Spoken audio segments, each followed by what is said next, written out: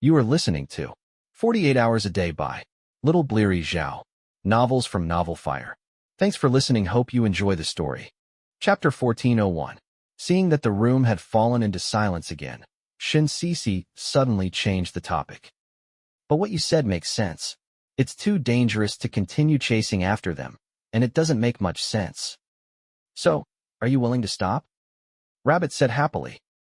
No, I plan to join the deep-sea hunters and go out to sea with them. Shin Sisi said. The deep-sea hunters were not a class, but a newly established player organization. Unlike those guilds and chambers of commerce, the deep-sea hunters were only a temporary organization that did not pursue a long-term existence. In fact, the players who joined the deep-sea hunters could not wait for the deep-sea hunters to disband the next day. It was founded by the guardian of the mysterious human organization that had recently emerged. Among them, there were not only players, but also some professionally trained ordinary people. However, everyone joined the deep-sea hunters with the same goal, which was to stop that thing in the city under the ice from destroying the world at all costs. This price included the lives of its members. Therefore, in a sense, this organization was a death squad. It represented the unyielding spirit of humanity and the courage to fight to the end. At the same time, it carried humanity's last hope. Shin Sisi had considered joining the deep-sea hunters before, but at the time, she didn't think she had the courage to face the Lord of Lalaya, much less make a move. That was because the other party was using Zhang Heng's body. That was why she had chosen to pursue and crack down on the societies that had sprung up like mushrooms after a rain. It wasn't until Li Bai and Rabbit exposed her that Shin Sisi realized that she had only been running away. She had used this seemingly busy and proactive action to numb herself. But tonight, Shin Sisi did not want to run away anymore. She said to Rabbit and Li Bai, "You guys can go. I can't bring you along when you join the deep-sea hunters." Rabbit looked like he was about to cry when he heard that. "Is it because we don't listen to you anymore, Sister Sisi?" "No. It's because we don't have much time left. Whether it's the deep-sea hunters or the God's side, we've already tried our best previously, but we still can't do much against that fellow. This is very likely to be the last battle. Gather all our strength, but to be honest, I don't think our chances of winning are high." Since the odds aren't good, why did Sister Sisi join the deep-sea hunters? Because there are some things that someone has to do. Shin Sisi patted Rabbit's head. This is also why I didn't let you guys follow me. For the rest of the time, go home and spend more time with your parents and family. Cherish every second you spend with them. Don't wait until you lose them before you start to regret. After saying that, Shin Sisi turned to Li Bai and said, "I have a mission for you. Can you help me send her home safely?" "I'm not a child," Rabbit said unhappily. "I've been at the forefront of this period of time, okay?" "I know." Shin Sisi nodded. "I want you to stay here for a longer period of time." Hearing this, Rabbit's face turned red, but then it became worried again. "Are you sure, Sister Sisi? That you want to fight Brother Zhang Heng?" "That's right. I want to believe in him like Fan Meinan and his father, but I've been waiting for more than a month. In this 1 month, I've only seen innocent people die one after another. I've seen the worship of that guy spread like a virus in human society. Although I don't want to admit it, I already have the answer in my heart. He is gone. He has completely disappeared. There is no trace of him left in that body. It is time to face this reality and continue moving forward," Shin Sisi said with a determined gaze. Shin Sisi, who had already made up her mind, acted quickly. After sending Rabbit and Li Bai away, she submitted her application to the deep-sea hunter. Without waiting for a reply, she took a plane to the deep-sea hunter's base in Sanya early the next morning. The gray 7-story building in front of her originally belonged to a travel agency. However, when P2P became popular, the owner of the travel agency was jealous of the high profits. He also got a few partners to start a small loan. In the end, unfortunately, the thunderstorm caused the travel agency, which had a good business, to be unable to pay its salary. It had no choice but to declare bankruptcy. This office building was then bought by the Guardian. It was originally a secret base of the Guardian, but now it was used by the deep-sea hunter, and the address was no longer kept secret. Shin Sisi glanced at the sea anchor sign on the glass door, then strode in and went straight to the front desk. Hello, is there anything I can help you with? The receptionist at the front desk said with a smile. I'm here to join the Deep Sea Hunter. I sent the application email yesterday. Shin Cece didn't waste any time and went straight to the point. Okay, can you tell me your name or code name? I'll check it for you. Shin Cece. The receptionist had already picked up the phone, but when she heard the name, her hand froze. Shin Cece waited for about 5 seconds. Is there a problem? Didn't you want to help me check on the progress? OOH. The receptionist came back to her senses and quickly reported Shin Cece's name and purpose of visit. The reply from the other side was also very quick. Not long after, the receptionist put down the phone again. She forced a smile at Shin Cece. I'm sorry, your application was not approved. Why? Shin Cece frowned and asked. Well, the receptionist didn't know how to answer. I don't want to make things difficult for you. Who's in charge here? Shin Cece continued to ask. It's usually Frankie, but he hasn't come today. As soon as the receptionist finished speaking, a man in a flowery shirt with a surfboard walked in excitedly. The weather is nice today. I plan to go surfing in the afternoon. Cindy, do you want to come with me? Huh. The man in the flowery shirt also noticed Shin Cece at this time. The main thing was that Shin Cece's looks were too outstanding. He did not see the hint in the receptionist's eyes and directly opened his mouth to strike up a conversation. This beauty, are you here to join the Deep Sea Hunter? Why do you look a little familiar to me? That's right, I'm here to join the Deep Sea Hunter, but for some reason, I was rejected. I'm looking for the person in charge here, Frankie. What a coincidence, I'm Frankie.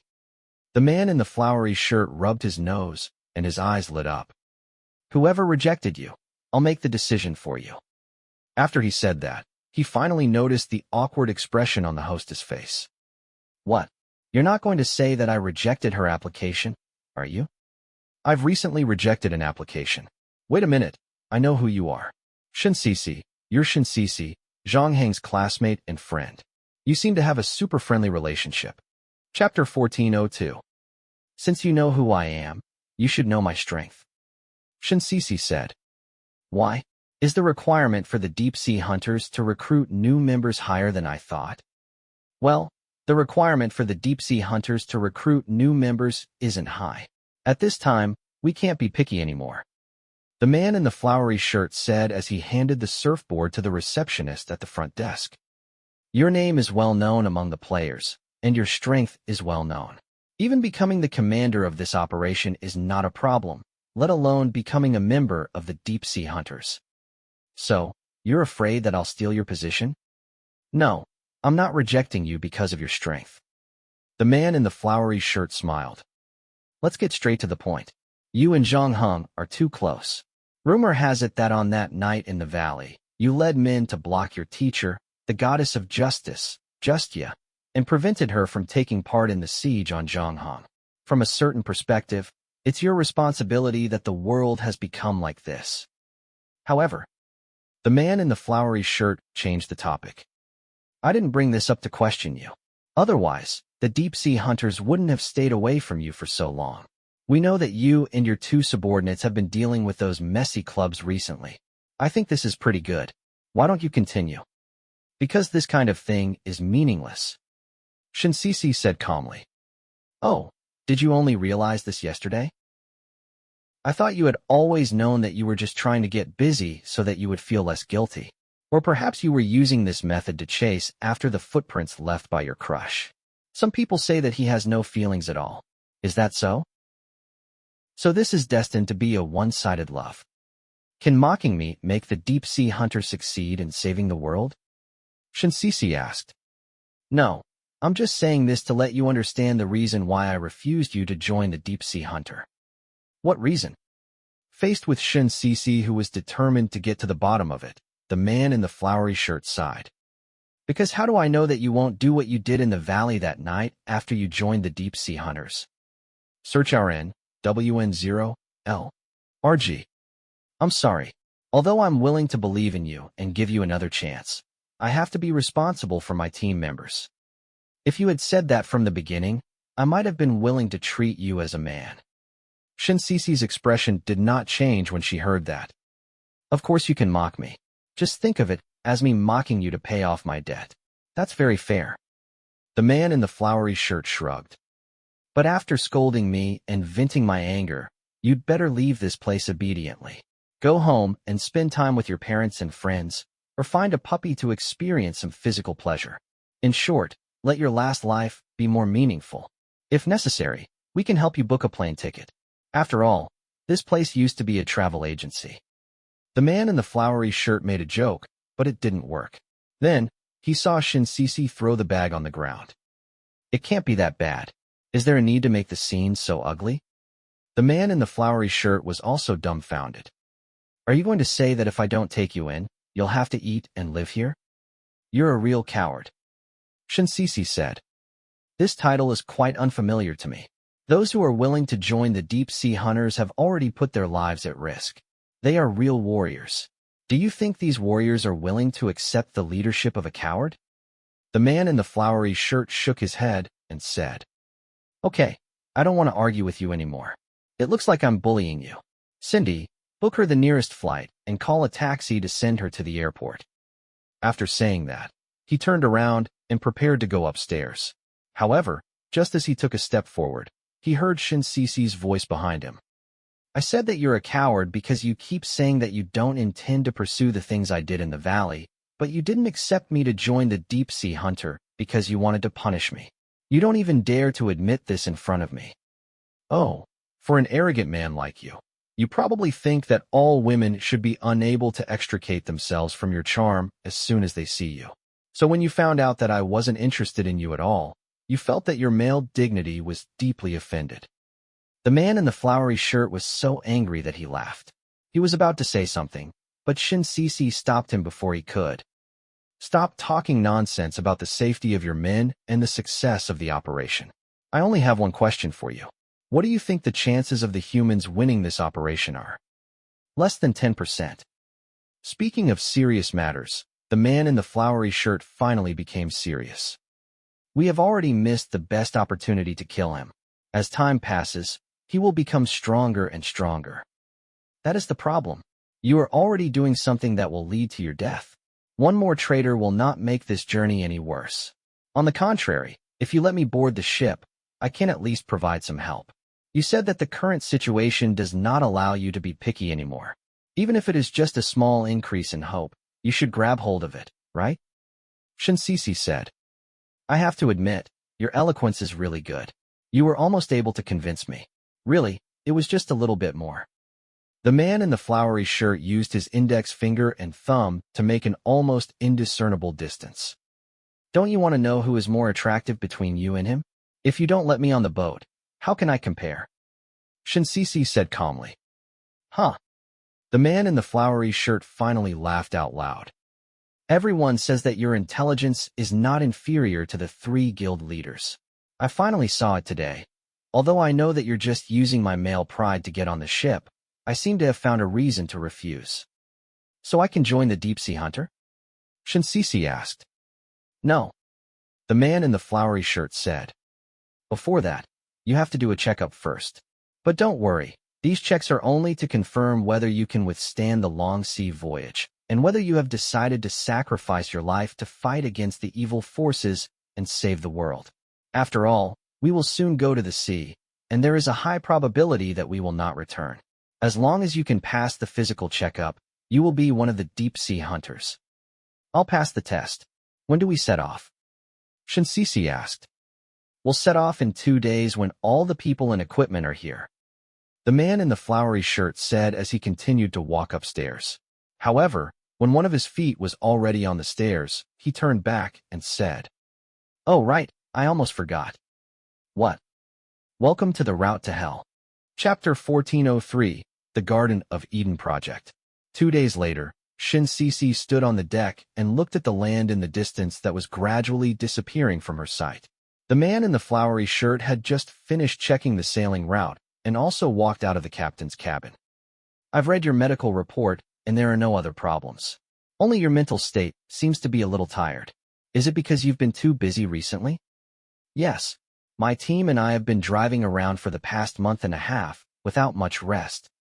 Shin-Sisi said as she took a cup of hot coffee from the man in the flowery shirt. Then you can have a good rest now. The journey will probably be very long. The man in the flowery shirt said. Of course, if you're bored and want to find some entertainment, you're welcome to come to my room anytime. Thank you, but I don't need any entertainment. Shin-Sisi replied. Although I already knew that you were using me, it was still unexpected for you to turn hostile so quickly. After getting on the ship, your attitude toward me has visibly cooled down. It's really sad. No matter how nice you say it, I've taken on a lot of pressure to get you on the ship. Not everyone on this ship is as magnanimous as I am and intends to forgive you for what you did in the valley that night. It doesn't matter. I didn't board the ship to make friends. Shin-Sisi paused and continued. If you have time to complain, why don't you tell me your next plan? You said you wanted to keep it a secret on land, but now that we're at sea, you can at least tell me. Of course, you're also a member of the deep-sea hunters. This request is very reasonable. The man in the flowery shirt touched his chin. I've always been suspicious of people, but never used them. Since I've decided to let you board the ship, I won't look at you through colored glasses like the others. What do you want to know? How do we find the target? We're not going to look for him. The man in the flowery shirt said slowly. After Poseidon was killed, the gods have already lost track of him. Although we have all kinds of modern technology, it's probably for nothing. So we need to change our thinking. Let him find us. How? The man in the flowery shirt smiled mysteriously. By using bait. Shin-Sisi's expression changed slightly. The man in the flowery shirt seemed to have guessed what she was thinking and laughed involuntarily. It's not you. Although you have a relationship with Zhang Hong, Zhang Hong is already dead and only has a body left. The one occupying that body is the Lord of Laria. He won't have the memories of Zhang Hong before he died. Even if I use you as bait, it's useless. Then what's the bait? This time, the man in the flowery shirt was in no hurry to answer. I can tell you now, but this trip is so boring, and you obviously don't plan to do any entertainment during this period. So, I'll leave you with a riddle to guess. Hearing this, Shin-Sisi didn't dwell on this question anymore. She continued to ask, if Lord of Lalia really appears, how are we going to deal with him? This freighter was modified before it set off. It was loaded with torpedoes and missiles. One main cannon and 3 secondary cannons were hidden under the deck. When there was no one around, they would rise up. Haven't these thermal weapons been proven to not have much effect on the target before? Shin-Sisi asked. That's right. So the key this time is the ammunition. Whether it's torpedoes, missiles, or primary and secondary cannons, all of them are provided by the Guardians. What is this, an extra-large Godslayer bullet? Shin-Sisi frowned. Yes, as far as I know, the blood of the gods alone weighs a few tons. It is said that the Guardian found the most precious healing tool and bled the gods day and night. After that, he healed them and bled them again, repeating it 24 hours a day. Only then did we gather the required materials. The man in the flowery shirt said with a face that made people's hearts skip a beat. But if he appeared on our ship, wouldn't your weapons be useless? Don't worry, we've definitely considered this before. You'll know when the time comes. The man in the flowery shirt said as he fished out a fishing rod from somewhere. Are there any other questions? You don't need entertainment. I need entertainment. Yes, do the gods know about our actions? How are they going to cooperate with us? Those guys aren't reliable at all. Let's not count on them. The man in the flowery shirt shook his head. There's a high probability that the final battle this time will be U.S. humans. There are 6 more ships like this that set off from different ports. As long as one of our teams can succeed, we can save the entire world. Just as the deep-sea hunter's ship set off from the harbor, on the other side, in Pluto's mansion, a meeting had reached the most crucial point. The battle with the Lord of Lalia was not going well, causing the gods to split into 2 factions. One faction advocated to continue fighting in order to protect the world and to protect their own source of power. However, the new faction had come up with a new plan. The Garden of Eden plan. Are you guys serious? Ares' face was ashen. He suspected that there was something wrong with his ears. Admit it, we can't do anything to him. Odin is heavily injured, Zeus' divine artifact, lightning, has been destroyed, and the spirit of the god of science has been contaminated. We don't know when we will be able to recover. We have suffered heavy losses in the previous few battles. The goddess of life, Isis, said in a deep voice. However, there are still many of us. We still have enough strength to continue fighting. It is far from time to give up. Ares said angrily. Even those puny humans with short lives have the courage to continue fighting. Are we, as gods, inferior to them? This is not something that can be solved with courage, Ares. The tarot card god interjected. We also want to continue fighting, but the premise is that this battle is meaningful and not pushing us to the brink of destruction. While there is still time, we should choose a group of human infants that have not been corrupted by their spirit and bring them to a safe place that they will never find. Teaching them diligently is the only thing we can do. Then what about the billions of people outside? Ares felt that he was about to go crazy. There is no other way. We cannot take the risk. As long as one person's spirit has been contaminated and brought into the Garden of Eden, he will eventually enter as well. On the contrary, as long as we can guarantee the purity of the Garden of Eden, the humans outside will die out very quickly. This is because that fellow will bring destruction to the land. When the people outside die, he will naturally not be able to continue existing. However, we can still rely on the humans in the Garden of Eden to continue surviving until we return to this land. Chapter 1404. Hope is our greatest weapon. Your so-called survival is to coop up in that bullshit Garden of Eden and live on? Ares sneered. That's right. In the Garden of Eden, we will become unprecedentedly weak and lose most of our strength, but at least we can survive. Given the current situation, this is the most rational choice. Isis' words were also agreed by many of the gods present. Some of them had even begun to study the location of the Garden of Eden. This was because the master of Lyria could invade a person's spirit through dreams. Therefore, it was not easy to find a place that could completely isolate the outside world. Some of the gods who supported Isis even mocked Ares, who was the leader of the war faction. Isn't the reason why all of you are unwilling to support the Garden of Eden project because you are unwilling to give up on your own power? In the end, the reason why all of you are stronger than us is because of your popularity. However, once we reach the Garden of Eden, everything will start all over again. Everyone will be standing on the same starting line. Everything that happens after that will depend on your own abilities. Ares was so angry that he laughed. Ares, don't forget who saved you from the hands of the new gods. Without us, all of you would have been eaten alive by the hungry new gods. Freya was also a member of the pro-war faction. However, she did not speak much during the meeting. When Ares, who was in a rage, uttered these words, Freya's heart sank. She knew that Ares had made a fatal mistake. As expected, after Ares said those words, many of the neutral factions, who were still wavering, began to lean towards the Garden of Eden plan. After all, no one wanted to be a good-for-nothing all the time. In the Garden of Eden, they might have had a hard time at first. However, just as Isis had said, everyone would once again stand on the same starting line. This was a rare opportunity, especially for those gods who were getting weaker and weaker. It was difficult for them not to be tempted. Freya saw that things were not going well and decisively requested for a half-hour break. Although this proposal was accepted by the host of the meeting, Justia, the battle-oriented faction led by Ares, understood that a split was inevitable. This kind of meeting is a complete waste of time. Those cowards have long been scared out of their wits. Even if we break the ice, they will not continue fighting. On the lawn outside the house, Ares could not help but complain when he saw that there were basically his own people around him. Then, do you have any good ideas? Freya's expression was relatively calm, as though she was not surprised by the outcome. She only asked. Currently, most of the gods are leaning towards supporting the Garden of Eden project. It is true that we are the only ones left who are unable to contend against that fellow. It would be great if Game was still around. Bader suddenly sighed.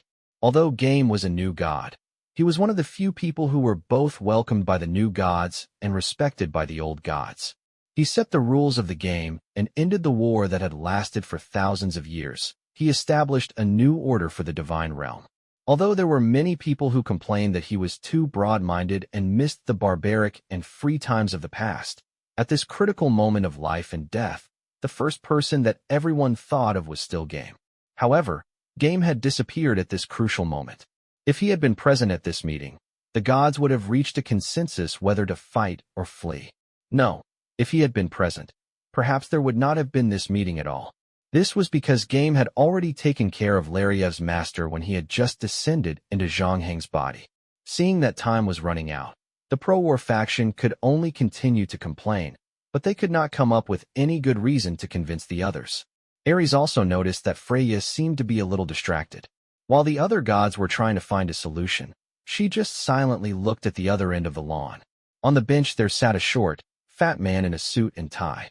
His hair was neatly combed, and he had an exaggerated mustache. He looked as if he had walked down from an old 19th century photograph. At the moment, he did not participate in the discussions of the warring factions, nor did he mingle with those who wanted to carry out the Garden of Eden project. He just held a piece of toast that he had just taken from the kitchen and enjoyed the sunlight. He would occasionally pinch off some crumbs and feed them to a group of sparrows in front of him. However, just as he was about to throw away the last bit of bread in his hands, the sparrows on the ground suddenly spread their wings and flew away. The man with the mustache raised his head and saw a group of gods headed by Ares walking towards him. "Are you guys here to bask in the sun too?" "No, we want to know where Game is right now," Ares replied. Even though the other party was a new god, Ares' attitude was very polite. "It's not just you guys, I also want to know." The man with the mustache spread his hands, looking like he could not help. In the next moment, Freya stood up. "Some people said that Game fled early because he was afraid of the Lord of Lilenia. That's an interesting theory." The man with the mustache raised his eyebrows and said with interest, "What do you think?" "I think it's nonsense. Other than Game, no other god is willing to spend so much effort to mediate the conflict between the new and old gods. I don't think such a leader would really abandon us when we need him the most." "Yeah, when he first suggested to me that he was going to use games to replace war and resolve the disputes between the gods, I was also quite surprised. I thought that a nerd like him would find such things too troublesome. I even mocked him at that time. I told him that war and peace are like two sides of a coin. You can't eliminate one side and keep the other side. The game might be able to bring about peace for the time being, but the conflicts are still accumulating. The new god and the old god will fight again sooner or later. Of course, I did not expect that this battle would end in such a manner. I have to say that this ending has quite a dark sense of humor." The man with the mustache smiled.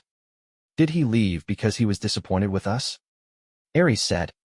"So he wanted to give up on us, just like those guys over there wanted to give up on the humans?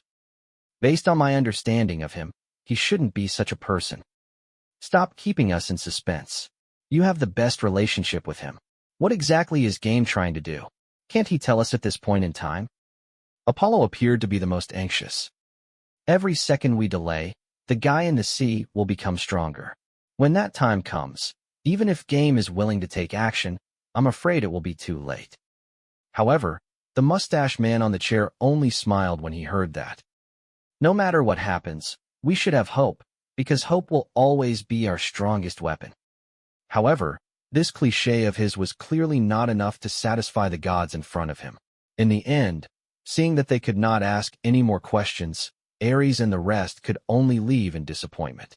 Chapter 1405, Sparring Partner. The man in the flowery shirt did not lie. Life on the sea was indeed boring most of the time. After leaving the sea, the cell phone lost its signal, and the whole ship became a closed small world. The time on the ship was infinitely prolonged, and every day seemed to be no different from the previous day. The days were just a meaningless repetition. The man in the flowery shirt initially thought that Shin-Sisi was just saying it, but he did not expect that she really did not look for any entertainment. Not to mention knocking on his door, after such a long time, she had not even caught a fish once. Many people on the ship did not like her, but Shin-Sisi did not seem to take it to heart. She rarely communicated with others. Every day, she would go to the training room on time for all kinds of training.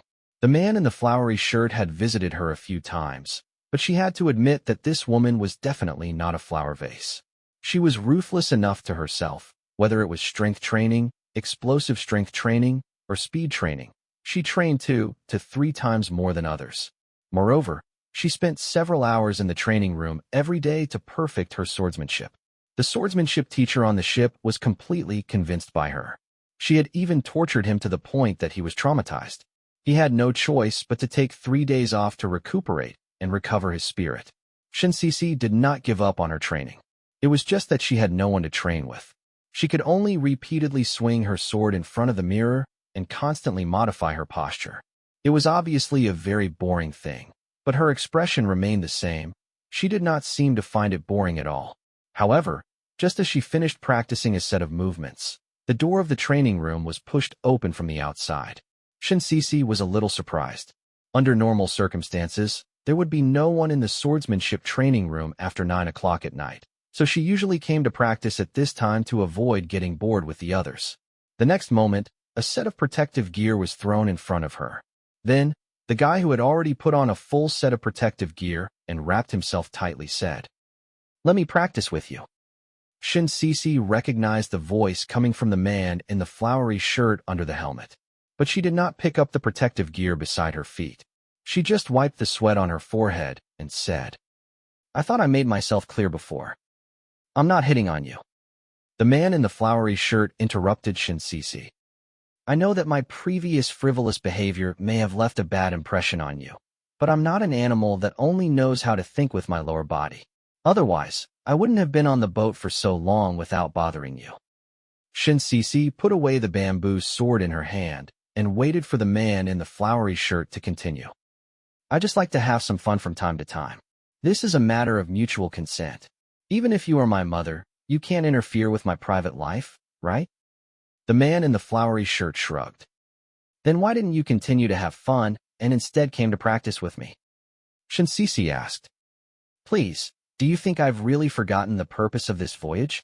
Of course, I also hope to have reliable teammates by my side at the critical moment. Although we barely escaped death this time, it's always good to increase our chances of survival. Otherwise, why would I accept your application to let you board the ship? Do you really think that I'm jealous of that dead guy? Cut the crap and get started." The man in the flowery shirt sent out an invitation to battle. Shin-Sisi did not hesitate anymore. She picked up the armor on the ground and put it on. She held the bamboo sword in her hand again, and her aura changed. "Please advise me." The man in the flowery shirt felt a huge pressure enveloping him from afar. He finally understood why the sword trainer on the ship had asked for a leave of absence. However, not only was he not afraid, he was even more excited. He licked his lips and said, "Bring it on." For the next 2 weeks, the two of them had been sparring with each other. The happiest person was none other than the sword trainer on the ship, because he was pleasantly surprised to find that his vacation had been extended and that he had escaped the hell of being a sparring partner. At the same time, he mourned silently for the man in the flowery shirt, because he did not believe that there was really a man in this world who could withstand Shin-Sisi's torture. But it turned out that the man in the flowery shirt was also a madman who was ruthless enough to himself. Shin-Sisi's impression of the man in the flowery shirt had indeed improved a lot. In a sense, the flirtatious temperament of the man in the flowery shirt was more like a disguise. If you were deceived by his appearance, if you really looked down on him because of this, it would be exactly what he wanted, and you would have to pay a painful price. In the training room, 2 figures were maintaining high-speed movements. While blocking each other's attacks, they were also looking for flaws in each other's moves. The intensity of the battle had been very high since the beginning. The training clothes had long been drenched in sweat, but the two of them were still fully focused. The sound of the collision of bamboo swords reverberated in the training room. Shin-Sisi's eyes never left the man's shoulder. Was she going to attack the left side? No, this was just a feint. The real target should be her throat, but Shin-Sisi did not stop her opponent after seeing through his movements. Instead, she made the tip of her sword swing slightly to the left, as if she was prepared to defend the left side. But in reality, she was prepared to quickly stab back at the man's right wrist after blocking his attack. Battles were never a simple contest of speed and strength. At the same time, there was also a contest of spirit. The two of them had already engaged in such a contest over 1,000 times during this period of time. They had both won and lost, and neither could finish the other off. However, in the next moment, Shin Sisi suddenly blacked out. She actually could not avoid the man's stab at her throat. However, the man in the flowery shirt had obviously noticed Shin Sisi's unusual behavior. At the crucial moment, he stopped his actions and asked with concern, "Are you all right?" After this period of competition, the two of them had long become friends. Of course, this kind of friend was not a relationship between a man and a woman. They were simply admiring each other and were willing to believe in each other's strength. Although the man in the flowery shirt had released a small bait before he made his move, he did not think that Shin Sisi's strength would not be able to see through his seductive movements, not to mention that Shin Sisi was completely unprepared just now. It was as if she had lost her mind. "I'm fine. I'm just a little tired. Let's call it a day. Can you leave me alone for a while?" Shin Sisi said as she rubbed her forehead. "Okay." The man in the flowery shirt did not waste any time. He stood up and said, "It's been hard on you recently. You can rest more. Come and find me when you want to practice your sword." "Thank you." Shin Sisi forced a smile. However, when the man in the flowery shirt left, Shin Sisi could not hold it in anymore. She hugged the trash can in the training room and vomited because she had just looked at the head of the man in the flowery shirt who was wearing a helmet. All she saw was a huge octopus head. In fact, it was not just the man in the flowery shirt. Shin Sisi was alone in the training room. When she saw the ceiling above her head, she felt that the ceiling had changed as well. It was covered with seashells, and something was constantly squirming. Shin Sisi knew that there was something wrong with her mind. To be more precise, after a month and a half of tracking and cleaning up the mysterious societies, something was wrong with her mind. However, she had held on until now and did not tell anyone. Shin Sisi only hoped that this final battle would come a little earlier, before her mind completely collapsed. Chapter 1406. It wasn't him, it was them. Shin Sisi couldn't remember how she got back to her room. She took out the bottle of sleeping pills that she had bought before she boarded the ship from her backpack. She opened the bottle cap and found that it was empty. After that, she could only wash up briefly and lay on the bed. After a day of intense training, her body and mind were exhausted, but she still couldn't fall asleep. Shin Sisi did not know why, but the duration of this hallucination was longer than the previous ones. No matter where she looked now, she would see strange scenes that ordinary people could not bear. When Shin Sisi tried to close her eyes, her imagination became sharper.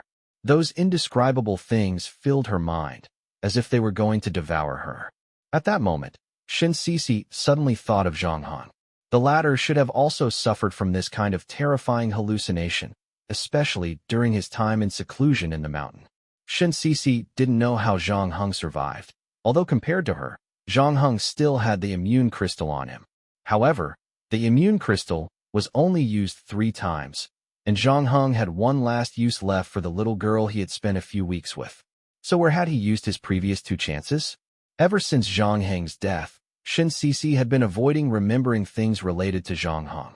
Other than the fact that it was difficult for her to accept Zhang Heng's death, there was also a knot in her heart.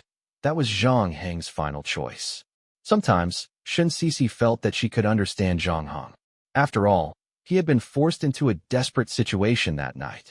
Other than a few people, the whole world wished for him to die in that valley. Therefore, he naturally had enough reasons to take revenge on the world. This was a very fair thing to do. However, Shin Sisi felt that the Zhang Hong she knew was more than that. However, her rationality could not convince her to believe in an illusory thing like Fan Meinan and Father Zhang. Therefore, she could only keep this matter in the bottom of her heart.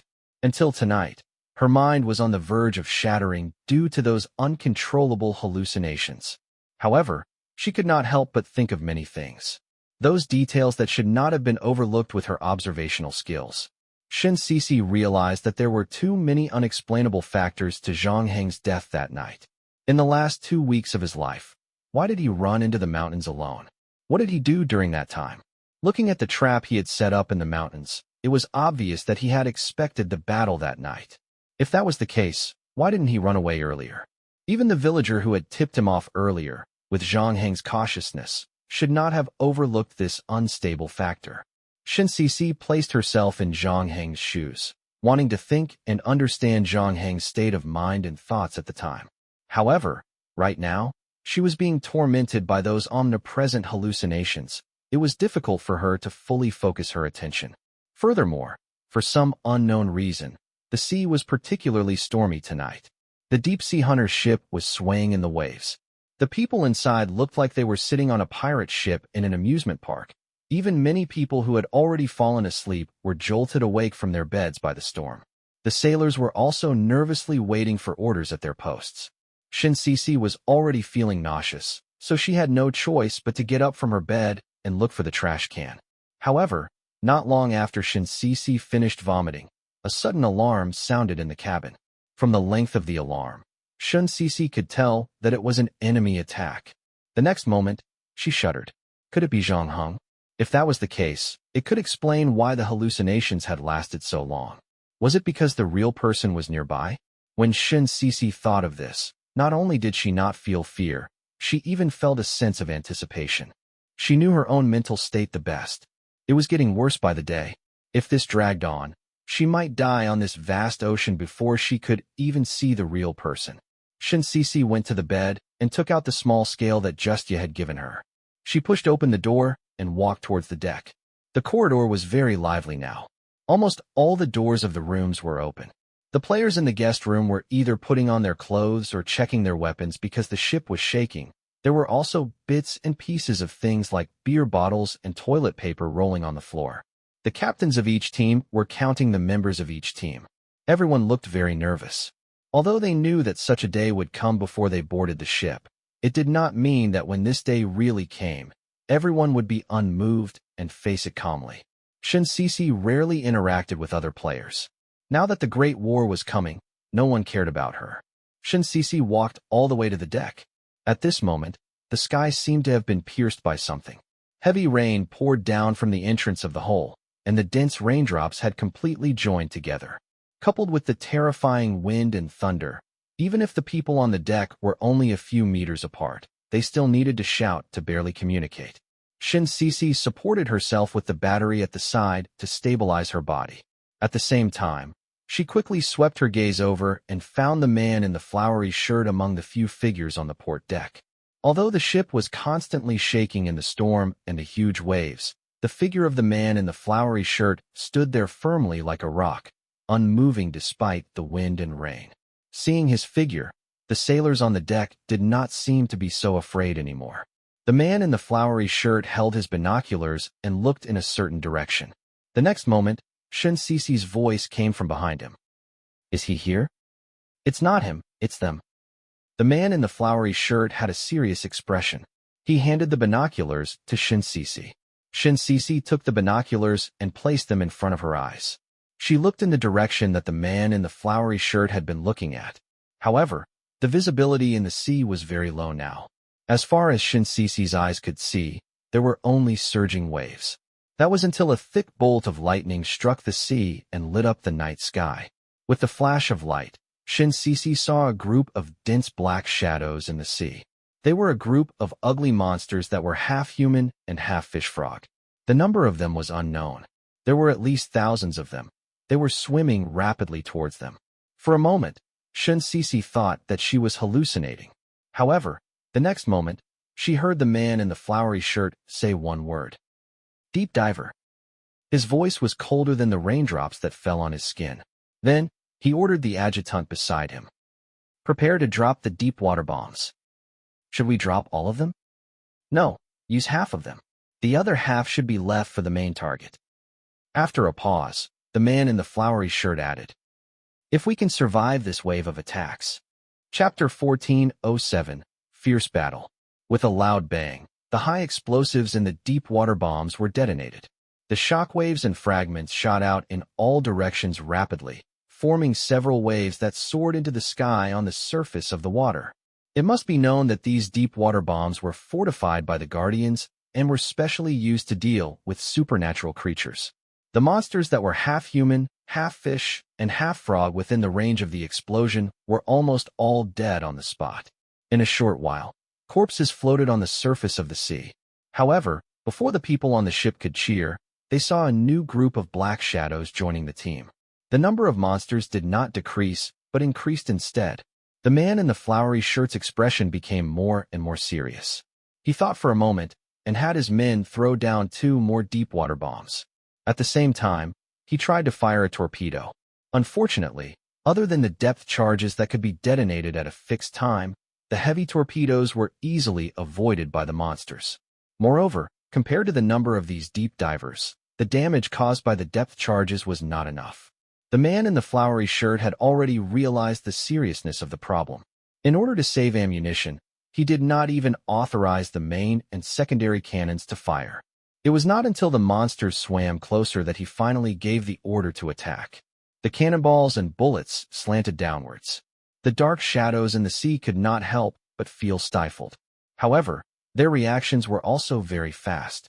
After dropping dozens of corpses, they disappeared completely from the surface of the sea. The players were naturally not so naive as to think that they could rely on this round of attacks to chase the monsters away. In fact, when they saw the deep divers disappear, many people's expressions changed. They had already thought of where these monsters had gone to. The deep divers moved from the surface of the water to the bottom of the water, avoiding the fierce gunfire. According to the sonar detector, these monsters were now about 20 meters below the water, and their speed did not slow down. They continued to approach the deep-sea hunter's ship. The man in the flowery shirt had a simple reaction when faced with the menacing enemies. He only said indifferently, "Get ready for battle." Then, he took the lead and took a submachine gun from the person beside him. After hearing the alarm, the players on the ship quickly calmed down after experiencing a short period of chaos.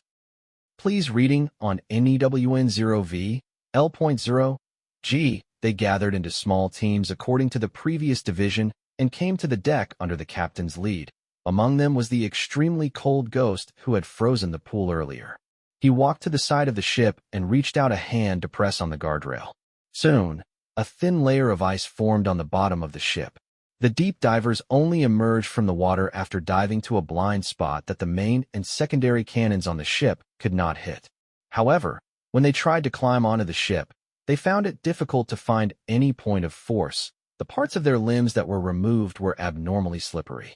As a result, the first batch of divers who were the vanguard unit immediately suffered.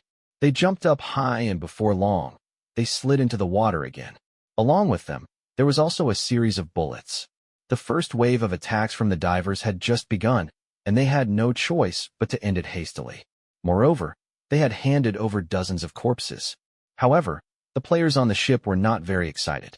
Everyone understood that the battle tonight had just begun. As expected, the divers only remained silent for a while before they came up with a new move. Tonight, the sea was stormy and high. There were even huge waves that were dozens of meters high. The divers could actually calculate their trajectories and use the huge waves to throw themselves onto the ship. Just a wave that was about the same height as the ship's railing had sent at least 40 divers onto the ship. However, a few of them had been killed by the players who had discovered them before they even landed. Other than that, there were also some unlucky ones who knocked their heads against the turrets and fainted. However, the rest of them finally managed to board the ship, giving their companions a good start. Unfortunately, they were too outnumbered. They were quickly taken care of by the nearby player teams. However, their success also pointed the way for the divers. Following which, more and more half-human and half-fish frogs used the waves to throw themselves onto the ship. The battle became intense. Once the battlefield was shifted from the sea to the ship, neither torpedoes nor cannons could be used anymore. The most reliable weapon the players had was the god-slaying bullets. Especially now that the god-slaying bullets had been upgraded to the 3rd generation, their lethality was astonishing. Even gods below grade B would find it difficult to withstand them, not to mention the divers, who were servant-level supernatural creatures. Basically, as long as they were shot, they would lose their combat power. However, the problem was that there were simply too many of these monsters, as if there was no end to them. At first, the players had an absolute advantage, but soon, casualties began to appear. At the same time, the man in the flowery shirt had no choice but to remind the deep-sea hunters to be careful with their bullets. Although the Guardian had spent a lot of blood this time and provided a considerable number of god-slaying bullets, the average number of bullets on each ship was not as many as they had imagined. Moreover, The plan this time was to deal with the Lord of Lilinia. The bullets only played a restraining role. At the current rate of consumption of the god-slaying bullets, it was very likely that they would not last more than 15 minutes. When some players heard the man in the flowery shirt's warning, they decisively lowered their firing rate and began to pursue shooting accuracy. At the same time, they also used other weapons to assist in battle. However, it was not that most players did not understand the consequences of running out of Godslayer's bullets. It was just that at this moment, they had enemies all around them. If they did not shoot desperately, they would die. In this situation, even if they wanted to save bullets, they couldn't do it. Shin Sisi took the sword thrown by the man in the flowery shirt. The sword this time was different from the bamboo sword used in the previous training. It was forged from high-carbon steel. Moreover, the blade was opened. As Shin Sisi raised the sword and swung it down, a deep diver was pierced through by her. Following that, Shin Sisi's gaze quickly swept across the surroundings and moved towards a small team that was in a more urgent situation. Of the 6-man team, 3 people had already died in battle. Among the remaining 3 people, 2 of them were injured. They were only struggling to hold on, but their bullets were about to run out. Fortunately, Shin Sisi arrived in time and cleanly cut down the 5 deep divers that surrounded them. Then, she threw the magazine on her body to them, without waiting for the 3 of them to thank her. However, Shin Sisi had already brandished the high-carbon steel sword in her hand once again to meet the next deep diver. On the other side, the man in the flowery shirt had also gone crazy from killing. Wherever the 2 of them passed, no one could stop them. Not a single deep diver could get close to them. Other than them, there were also other players with special abilities who had unleashed their might one after another. At one point, they had managed to turn the tide of the situation that was leaning towards the deep diver. However, as time passed, the number disadvantage of the players had been magnified. Facing the monsters that were almost impossible to kill in the surroundings, even the strongest person could not help but feel a trace of despair. Chapter 1408, First Requirement. Faced with the 2 monsters pouncing on her from both sides, Shin Sisi first retreated half a step, leaving enough space for herself. Then, she waved the high-carbon steel sword in her hand, and in the next moment, the heads of the 2 monsters were cut off. After dealing with the enemy in front of her, Shin Sisi cut off the hind leg of a diver lying on the battery. However, when she stabbed at a larger diver with barnacles on its body, which looked like a leader, she missed. Shin Sisi immediately realized that it was just her hallucination. She wiped the rain off her face, took a breather during the battle, and looked elsewhere. At this moment, the battle on the deck was still going on. There were corpses everywhere. The players had already given up most of the space. The people who were still alive gathered spontaneously in front of the lower deck stairs. They were blocking the onslaught of those monsters. Shin Sisi also saw the man in the flowery shirt. The latter was still fighting at the forefront. Just like her, his clothes were also soaked through by the heavy rain. The blood on the high-carbon steel sword seemed as if it would never be washed clean. There were at least a dozen corpses of deep-diving players beside him. All of them were killed with one sword strike. Other than that, there were also the corpses of human players. In order to let a guy who had his neck bitten off suffer less torture, the man in the flowery shirt had no choice but to end the pain for him in advance. After pulling out his sword, he seemed to have sensed something. He looked back at where Shin Sisi was and smiled at her. Even though the situation had reached such a critical stage, the man in the flowery shirt still did not change his previous promiscuous temperament. It was as if there was nothing in this world that could make him feel afraid. However, immediately after, Shin Sisi's expression changed abruptly. She saw that the mass behind the man in the flowery shirt was crawling with divers. They were densely packed, just like bees resting in a beehive. Accompanied by the roar of thunder, they seemed to have received a signal and jumped down from the mass together. Their target was precisely the man in the flowery shirt. In the face of absolute numbers, skill was completely meaningless. The teammates beside the man in the flowery shirt also realized the danger and were desperately shooting, trying to stop these monsters that fell from the sky. However, even if they emptied their magazines in just a few seconds, there was a limit to the number of monsters that they could kill. Seeing that the man in the flowery shirt was already dead, the next moment, the deck suddenly shone with a golden light. Then, The half-man, half-fish, and half-frog monsters were like remote-controlled airplanes that had their batteries cut off. They fell straight down from the sky like dumplings. Logically speaking, with the speed and agility of the man in the flowery shirt, he should be able to avoid these deep divers who had lost the ability to move. However, the moment the golden light appeared, his head seemed to have been hit by something and he lost consciousness. Then, he was unable to dodge in time and was pressed down by a falling deep diver. In fact, he was not the only one. The rest of the people on the ship were also affected by the soul attacks, but the degree of the attacks was either light or heavy. The person who caused all of this, Shinsisi, could no longer hold the small scale in her hand and directly knelt on one knee on the ground. The Justice Scale's AoE skill, Evil Judgment, had always treated everyone equally, including her as a user. If it had been her before she went to the valley, it would not have been a big problem. But now, the balance of Justice's judgment seemed to feel that she had committed a grave sin. In addition, her mind had been messed up by the sudden hallucination. Now that she had been hit by Evil Judgment, her entire head seemed to be about to explode. In her days, Cece only saw a few players who had recovered the fastest pull the man in the flowery shirt out from under the body of the deep diver. The man in the flowery shirt's face was covered in blood, and he was quickly sent to the cabin below. The other players probably felt that the deck could not take it anymore and supported each other as they retreated. In this kind of chaotic situation, no one noticed Shinsisi kneeling on the other side. Perhaps someone noticed her, but pretended not to see her. Shinsisi wanted to get up by herself and retreat to the cabin with the other players. However, she had a terrible headache right now and could not even move a finger. In the next moment, a huge wave landed on the deck. Shinsisi's body was also sent flying. Her head hit an unknown place, and then her vision went black and she completely lost consciousness. Shinsisi thought she was dead. After all, if she was unconscious at this time, whether it was being targeted by the half-human, half-fish, and half-frog monsters or falling into the sea, there was basically no chance of survival. However, when she opened her eyes, she found herself lying on a lifeboat. Not far from her, the deep-sea hunter's battleship was sinking bit by bit, leaving only a tilted bow on the surface of the water, and the surface was crawling with divers, as if they were vowing who was the master of this area of the sea. Shinsisi subconsciously reached to her side, trying to find her high-carbon steel sword, but she found nothing. A voice came from behind her. "It's over." Shinsisi turned her head and saw the figure smoking at the stern of the ship.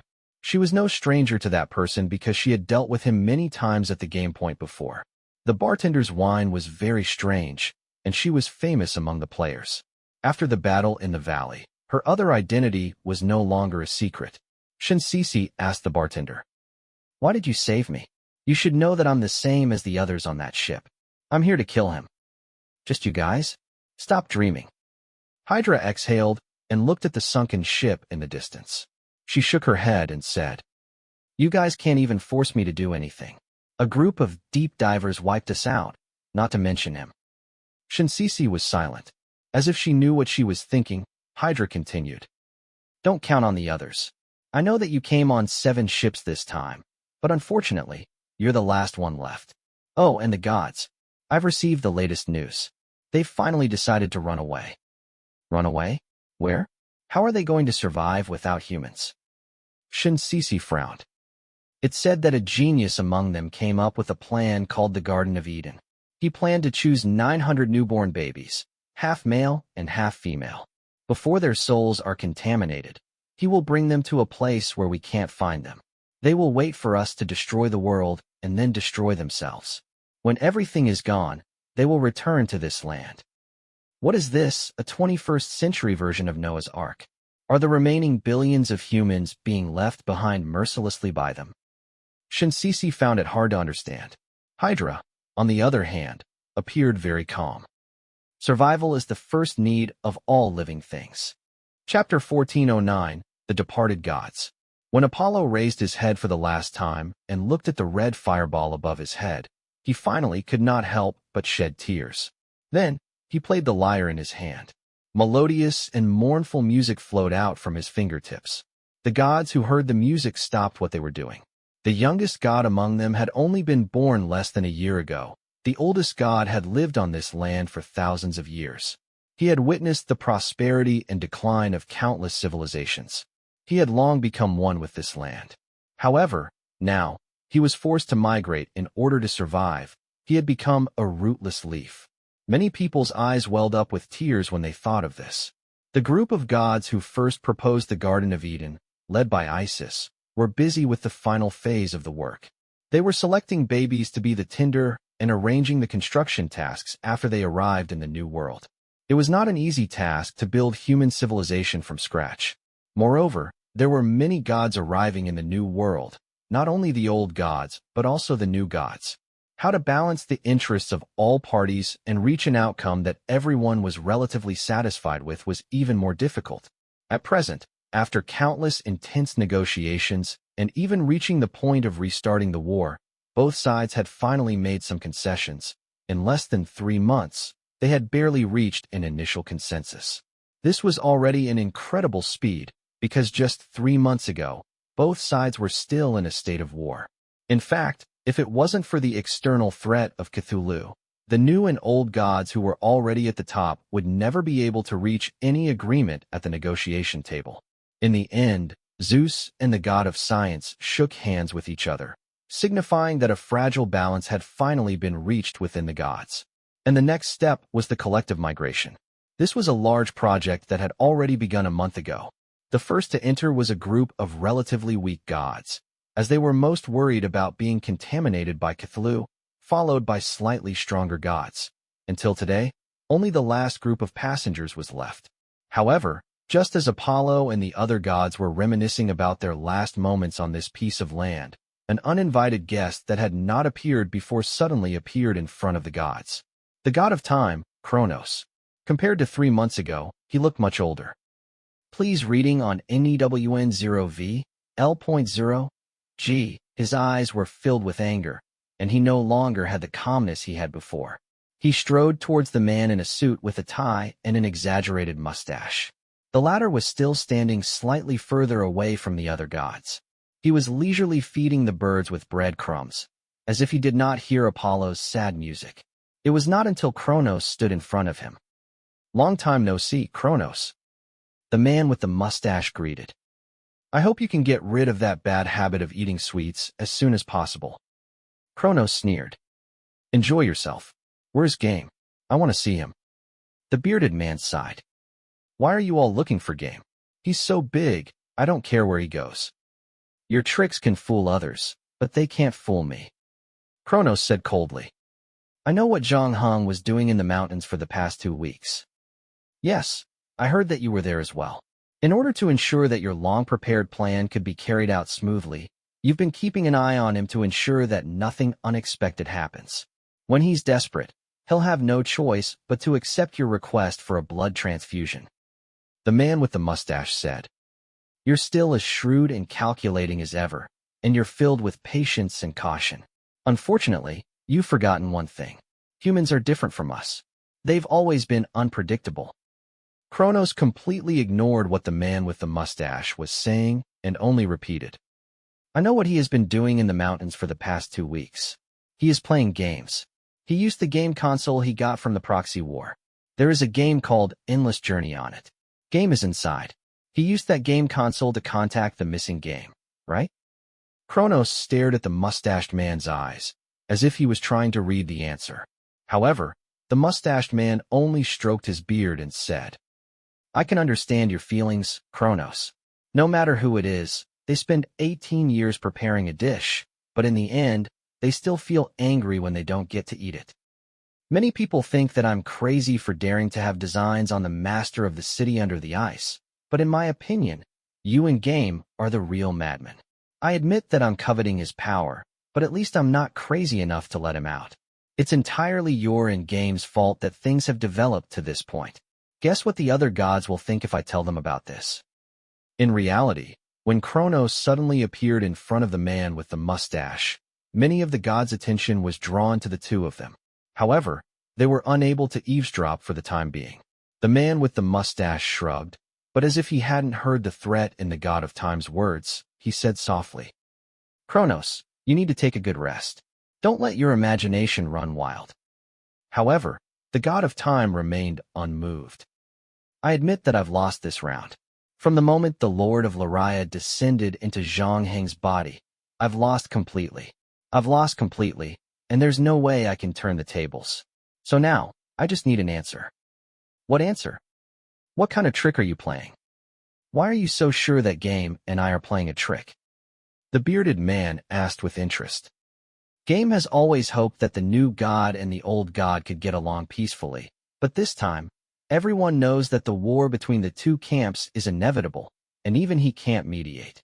In the end, because of the arrival of the Lord of Lalenia, the new god and the old god suddenly have a common enemy, and they have no choice but to work together again. The war has just begun, and it ended in a way that no one expected. The current outcome might be difficult for the others, but for you, it just so happens that the price is too high. Moreover, do you really treat the other gods as fools? We don't treat the other gods as fools. The mustached man shook his head. Finally, he did not avoid the question of the god of time and sighed. Kronos, your intelligence is top-notch among both the new and old gods. The only regret is that it's a little too small. This is probably why you still can't understand Game. Chapter 14:10. The area was closed for the time being. I may not know Game, but I know Zhang Heng well. Kronos said. He's not the kind of person who would be easily manipulated by others. Since he rejected my proposal, there's no reason for him to accept Game's arrangement, let alone kill himself. What kind of bargaining chip did you give him? We didn't give him any bargaining chips. The man with the mustache said. This is his story, and he should be the one writing it. The others in the story, including Game and I, are just supporting characters. I don't want to play any more riddles with you. Kronos shook his head and said, I'll go tell the other gods what you've done. This Garden of Eden project sounds full of conspiracies. The people in the past have lost contact, and who knows where they went. The mustached man looked very innocent. Isis and the others chose the place. She picked a tulip and placed it on a mountain that no one could find. She used it as a foundation to create a pure land that was enough for us to survive until the end of the world. However, the prerequisite is to completely cut off their connection to the outside world. Don't mention Isis to me. We all know what kind of person that woman is. As long as the price is enough, she can betray anyone. Kronos sneered. The man with the mustache spread his hands and made a gesture that I couldn't do anything about. No matter what other people choose, I won't go to that so-called Garden of Eden. Kronos said resolutely. He was about to say something else, but at that moment, the music of Apollo, the sun god, suddenly stopped. Then, as if someone had pressed the pause button, all the actions of the gods stopped at that moment. Everyone's eyes were focused on the figure who had appeared at the dock. In the end, the supreme limited edition wine glass of the god of luxury goods slid down from her hand and fell to the ground. The sound of the glass shattering was particularly ear-piercing in the deathly silence. The god of luxury goods' face instantly turned pale. She opened her mouth and said with a terrified expression, No, don't choose me. However, before she could finish her sentence, her head exploded like the glass wine cup from before. Blood and brain matter covered the lawn like a wild oil painting. It was only then that the other gods finally reacted. The group of gods led by Apollo roared as they took out their weapons. The weaker gods had different reactions. Some of them wanted to fight, while others wanted to flee in all directions. The scene instantly became chaotic, as if it was a concert with gunmen. Kronos no longer had the time to question the bearded man. He immediately paused time, wanting to escape in the world of time freeze. Please reading on NEWN0V, L.0, G. However, there were quite a few gods present. Using time freeze at this time was already a risky thing to do. However, he had only paused for less than 2 seconds, and this still world was already showing signs of collapsing. Technically speaking, powerful gods like Apollo and Ares were not completely frozen. It was just that the flow of time around them had slowed down. However, what truly frightened Kronos was the direction of the pier. Zhang Heng was not bothered by time freeze at all. He was completely at ease. Only then did Kronos remember that he still had a large portion of his ability on the other party. It was not easy to go back on the agent contract. Thus, until now, Kronos hadn't been able to retrieve that portion of his power. It could be said that he had suffered a great loss this time. He had failed to steal the chicken, and instead, he had lost half of his old life. In the current situation, Kronos had only stayed in the world of time freeze for less than 3 seconds before taking the initiative to retreat. He didn't want to become a target like the god of luxury goods. His wise decision had allowed him to escape successfully. Zhang Heng was already looking at him. However, as the flow of time in the surroundings returned to normal, Zhang Heng's gaze was once again attracted by a goddess who was about to escape into the forest. However, this way, Kronos would not be able to escape as he wished.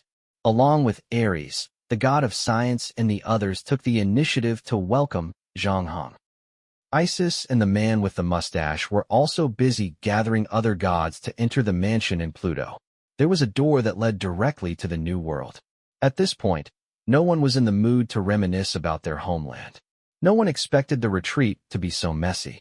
Even their final dignity was trampled under someone's feet. This was no longer an orderly retreat, but a complete defeat. Especially when they saw countless densely packed black figures emerging from the sea and landing along the coastline. Then, they rushed toward them. Without even needing Isis to urge them, everyone sped up and ran toward the villa. They rushed to push open the door. Kronos' expression was very ugly. After all, he had just said that he would not go to the new world no matter what, but at the moment, he had no other way out except to push open the door with the others. Seeing that the divers had surrounded the villa, and even the fastest among them had reached the lawn outside, Kronos knew that he could not drag this on any longer. He stamped his foot. Finally, he entered the door behind him on. The moment he pushed the door open, he was greeted by a dazzling white light. Kronos, who was trying his best to open his eyes wide, could not see the scene behind the door clearly.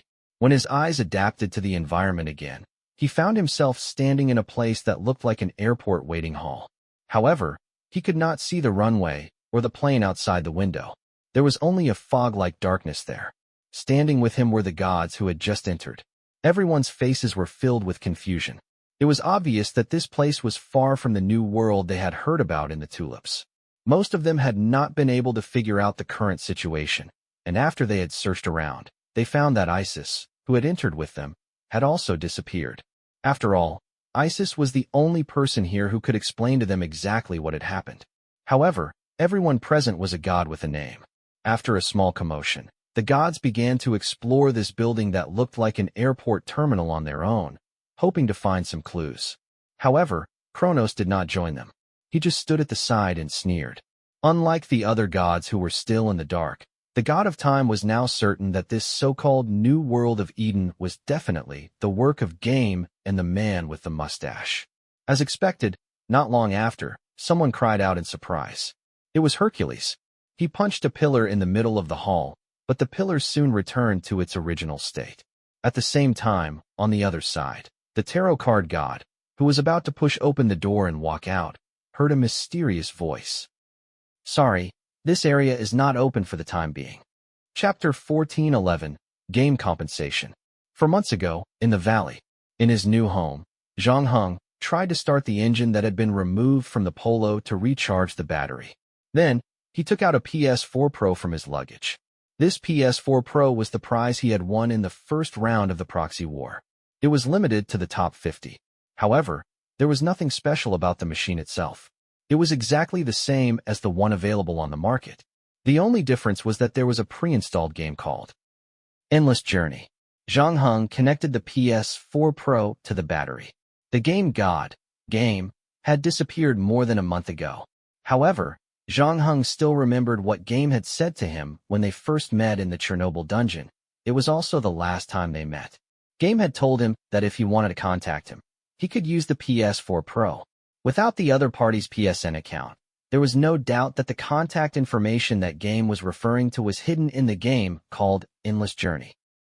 In fact, recently, Zhang Heng would play this Xinxia game whenever he was free. Although the game process was surprisingly long and deserved the name Endless Journey, Zhang Heng himself had 24 hours more than the average person. After such a long time, he was finally close to clearing the game. On the first night he arrived at his new home, Zhang Heng had completely cleared the game. However, other than the words, "Congratulations on clearing the game," he received nothing. Zhang Heng put down the controller and moved his fingers and waist. After a moment of contemplation, he stood up and ate something. Then, he opened the game again and started playing the second week's game. Zhang Heng had already realized that this was not a single-ending game. Perhaps the ending that he had played in the first week's game was not the correct answer. Therefore, Zhang Heng deliberately made the opposite choice in the second week's game. Previously, he had chosen the path of immortals, but this time, he chose the path of demons. Compared to the path of immortals, the path of demons was much simpler. There were not so many complicated main storyline quests, and the main storyline was mainly focused on combat. It was fine as long as he hacked all the way to the end. In addition, even though his level was cleared to 0, however, one piece of equipment from the first week could be inherited. The godly equipment that Zhang Heng had fought hard for half an hour against the boss finally came in handy. Other than that, he had also unlocked more powerful skills and characters. Therefore, even though the difficulty of the second week's time had increased, it was still within an acceptable range. However, after clearing the demonic path, other than receiving the same congratulatory words, Zhang Heng still could not find any clues related to game. Zhang Heng was not in a hurry to open the third week's time. Other than the fact that he was already a little pressed for time, it was also because he began to realize that his previous train of thought in solving the problem might not have been correct. At this time, it had been a week since he entered the mountain. His nightmares hadn't stopped every night, and his mental state was getting worse and worse. Even at the most optimistic estimate, he would only be able to hold on for another 10 days. Furthermore, Zhang Heng didn't think that other people and gods would give him so much time, so he knew that he only had one more chance to play. If he wanted to continue with his plan, he had to find game first. Zhang Heng boiled a pot of hot water and made a bowl of instant noodles to fill his stomach. Then, he started the game again. In the third week, Zhang Heng did not bother with the main storyline. After he successfully created the character, he started to wander around the world. Zhang Heng had already realized that the map for the previous 2 weeks was very special. It wasn't unlocked along with the storyline. In other words, as long as you were willing, you could reach any corner of the world. Of course, there was also the possibility of being instantly sent home by the monsters there. However, after the first 2 weeks of the game, with Zhang Heng's observation and memory, he could already remember the actions and attacks of most of the monsters, as well as their aggro radius. Therefore, even though he ran around the map, very few of them were sent home. After throwing away the constraints of the quest, Zhang Heng walked a considerable distance on the endless journey map this time. Finally, he found what he was looking for in a small fishing village near the East Sea. The sun was setting, and the afterglow of the setting sun dyed the surface of the sea orange. A fisherman wearing a straw cape sat motionlessly on the fishing boat. From the back, it looked quite artistic. However, when Zhang Heng controlled his character to circle in front of him, all the artistic conception he had before was destroyed. Then, Zhang Heng realized that he had also entered the game and replaced his level 6 trumpet character. "You're too much of a fool." Zhang Heng jumped up from another fishing boat. In front of him, Game had woven a simple stand and placed the fishing rod on it. From there, he successfully freed his hands and could hold a GBA. This was the second-generation portable game console released by Nintendo in 2001. Although it only had a shelf life of 5.5 years, its sales were very impressive. It could be said that it was the birthday present that every boy dreamed of at that time. Zhang Heng glanced at the screen and realized that Game was still playing Pokemon. Game saw that Zhang Heng had also paused the game in his hands and said, "Congratulations on finding me in the third week." He did not immediately ask Zhang Heng why he had come, nor did he rush to discuss the situation outside. The first question was, "What do you think of my game?" Zhang Heng told the truth. "The graphics are excellent, the attack is perfect, and the operation is smooth.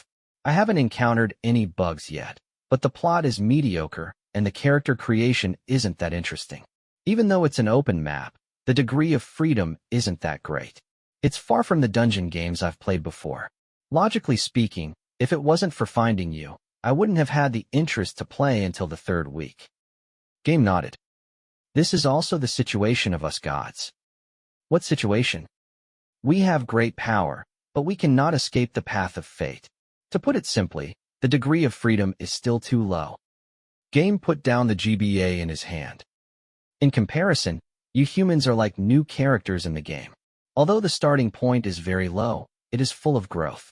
Later on, experience and choices will carve you into different shapes.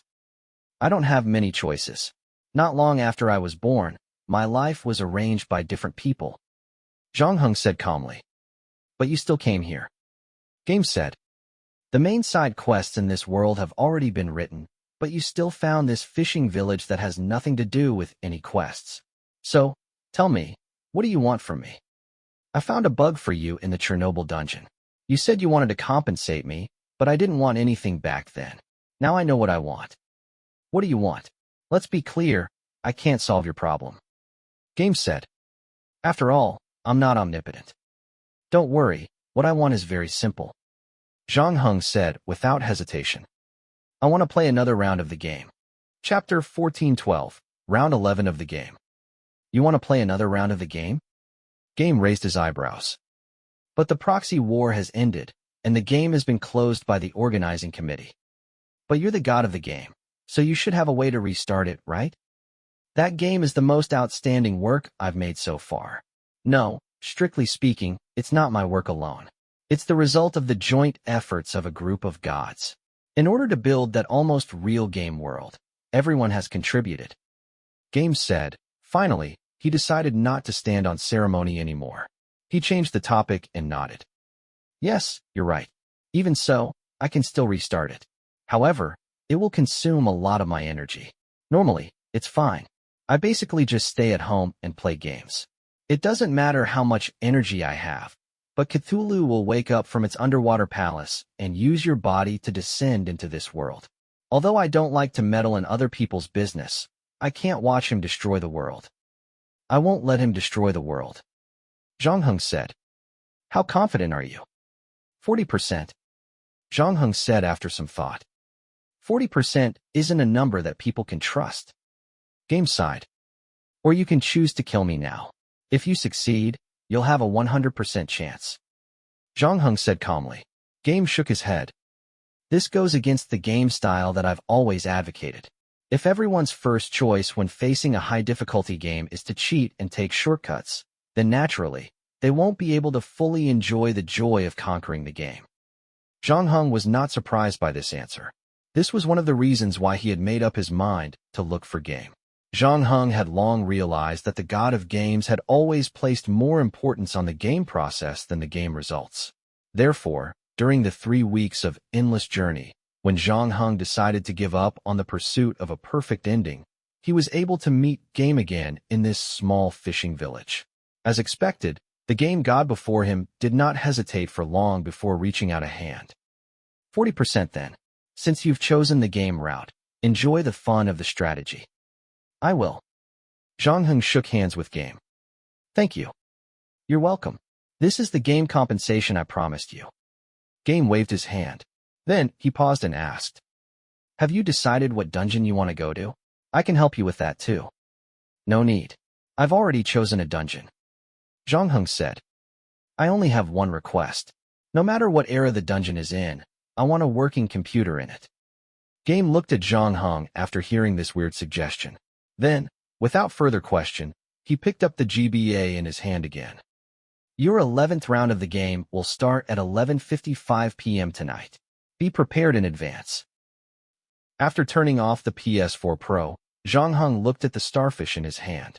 There was less than 15 minutes left until 11:55 p.m. He stood up to stretch his wrists and ankles. Then, he walked to his travel bag and took out a USB flash drive. Name, Edward's USB flash drive. Rarity, F. Function, when plugged into the computer, your IP can never be traced. This USB flash drive was a small gadget that Zhang Heng had obtained from the Leaker's dungeon. It was only of F grade. Although its function was still quite useful, it had always been the icing on the cake. Before this, it had not appeared much. However, this time, Zhang Heng put it into his pocket first. Following that, Zhang Heng took out some small items that were relatively small and easy to carry. As for the battle-type items that he had always relied on, such as Paris's arrow, hidden scabbard, and plague-bone bow, Zhang Heng didn't take any of them. This was because Zhang Heng knew very well that Kronos must be somewhere nearby, keeping an eye on him. Zhang Heng didn't want Kronos to know that he had entered this round of the game. The next item he took out was the immunity crystal. This D-grade item had 2 uses left. Zhang Heng hadn't used it since he tried it out, so he could save it for tonight. It would help him get through tonight's nightmare. This way, he wouldn't be plagued by nightmares in the next dungeon, and he would be able to focus on the game. The last thing Zhang Heng took out was a pen. This pen was given to him by a bearded man who looked like Conan Doyle in the deduction dungeon. However, after the appraisal, it turned out that it was not a prop. However, this time, Zhang Heng chose to carry this pen with him when he entered the dungeon. At 11:49, Zhang Heng made all the preparations. Lying on the bed, he fell asleep as usual. Then, the nightmare attacked him, but immediately after, the immunity crystal in his hand emitted a soft white light. It wrapped around his soul and floated all the way to a white room. However, this time, Zhang Heng did not stay in the white room for too long. Soon, the familiar feeling of dizziness came over him. Player identification verified. Verified. Random 11th round of dungeon selection for player 07958. Detected player's pen with special keepsake Conan Doyle. Will link player to designated dungeon. Link completed. The current dungeon is a literary salon. You are a newbie writer who has just made a name for yourself. You have successfully published your first novel, received a few small awards, and the approval of some professional book critics. You have also gained a group of readers who like you. Just when you were feeling smug about your achievements and couldn't wait to go all out, you received a letter from a mysterious club. The owner of the club invited you to join their salon. At first, you were a little hesitant, but your curiosity soon overcame the uneasiness of the unknown. You decided to join their salon to take a look. Mission objective: defeat all the opponents and win the Salon Story Club. Mode: single player. Time flow: 2,400. 1 hour in the real world is equivalent to 100 days in the game. After 500 days, players will be forced to return to the real world. Friendly reminder: the game will officially start in 5 seconds. Please be prepared. Zhang Heng knew that he had guessed correctly when he heard the system notification. The pen had played its role, but the contents of the dungeon still surprised him. Zhang Heng originally thought that he would meet Conan Doyle with a mustache. Zhang Heng had already planned to follow him to hone his writing skills. However, when he really heard the dungeon's description, he realized that this dungeon was even more lively than he had imagined. However, it would be even more difficult to clear the dungeon. Chapter 14:13, Salon. Zhang Heng opened his eyes and found himself in a slightly dim alley. At the end of the road was a small brick-like building that was tall on both sides. It looked to be quite old. Zhang Heng could only infer from the construction materials and style that this was a post-19th century building. He was not in a hurry to enter. Instead, he looked around and saw pedestrians passing by the alley in a hurry, vendors selling cigarettes, and the grocery store across the street. Just as he was about to continue looking, suddenly, there was the sound of thunder in the sky, signaling that a storm was coming. Zhang Heng didn't stay where he was. Finally, he made his way to the small brick building. The building was much quieter than Zhang Heng had imagined. There was only orange light coming through the door, and there wasn't much noise. Zhang Heng knocked on the door. A moment later, a middle-aged man who looked like a butler poked his head out of the door. "How can I help you?" "I've received an invitation to join the salon." Zhang Heng paused. He looked past the middle-aged man to the living room behind him and realized that it was empty. There were no guests. "Sorry, am I early?" "No." The middle-aged man smiled. "The salon has already started, but it's not here. Can I see your pledge?" "Pledge?" Zhang Heng frowned slightly. On the way here, he had already checked his pockets. Other than the props that he had brought with him, he did not find anything else. However, Zhang Heng quickly thought of something. He took out Conan Doyle's pen. The butler took the pen, put on his glasses, and looked at it carefully. "Please reading on NEWN0V, L.0. G." Then, he handed it back to Zhang Heng respectfully with both hands. "Welcome to the House of Geniuses. Please follow me." Zhang Heng followed the butler-like middle-aged man into the house. Then, the two of them walked through the living room and into the courtyard. The butler-like middle-aged man opened a dark cellar that looked like the kind of cellar used by the main character in horror movies when the main character was imprisoned. Then, he made a gesture of invitation. "Are you serious?" Zhang Heng raised his eyebrows. "Don't look at me. Bluffing and dramatizing have always been the author's favorite." The butler-like middle-aged man shrugged. "To be honest, I've never really understood this kind of evil taste." Hearing that, Zhang Heng looked at the big iron lock at his feet again. There were some red stains that looked like blood stains on it. "Don't worry, the paint made from ochre." "Very impressive," Zhang Heng commented. Without hesitation, he strode in. It had to be said that although the atmosphere in front of the cellar door was scary, the environment inside was actually not bad. It was slightly damp, but the air was clear. Other than the smell of soil, there was no strange smell. For a tunnel, there was nothing more one could ask for. The two of them walked for about 5 minutes before the terrain began to rise again. Then, the middle-aged man, who looked like a butler, stopped in front of an iron ladder and handed the oil lamp in his hand to Zhang Heng for safekeeping. He pushed the cover of the well above his head open. At this time, raindrops had already fallen from the sky. The two of them returned to the street from underground. Just as they climbed out, Zhang Heng saw a carriage by the roadside. The middle-aged man, who looked like a butler, took the oil lamp back from Zhang Heng's hand. "I can only accompany you here. Next, Martin will send you to the salon." "Martin? Is this a joke from the Adventures of a Goose? What about you? I didn't ask for your name before." "Cancel." The middle-aged man, who looked like a butler, smiled and then bowed again. "I sincerely wish that your thoughts will flow like a fountain every day. 20,000 miles under the sea, as expected. Thank you." After bidding farewell to Cancel, Zhang Heng boarded the carriage.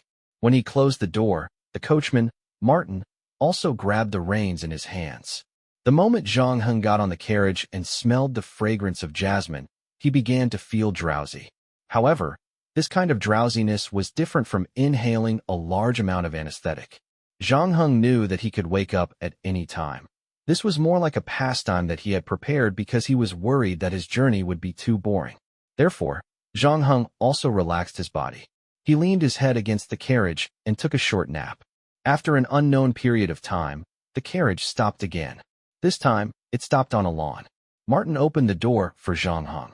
What appeared in front of Zhang Heng was a huge mansion. This mansion was built halfway up the mountain, and it took up an astonishing amount of land. Zhang Heng only took a quick glance, and all he saw was a garden, a swimming pool, a forest, and even a golf course. This time, standing in front of the door to greet him was a female housekeeper, but she was exceptionally short. She was less than 4 feet tall, petite, and had pointy ears, but she had a pair of big feet. She moved without making a sound. A name immediately appeared in Zhang Heng's mind. Hobbit. This was a fantasy race created by the English writer and poet Tolkien in his novel, The Lord of the Rings. "It seems that you have recognized my origin, the most expensive guest," the female hobbit butler said. "I just don't know how to address you." Without waiting for Zhang Heng to speak, she added, "There's no need to tell me your real name. Everyone here uses their pen names or the names of the characters in their books." Zhang Heng. The female hobbit butler revealed a surprised expression. "Actually, I'm preparing a novel.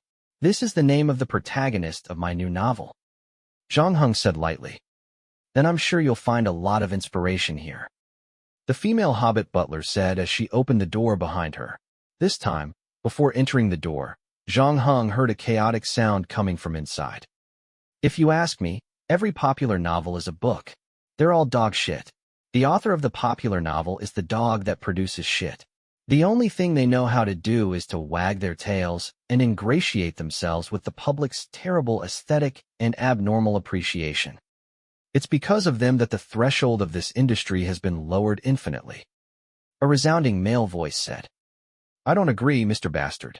The purpose of our writing is not to be enemies with the public. I don't deny that some of the excellent works of the super era were seriously underestimated at that time. However, you can't hate the authors who earn money just because you didn't earn much money when you were alive." A strong female voice said. "No doubt, I'm talking about you, Professor McGonagall, and you and all that writing just proves it. Chapter 1414, Argument. Zhang Heng initially thought that he would be surrounded by people as soon as he entered the room. However, he did not expect that other than the few people who had noticed him, the rest of the people did not react at all and continued to do their own things. The argument in the room had reached its climax. Zhang Heng had already recognized a certain fantasy best-selling female writer who had spoken earlier. However, her opponent, Zhang Heng, did not know the background of a red-necked man who was giving pointers. He was dressed like a poet or novelist who was active in the 17th or 18th century. In addition, a man with a full beard and a slicked-back hair joined the debate. He was also standing opposite the female author. I've read your novel, ma'am. Forgive me for being blunt, but I couldn't bear to read it after only 3 chapters. I believe that no matter what kind of writing should be based on one's own life experience, because only reality can move people. Before I wrote Moby Dick, I was a seaman on the sea for 4 years, and I even went out to sea with the whaling ship. I watched those strong men who made a living on the sea, and watched them how to overcome their fate and how to deal with the storm. From then on, I made up my mind to write a story about them, but the man with a full beard lowered his voice. The response of this book was average at that time. I guess no matter what era it was, people liked to read those strange and ordinary stories. My story also originated from my own life. I just put a layer of magic on it. I believe Mr. Gandalf will agree with me. The woman turned her eyes to an old man with a slim figure. He was looking for an ally with a head full of white hair. As expected, the old man said, "Fantasy is a kind of literary theme. Behind the absurd story at the beginning, there is also the true feelings of the creator." He seemed to have thought of something and sighed. He poured himself another glass of red wine. But still, the entertainment value is greater than the artistic value. Another voice said. It was a man with a Jewish appearance. He had big eyes, high-nose bridge, deep eye sockets, and long, thin ears, making him look a little like a vampire. I don't care about the readability of the article, because my work is first and foremost to allow me to explore the value and meaning of life. As for whether other people can read it or not, what does it have to do with me? My first teacher always told me to tell a story with a beginning and an end, with a time and place, and clear values. But to be honest, I don't care about that kind of thing at all. I agree to use cross-dressing and absurd writing techniques reasonably, but this kind of thing is not used to give the general public silver. That sounds too arrogant. The woman frowned. But geniuses are arrogant to begin with. The Jewish man spread his hands. Just as everyone was in a heated argument, someone finally noticed Zhang Heng, who had just walked in. That's great. There's a new face here. He should be a newcomer to the salon. We should ask him what he thinks. Go ahead, I don't care anyway. Yawned an American man who was curled up on the sofa, puffing and puffing as he hugged a girl who was dressed like a hippie. However, other than him, there were still a lot of people waiting for Zhang Heng's answer. Even though he knew that his words would cause a lot of people to scoff at him, Zhang Heng did not hesitate. He had already thought of an answer to this question before entering the dungeon. I want to write a book that everyone likes to read, and that can quickly become popular. Boring. This child has gone astray. This is too polite. It should be said that he is beyond redemption. Another piece of shit. Who invited him? The rookies nowadays are too utilitarian. Some people immediately shook their heads. They looked like they were in pain, as if Zhang Heng had done something heinous. However, there were also a few people who found Zhang Heng pleasing to the eye. Well said. I think this young man's wish is not bad. No one has ever said that popularity is wrong. Don't forget that even if you guys are stubborn, your works will become popular after you die. Zhang Heng was already mentally prepared for this.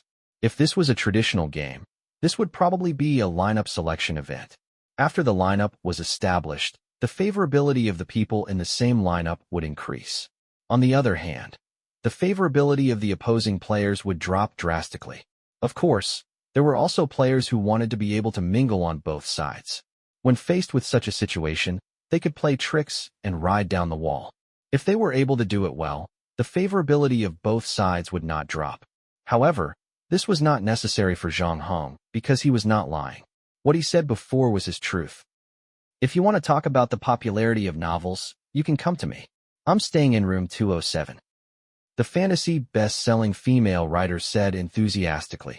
She paused for a moment and then said mysteriously, "Are you free tomorrow morning? I can introduce you to someone. He is the greatest writer in the history of mankind. Everyone knows him, and his plays are well known. Until a few hundred years later, every novel we write has a shadow of his story." Even though Professor McGonagall did not name the person, Zhang Heng already knew who she was referring to. William Shakespeare. Although there was always a saying that there was no first or second place in literature, Shakespeare could indeed be said to be the most influential author. If one could listen to Shakespeare personally explain the writing method of the novel, one would definitely benefit greatly. Even if Shakespeare wrote those plays based on the market environment at the time and the preferences of the audience, however, the method had something in common. Furthermore, Shakespeare's plays had been around for hundreds of years. This was probably the true popularity of Shakespeare. Just as Zhang Heng was about to sit down and chat with the fantasy best-selling female author, the messy hall suddenly quieted down. Then, everyone's eyes gradually focused on the fireplace. The firewood inside had unknowingly started to burn and crackle. Zhang Heng noticed the excitement on the fantasy best-selling author's face. She sat up straight and said to Zhang Heng, "It's here, it's about to start." "What's about to start?" "The monthly salon story gathering." The fantasy best-selling author blinked. "The winner will be able to meet the owner of this place, have dinner with him, and then get the right to leave." "Leave this place?" "Of course. Although this place is very nice, with food and drink, and we can meet many masters, including the living and the dead, everyone will gather together and talk about it. Well, of course, sometimes we will also argue with each other like we did just now. After all, every author has their own characteristics and perseverance. If it's so easy to be convinced by others, then there's no need for us to do this line of work. However, no matter how good a place is, we will get tired of living in it for a long time." At this point, the female author seemed to have thought of something. "By the way, how's your writing? Although it's hard to have a standard for this kind of thing, the owner of this place still managed to find a way to give everyone a grade. I'm probably between LV2 and LV3. What about you?" Zhang Heng looked at his character interface. His writing skill was still LV0. "Looks like I'll be here for a while," Zhang Heng said. Chapter 14-15, The Story Club. As the name suggests, the Story Club was a place where people gathered to tell stories. However, at this moment, this mansion was filled with perhaps the best storytellers in the history of mankind. To stand out from this group of people, winning would not be any easier than mankind's first landing on the moon. In fact, even though Zhang Heng's fantasy best-selling female writer had become the most lucrative writer of the time due to a series of novels, she was already worth around £7 billion in the past 18 years. However, with her level 3 writing skills, even if she wasn't at the bottom of the list, she would still be at the bottom of the list. From the looks of it, it would be impossible for her to leave this place. However, Zhang Heng noticed that the best-selling fantasy author was looking forward to it after the story started. Of course, you could interpret this as the confidence of every author. After all, her works were selling like hotcakes. Even if she didn't have confidence in herself at first, she was still a writer. Now, it was time for them to be nurtured by solid sales data. However, when this episode of the story really began, Zhang Heng finally knew where the confidence of the fantasy best-selling female author came from. The Hobbit housekeeper walked to the fireplace and bowed to the writers in the room. "Welcome to this month's story party. Before the story begins, I would like to introduce a new friend to everyone." The Hobbit housekeeper paused for a moment before turning to look somewhere else. "Zhang Heng, he's a rising star in the literary world. His published novels have been well received by readers and critics alike." The applause was low. Other than the fact that no one had heard of his name, Zhang Heng had already chosen a faction the moment he entered the room. At least half of the people in the room did not like him. Fortunately, the female author of the best-selling fantasy novel and the others clapped enthusiastically, so the atmosphere at the venue was not cold. The female Hobbit butler did not waste any more time. At the end of last month's story conference, the theme of this issue was announced. I believe everyone has already prepared their own stories. So, who was willing to be the first to share. Zhang Heng also understood. It turned out that every issue would have a theme, which would be announced in advance. Then, the writers would be able to use this as the theme for their stories for the next month. The advantage of using this kind of thesis approach to compete was that there was a greater chance of a surprise. It didn't mean that authors with good writing skills would necessarily win, because most authors had their own themes that they were good at. If they happen to encounter a theme that they are not good at, then the strong may also fail. On the other hand, like fantasy best-selling female writers, those who have weaker writing skills will have a greater chance of turning the tables when they encounter a suitable theme. For example, this eye-opening theme is obviously more inclined to test the author's imagination, and fantasy best-selling female writers are famous for this, so it is no wonder that she looks eager. However, she was not the first to go on stage. Instead, it was a French man who looked a little like Mr. Bean. He wore a jacket and a leather hat on his head. He looked like he had just jumped out of the pilot's seat and was covered in dust. The pilot, who had a bit of melancholy in his eyes, told a strange story in the first person that he encountered on a flight mission. His story was not flowery, nor did it have any superb rhetorical skills. It was just plain English that even children could understand easily. However, everyone in the room was listening attentively, and no one interrupted him. In their trance, they even had the illusion that there was a child's soul living in the body of the adult. Otherwise, how could the story he told be so pure and pure? When the pilot left, many people were still immersed in his fairy tale. But at this time, a second person also walked up. Zhang Heng estimated that there were about 100 writers in the hall on the first floor. If all 100 of them went up to tell the story, then the story would probably take at least half a month to end. However, according to the fantasy best-selling female writer, her story would only last for 3 days at most because not everyone was in a hurry to leave. After all, not everyone had billions of pounds lying in their bank accounts, especially those authors who did not have much money in their era and were not very rich. This place was quite comfortable.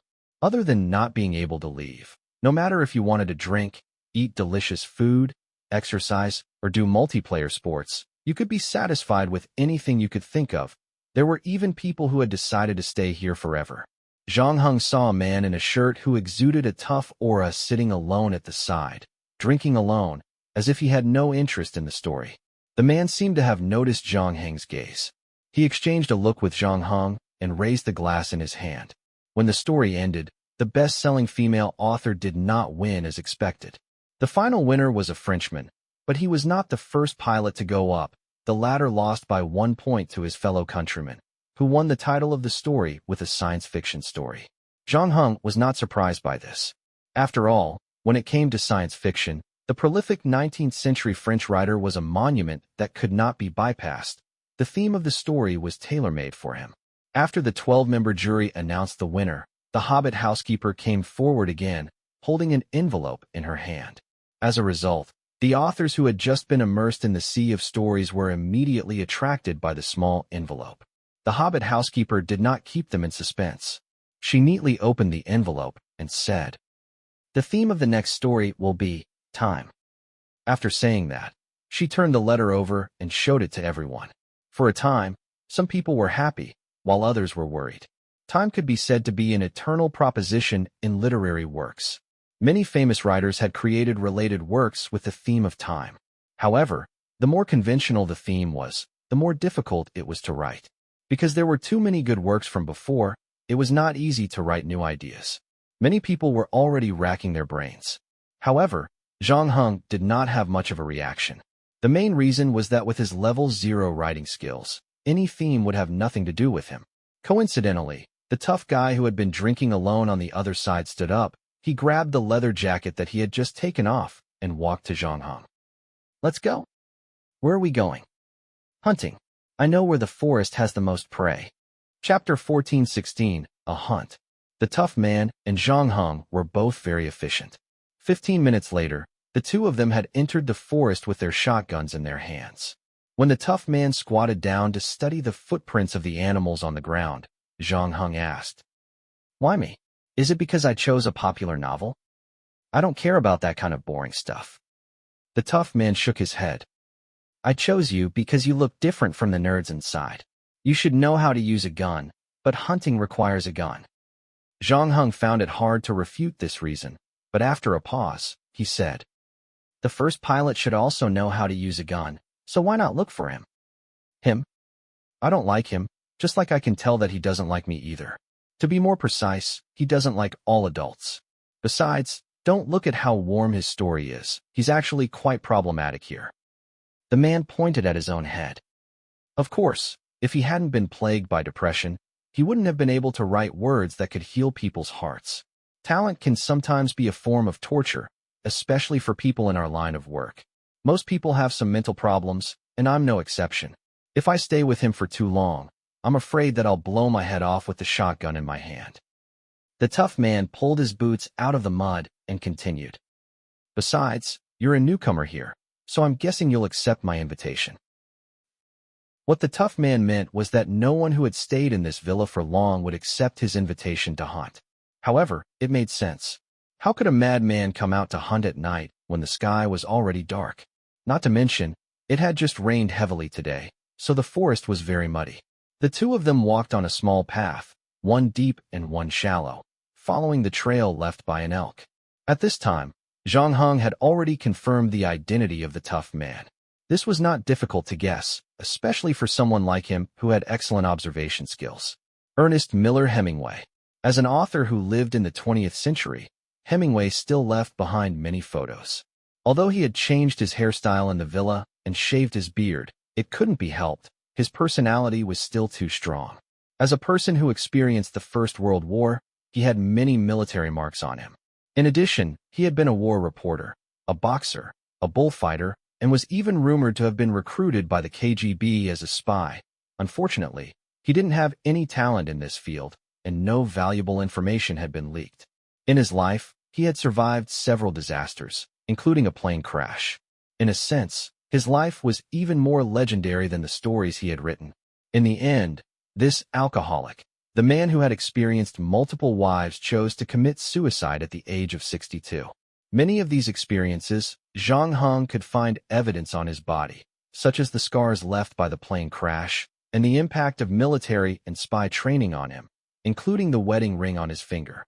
If he couldn't figure it out, then Zhang Heng and Holmes had been living together at 221 Baker Street for so long. Hemingway held onto a string of twigs and looked at the bite marks on them carefully. His eyes showed a rare hint of excitement. Then, he drank the whiskey he carried with him and said in a low voice, "It's nearby." However, just as he was about to move forward under the moonlight, he heard Zhang Heng's voice from behind him. "I'm here to accompany you on a hunt. How are you going to repay me?" "Repay?" Hemingway was stunned. "What do you mean by repay? We hunted together. Didn't you enjoy it too?" "I'm here for business, not to accompany you on a hunt.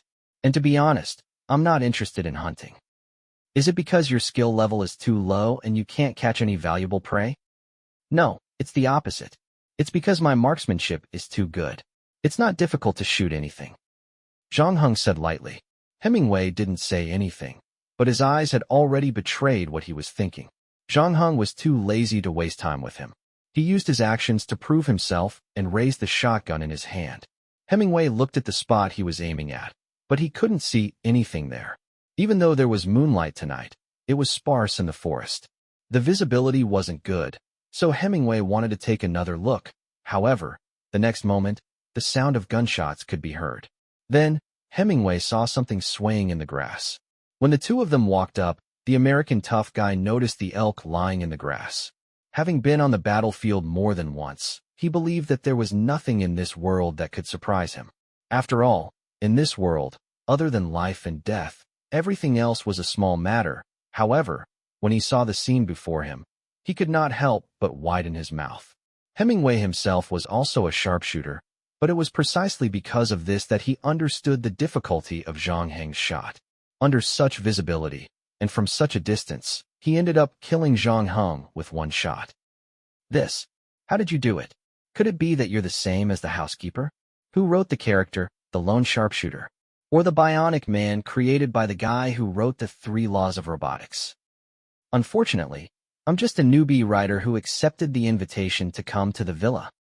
Really? I've heard so many stories today, but if you want to say that it was an eye-opener, It's nothing compared to that shot you just took. As the tough man spoke, he squatted down and carefully observed the muzzle of the gun on the head of the elk. At the same time, he was mumbling something like, "This is too unbelievable. How about you teach me how to write, and I'll teach you how to hunt?" Seeing that he had successfully piqued Hemingway's interest, Zhang Heng put away his shotgun and said straightforwardly. However, the tough man shook his head when he heard that. "I can't teach you how to write." After a pause, he added, "Don't get me wrong, I'm not discriminating against your fashion-oriented writing style. After all, my own novels are quite popular, but to be honest, I really don't know why they're popular.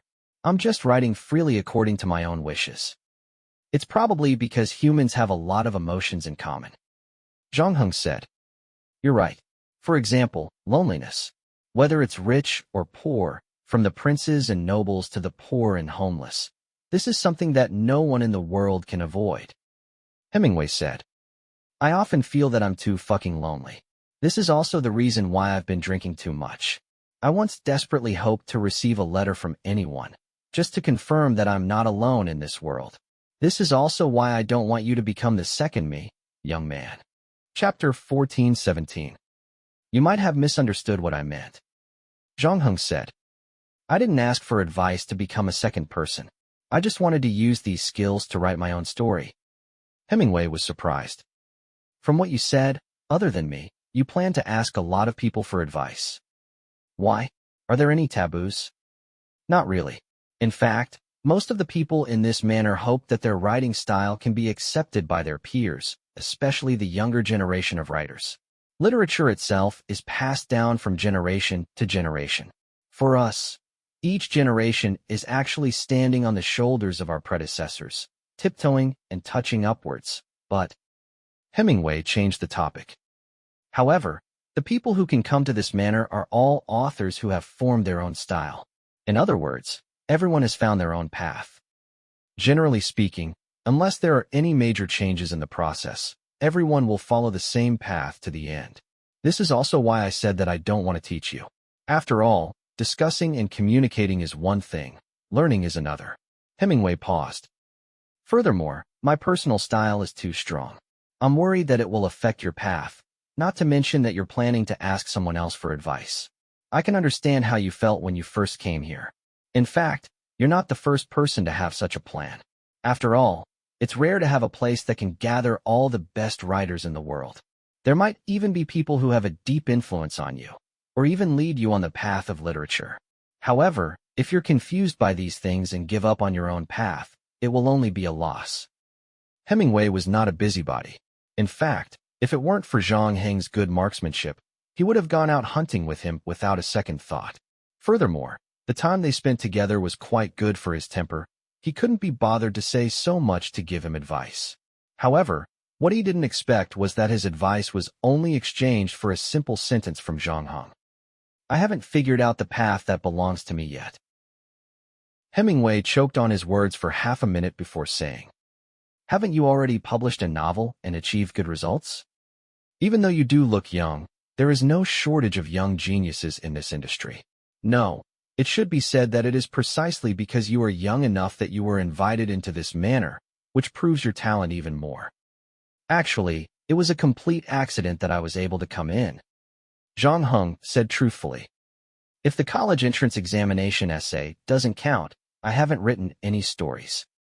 A blank piece of paper. A strange expression appeared on Hemingway's face. "If you're not lying, kid, then what happens next will be very interesting." "How is it interesting?" This time, Hemingway did not answer Zhang Heng's question. Instead, he said, "From today onwards, you will accompany me on Wednesdays and Saturdays to hunt. Teach me how to shoot as accurately as you." I'm not sure if I have enough time. And like I said before, I can't get too much fun out of hunting." Zhang Heng said, "You have to have enough time, because this is the tuition you have to pay to learn to write with me. And it's not just me. I'll bring my friends over to teach you as well. When I was at the party in Paris, most of the people I met were idiots, but there was no denying that there were a few of them who had real talent, and some of them came to this villa. Other than that, I've been here for a long time. Even though I don't really participate in group activities, and I've made a few new friends, The rest of the people in the villa will have to depend on you.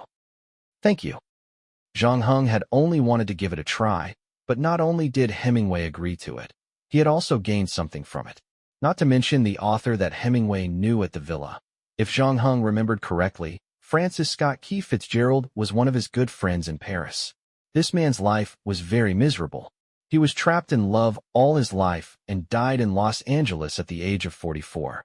However, no one could deny his unparalleled talent. Haruki Murakami especially admired him. The Great Gatsby was mentioned several times in Norwegian Wood as the best novel to read. Unlike his good friend Hemingway, whose words were concise and straightforward, Fitzgerald's novel was elegant. Every sentence was as elegant as a poem, with a profound charm. If one were to learn rhetoric, there was no better teacher than Fitzgerald.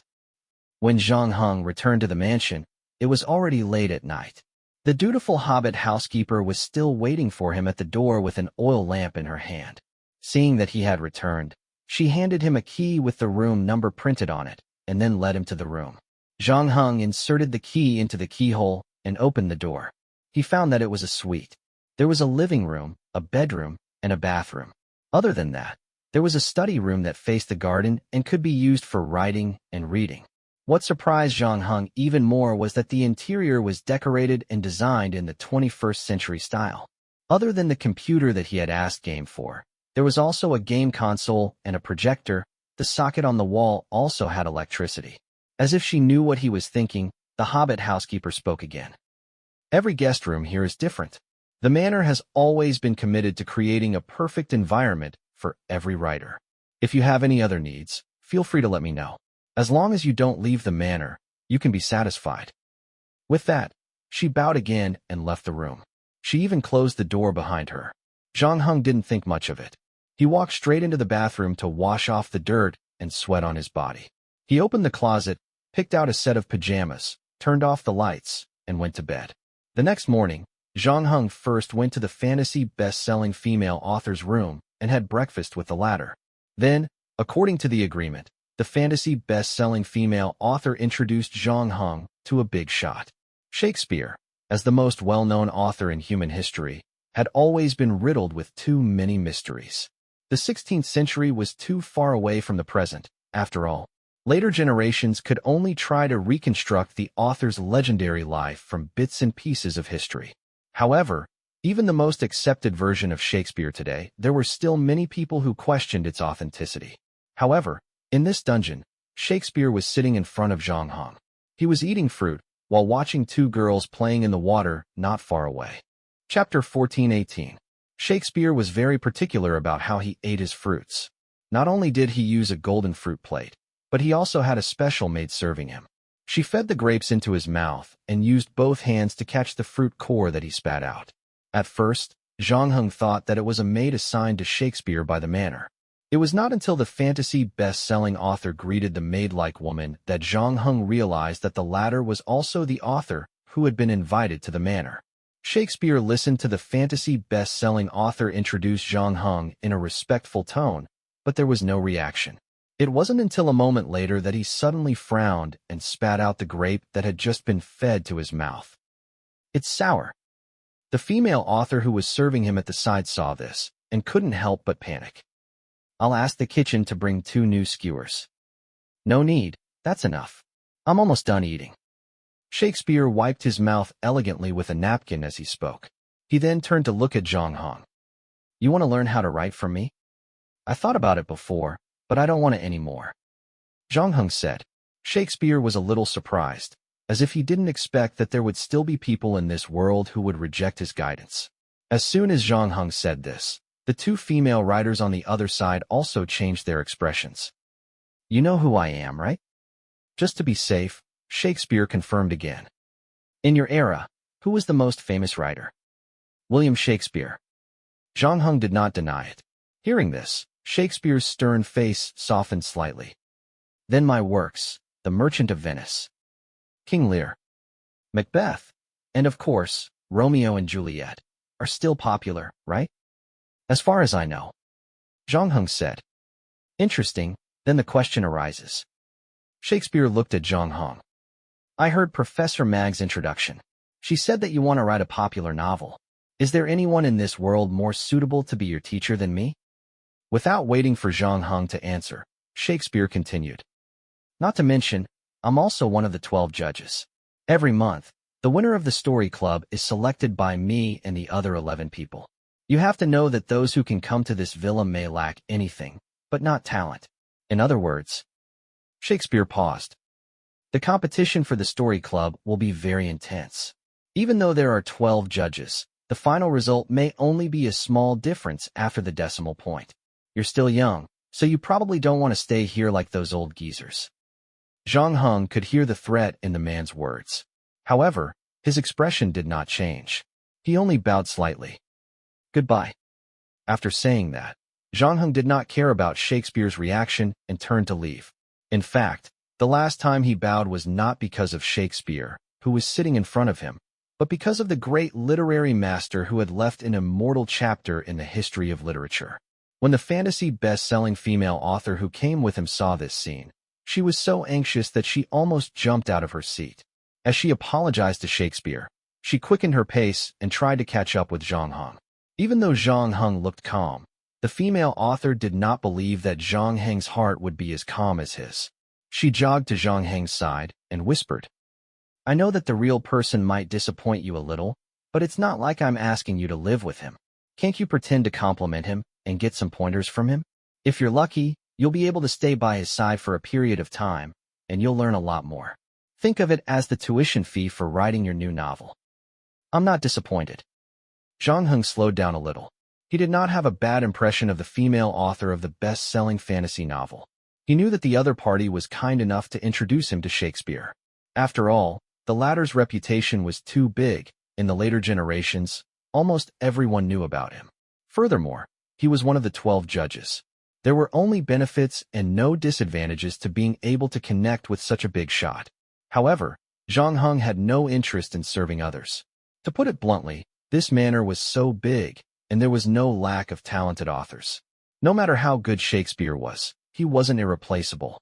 Furthermore, Zhang Heng felt that Hemingway's words were very good.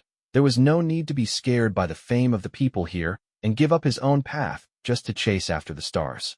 In fact, it wasn't just his own path. His dignity and personality were the same as well. Like the female author beside Shakespeare, Zhang Heng followed his every move closely. He was willing to give his body and soul to become a planet beside a star. Zhang Heng knew that he couldn't do it. Furthermore, for the sake of his studies, he was willing to pay some tuition fees, but he wasn't willing to pay others. However, like he said, he wasn't that disappointed.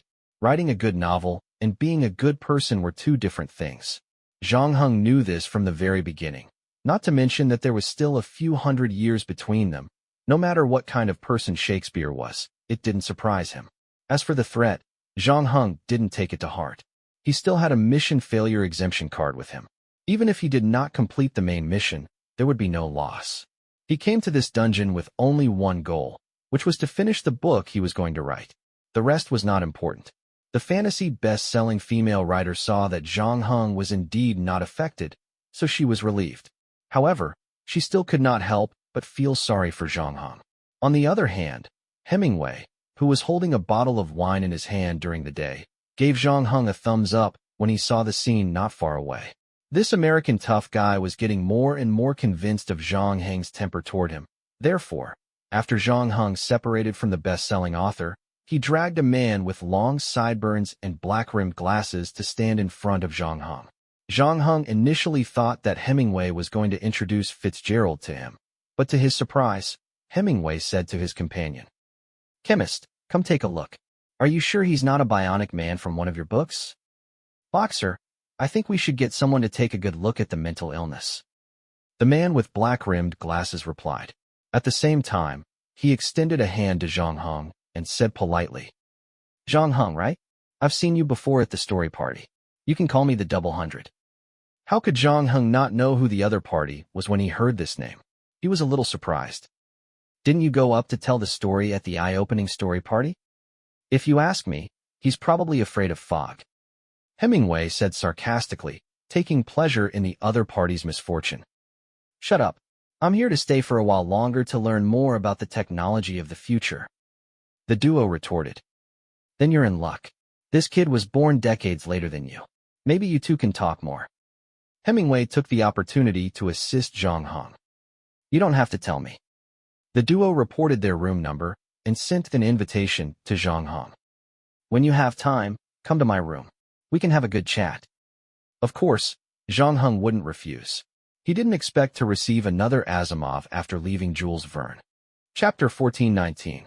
Zhang Hong didn't spend too much time on his own, and he soon blended into life at the villa. During the day, he spent most of his time hunting with Hemingway and his group of friends, talking about poetry and literature, or listening to Asimov ramble on about his newly constructed future world. In terms of science fiction writing, Zhang Hong was definitely not as good as Asimov. However, because he had experienced 2 future replicas of a leaker and a bodyguard, Zhang Hong's description of the future also piqued Asimov's interest. The latter was also planning to pull all the sci-fi writers in the villa together to set up a small club. Zhang Hong, who had been with Asimov recently, was also invited to become the second member of the club. In addition, Zhang Hong had accidentally connected with another strange small group because he had solved a burglary in the villa, even though the burglary turned out to be the work of that small group. Only after Zhang Hong joined the group did he realize that such a case would be staged at least once a week, and it was arranged by a different person. That's right. This group would be the Reasoning Society. The Reasoning Society was formed by 2 men and 1 woman, and it was also in this society that Zhang Hong met Conan Doyle again. However, Conan Doyle had no impression of Zhang Hong at all. It was as if it was the first time he met Zhang Hong. He was very polite, but when he realized that Zhang Hong's reasoning method was actually the deductive method, Conan Doyle was obviously interested. In the end, he obediently handed in his room number. However, Zhang Hong was also sure that this Conan Doyle in front of him was not the same person who gave him the pen in the deductive method copy. In fact, over the past few months, Zhang Hong had already gotten a good grasp of the residents and the service staff of the villa, but the owner of the villa had never shown up. The board writers of the Inference Society were obviously interested in this issue. They had started their research before Zhang Hong, and they had come to a shocking conclusion. The owner of the villa is among us. Opposite Zhang Hong, a dignified-looking lady with a sharp gaze and a necklace around her neck picked up the coffee on the table and smiled. Why do you say that? Because if you were the owner of the villa and spent so much effort to gather all the outstanding authors in one place, it would be impossible for you to miss the excitement that will follow. No matter who he is, no matter what his purpose is, he must be observing us from somewhere. The lady with the necklace said in a low voice. At the same time, she took a sip of her coffee. As she said this, the atmosphere suddenly turned creepy. Well, who asked Zhang Hong to sit in front of the queen of detective stories, Agatha Christie? Her detective stories, such as Murder on the Orient Express, Murder on the Nile, and No One Survived, were well known, according to statistics. In this world, only the Bible and Shakespeare's works sold more than her. And she was also one of the 3 leaders of the Inference Society. But this time, the Queen of Inference was also slightly wrong. In the entire villa, perhaps only Zhang Hong knew the real intention of the owner of the villa to gather all the world's outstanding authors. But even if he told the truth to Agatha Christie, the other party probably wouldn't believe him, and probably would think that he was too conceited. However, Zhang Hong did want to meet the owner of this place again. It might not be now, at least before he left this dungeon. Furthermore, Zhang Hong had to admit that Agatha and the others' deduction was a little off, but it was not without reason. Therefore, he asked humbly, "Then who do you think is the most likely person in the manor?" "You?" Agatha said without hesitation. "You are the most suspicious because you are the last to arrive, and you live in the last years. No one here has read your novels, and no one knows you. We don't even know if your identity as a novelist is true or false." But Agatha changed the subject. "Now I don't think you're like him. I've heard about what happened between you and Shakespeare. If you're really the owner of this place, there's no reason that you don't know what kind of person he is, so you wouldn't have provoked him in the first place. Moreover, your clear and bright stance as soon as you came to the villa doesn't quite fit the identity of the owner of the villa." However, We can't rule out the possibility that you deliberately did these things to distract us when you know you're the most suspicious. After all, the end of a detective novel often has an unexpected twist. Then what about other than me? Room 515. Agatha said after some thought. You should have heard about the room on the 5th floor that is closest to the end of the corridor. The tenant inside has never shown his face. The food and water are delivered by the waiters here. It is very mysterious. However, in a detective novel, this kind of character is basically a distraction thrown out by the author to attract the attention of the public. In comparison, I am more willing to suspect you. Thank you. If there's a day when I can't take it anymore and want to confess, I'll definitely come to you first. Zhang Heng expressed his gratitude to Agatha and stood up. When he reached the entrance of the refreshment room, Agatha's voice came from behind him. It's your turn to set up the next deduction game. Your previous case of the mysterious Ripper was quite good. It's as if you've experienced it yourself. I look forward to seeing you perform again. After bidding farewell to Agatha, Zhang Heng accepted the invitation of the best-selling fantasy author to attend a popular novel seminar. Initially, Zhang Heng thought that after he had fallen out with Shakespeare, he would not be invited to similar gatherings anymore. However, reality proved that he was overthinking things. Other than the female author who had served her at Shakespeare's side, most of the authors in the manor also admired Shakespeare's works and acknowledged his status in the literary world. However, they were far from being obedient to his every word. Furthermore, his actions were also noticed by the people around him. Although those people were not as tough as Zhang Heng appeared, there were still quite a number of people who disliked him. As a result, no one invited Zhang Heng to Shakespeare's party. However, there were more people who invited Zhang Heng to a private party between a few of the smaller authors' friends than Shakespeare. As a result, Zhang Heng's writing skills continued to improve as planned.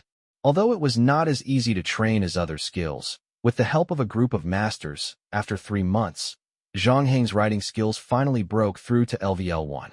He then wrote 2 short stories according to Hemingway's request and gave them to other authors to comment on, including the highlights and problems. Zhang Heng then revised them. This kind of growth was the fastest. Chapter 1420. In the blink of an eye, Zhang Heng had been staying at the manor for 3 years. His writing skills had already reached level 2 a year ago, just like the best-selling female fantasy writers. It had to be said that the environment of the manor was perfect for practicing writing. After all, there was only one chance to live with the world's most outstanding authors. Even though these writers had some minor flaws, such as Hemingway's addiction to alcohol, Mark Twain's venomous tongue, and the fact that they were the best writers in the world, Fitzgerald felt dizzy whenever he saw a woman. But their talents could not be denied, and most importantly, there was nothing else to do in the manor. They were also willing to answer Zhang Heng's various questions and help him read his newly created article. That afternoon, Hemingway was reading a novella that Zhang Heng had just written. After reading it, he put down the manuscript in his hand and frowned. How is it? Zhang Heng asked. The technique is impeccable. I have nothing more to teach you, but I feel like something is missing from this article. Emotion. Fitzgerald hit the nail on the head. That's right. Hemingway lit a cigar. Although there are some schools that emphasize that the narrator should maintain an objective perspective, this doesn't mean that there are no feelings in their article. They just place these feelings on the various characters in the book and let them show the feelings of the author. Hemingway paused at this point. Speaking of which, I've always felt a little strange. When I first met you, I thought you were the type of person who didn't show emotions. However, after interacting with you for a long time, I realized that you've never been angry or especially happy. Have you always been like this? Your spirit rarely fluctuates? Not always. I used to have normal feelings. Although they were slightly weaker than ordinary people, because of certain things, my feelings gradually disappeared and became what they are now. Zhang Heng said, No offense, but if possible, I am willing to pay to let what happened to you happen to me. Fitzgerald said gloomily. Hemingway did not think much of it. Without experiencing these fragile moments, it is impossible to write truly strong words. After saying that, he turned to look at Zhang Heng. Your problem is troublesome. Although you only pursue rapid popularity, it is impossible for any kind of literary work to be devoid of feelings. It's not completely unsolvable. Marquez interjected. If it's just the level of popularity of a book, it's enough to fake some emotion into it. Even though this kid doesn't have any emotion, if he were to read more than a dozen novels that talk about emotion, he would still be able to imitate cats and tigers. I'm sorry, I might not have made it clear before. My new book does pursue rapid popularity, but there's another important point. I want the readers to really believe the stories in the books. Zhang Heng said. It's hard to believe a story without a strong emotional foundation. Fitzgerald said. After all, reading for pleasure is one thing, but truly touching the readers is another. You need to put your own emotions into it first, so that it can resonate with your readers. His words also attracted the approval of several writers present. However, Hemingway patted Zhang Heng on the shoulder. You don't have to worry. After all, there are so many of us here. If we work together, we can help you come up with a solution. After returning from Hemingway's author gathering, Zhang Heng did not return to his room directly. Instead, he turned around and went to the kitchen. Ever since his writing skill had leveled up to level 2, Zhang Heng could clearly feel that it was becoming increasingly difficult to improve it further. Otherwise, the best-selling female author of fantasy novels would not have been unable to reach level 3 even after so long. This was no longer just a matter of skill. It involved a writer's understanding and refinement of his own life, as well as his view of the world around him. Zhang Heng was not lacking in experience, or to be more precise, there was no one in this manner who had a richer life experience than him. Even the legendary Hemingway might not be as exciting as a dungeon run by Zhang Heng. However, refining and integrating these experiences into his own writing was not something that could be accomplished overnight. It still needed a process of accumulation. Zhang Heng was not in a hurry. After all, including his extra 24 hours, he had only stayed in this dungeon for less than a third of the time. However, before his writing skills reached level 2, he temporarily put aside some things he could continue. For example, the mysterious room 515. It was said that the most mysterious author of the entire manor lived there. No one had ever seen him walk out of his room. Even the windows of the usual room were covered tightly by curtains. For this reason, some people could not help but tease that there lived an old vampire who had lived for hundreds of years. The people of the Inference Society firmly believed that the owner of the manor lived in that room. After living in the manor for 2 years, Zhang Heng was more and more inclined to agree with their point of view. The reason was simple. Zhang Heng had already eliminated all the other suspects, whether they were the guests or the service staff. It was as if you were doing a multiple-choice question. After eliminating all the wrong choices, the remaining one, no matter how bizarre, should be the correct answer. However, Zhang Heng had been rejected several times before. Strictly speaking, after he knocked on the door and announced his name, there was no reaction. It was as if no one lived there at all. So this time, Zhang Heng decided to use another method. He walked into the kitchen and said to the head chef, "I'd like to order a dish." Of course, the manor will meet all the guests' requirements. The head chef said respectfully, "I want to eat dry-fried beef river, but the dry-fried beef river I want is more special. I remember that when I was traveling in Guangdong, I once ate a bowl of beef river at a food stall. It's the best beef river I've ever eaten. I want to eat a beef river that tastes the same as the one I had that day." Facing this obviously difficult request, the head chef still appeared polite. "Okay, can you tell me the name of that food stall?" "No, I've already forgotten." Hearing this answer, the head chef's face finally revealed a troubled expression, but he was still very respectful. "Okay, we can try to make it, but I'm afraid we'll have to try it more often. Also, we need you to give us feedback in time." "No problem," Zhang Heng said. 2 hours later, the whole kitchen was drenched in sweat. They surrounded Zhang Heng and watched nervously as he tasted the unknown number of bowls of Milky Way. Zhang Heng picked up a stick of Milky Way powder with his chopsticks and placed a piece of beef into his mouth. He closed his eyes and chewed slowly. After about 10 seconds, Zhang Heng put down his chopsticks and nodded. "This is the taste." Instantly, the entire kitchen erupted in cheers. It was as if the scientists in the research institute had just solved a world problem. Chapter 14:21. After Zhang Heng finished the bowl of niuhe, he thanked the head chef and the rest of the kitchen staff. Then, He stood up and left, heading to the backyard. There, Agatha had already put on a set of waiter's clothes that she had just stolen. She had also prepared a set for Zhang Heng. Seeing that the latter had changed, she pushed a dining cart that she had also stolen from the kitchen. They arrived at the mysterious room 515. The two's plan was simple. Since that room was only accessible to the delivery staff, they would dress up as the delivery staff. Agatha took out her pocket watch and glanced at it. After half a month of follow-up research, the Reasoning Society had confirmed that the delivery time in room 515 was fixed, and there was still about 15 minutes before the dinner delivery. However, there was nothing they could do. If the timing was right, the two of them would definitely meet the real delivery man. Therefore, Agatha and Zhang Heng looked at each other and quickly knocked on the door in front of them. "Dear guest, your dinner has been delivered today." Agatha imitated the delivery man's voice and said. However, there was no response from the room. Agatha could not help but become nervous. She was worried that their simple plan had been seen through by the people in the room. Just as she was thinking of what she should say to resolve the problem of time, unexpectedly, the door in front of her slowly opened a crack. Agatha's eyes flashed with surprise when she saw this. However, she was worried that if she acted too hastily, the people behind the door would become suspicious, so she tried hard to suppress the excitement in her heart. She stood outside the door and waited patiently for another minute. However, a minute later, the door that revealed a crack did not open again. There was no one behind it. Agatha cleared her throat. "We're coming in."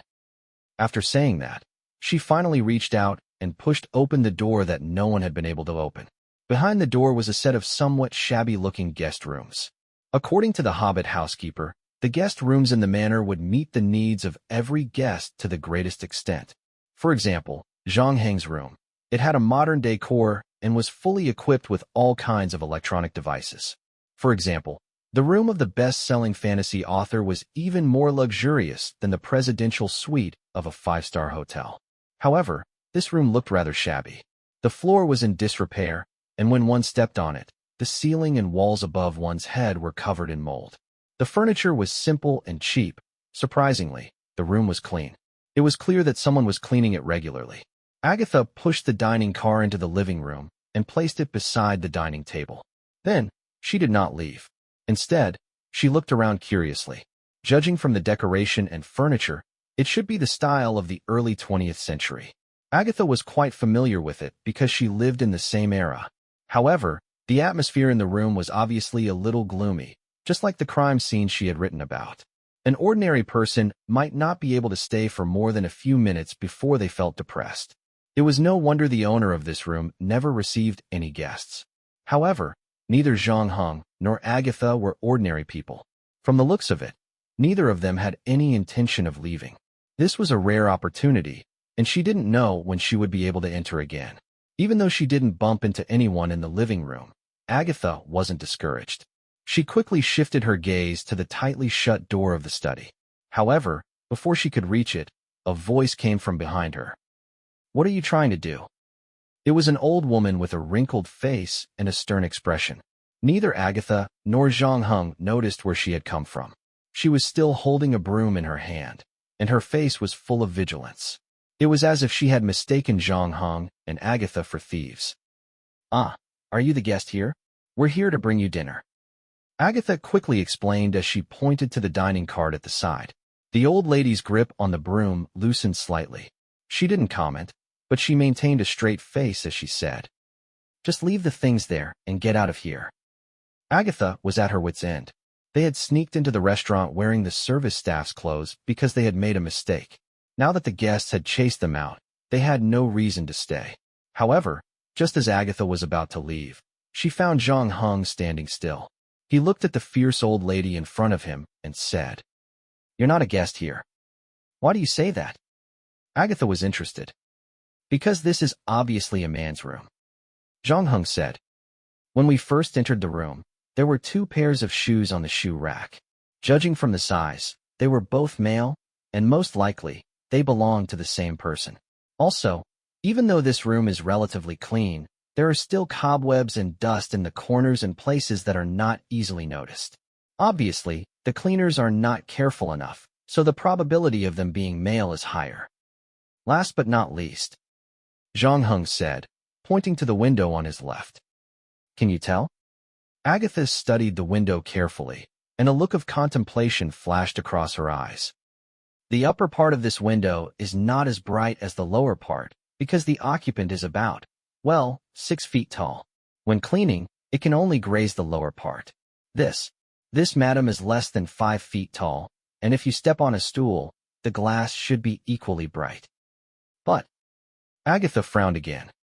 If she is not a guest here, then who is she? How did she get here? According to the rules of the manor, each house can only accommodate one guest. I am his aunt. We have always lived together. I take care of his daily life. In this world, only I really care about him. The old woman said. Is that why he never leaves his room? That's right. The world outside is too dangerous, and people's hearts are unpredictable. There are traps everywhere. We're living well here, so there's no need for us to leave. The old lady said with a stiff neck. But do you know that there's a demon living in his heart? Zhang Heng asked. Unlike Agatha, he already knew who was living in this room the moment he stepped into it, because the feeling was too familiar. It was as if he had returned to that gloomy seaside town or that underwater palace, especially now that he had an unprecedented close connection with that existence. Therefore, when he stepped into this room, the feeling of familiarity was particularly strong, because he knew that this was the origin of everything, the place where all the stories began. Chapter 14:22. Devil? The old woman was stunned when she heard this word. Then, she sneered. Aren't you guys devils who enter other people's homes without permission and pretend to be service personnel? Even so, it's much more normal than imagining Annie living with you. Zhang Heng said calmly. You're saying that she's a figment of her imagination? Agatha was a little surprised, but the queen of deduction quickly came to her senses and said, That's right. This manor only invites the author in, and each person has a room. Since the owner of this room is someone else, then his auntie can't be here as well. This is the most logical explanation. When Zhang Heng said that, the old woman across from him fell silent, as if someone had pressed the pause button. When Agatha finished speaking, her figure gradually faded away until she completely disappeared. However, after she disappeared, the gloomy atmosphere in the room didn't improve. Instead, it became more intense, so much so that the other authors who lived in the same building also felt it. Some authors who were already mentally ill suddenly became depressed because of this atmosphere. Some terrible thoughts flashed through their minds uncontrollably. The pilot man from before began to pace around the room. Fitzgerald picked up the love letter he was writing halfway and threw it into the wastepaper basket. Then, he hugged his head in frustration on the bed. Even Hemingway, who had always been a tough guy, looked at the shotgun in front of his bed a few times. His expression kept changing. Agatha, who was the first to feel it, felt even more strongly. Her face changed. How can this be? After a moment of silence, Zhang Heng said, I might have guessed wrong before. I thought his aunt was the main culprit for his mental problems because this room is most likely the place where he lived with his aunt before. Only this can explain why this place is so dilapidated, and at the same time, it has the illusion of his aunt. The Hobbit housekeeper once told me that every guest room would satisfy the needs of the guests to the greatest extent, and he chose to transform his guest room into a place where he had lived before, probably because it would give him a sense of security. You're right. He has been in the manor for so long, but no one has seen him leave his room. He should be an extremely introverted person. When such a person chooses the style of the guest room, he is most likely to choose the place where he lived, even if it is very simple and shabby, and he could have chosen a better living environment. Agatha paused. Wait, you seem to know someone who lives here? That's right, he's the creator. Zhang Heng said. Who is the creator of who? However, Zhang Heng did not answer the question, so Agatha asked again. What about the auntie you mentioned before? I was wrong. The old aunt we met before showed a strong desire to control. I thought that was the reason for his mental problems, but now it seems that his aunt has been trying to help him and solve his mental illness. The reason why he imagined his aunt here is to help himself to stabilize his mental state. This is also the reason why there hasn't been any problems in the manor for a long time, until we exposed his fantasy just now. Wait, I still don't understand. Why is his mental illness affecting everyone in the manor? Agatha asked. It's hard to explain in a short amount of time. I have some history with him. Can I have a moment alone with him? Zhang Heng asked. Okay. Agatha could tell that Zhang Heng was very concerned about the guests in the room, so she agreed without hesitation and left. After she left, Zhang Heng closed the door and walked toward the study. He could feel the gloomy and depressing atmosphere in the study, and if nothing went wrong, it came from there. Zhang Heng didn't expect that he would find the culprit of all this instead of the owner of room 515. Zhang Heng knew that the person in this room was the creator of the monster in Under Ice City. Since the monster's blood flowed in his body, in a sense, the other party could be considered his half-creator. Therefore, the next meeting was going to be very interesting. Zhang Heng placed his right hand on the worn-out brass handle of the study. He took a deep breath and slowly turned his palm. The door to the study wasn't locked, which was normal. The owner of this suite usually kept the door tightly shut, so there was no need to lock the study that was used for work. When he pushed the door open, the scene inside the study was clear at a glance. This place was as simple and shabby as the reception room outside, but the collection of books wasn't small. It was like a small library, with a lot of old newspapers arranged according to the date and stacked in the corner of the room. In the middle of the room was an old table. A tall and thin man was tapping on a black typewriter on the table with his back to the door. The tapping sound of the typewriter was particularly jarring in the quiet room. The tall and thin man at the table seemed to have heard the footsteps behind him, but he didn't turn around.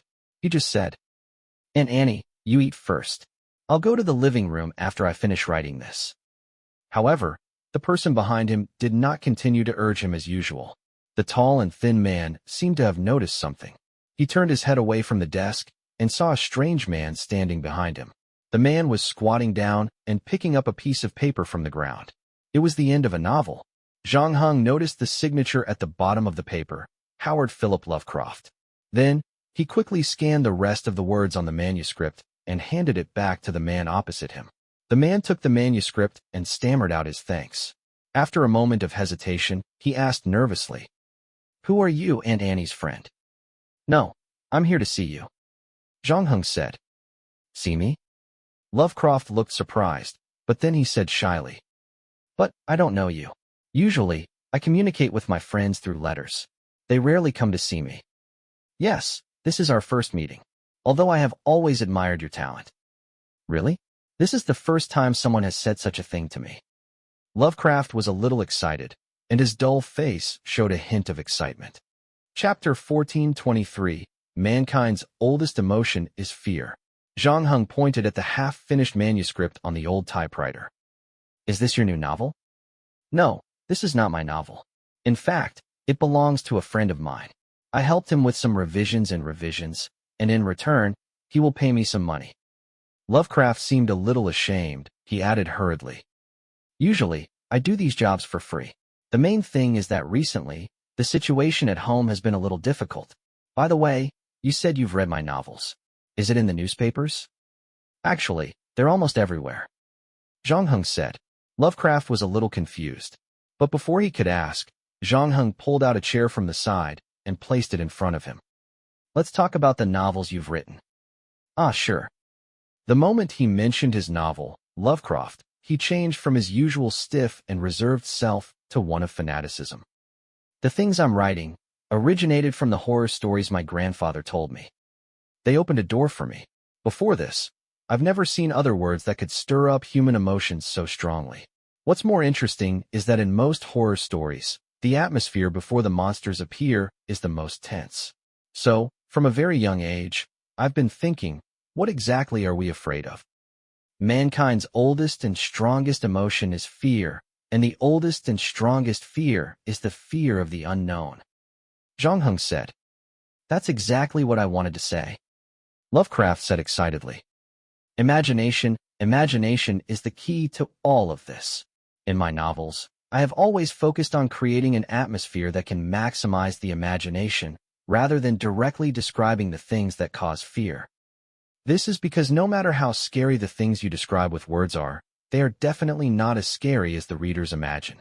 Other than that, the other trick is to make your story as realistic as possible, so that the readers can combine the novel with their own lives. It sounds very effective, Zhang Heng said.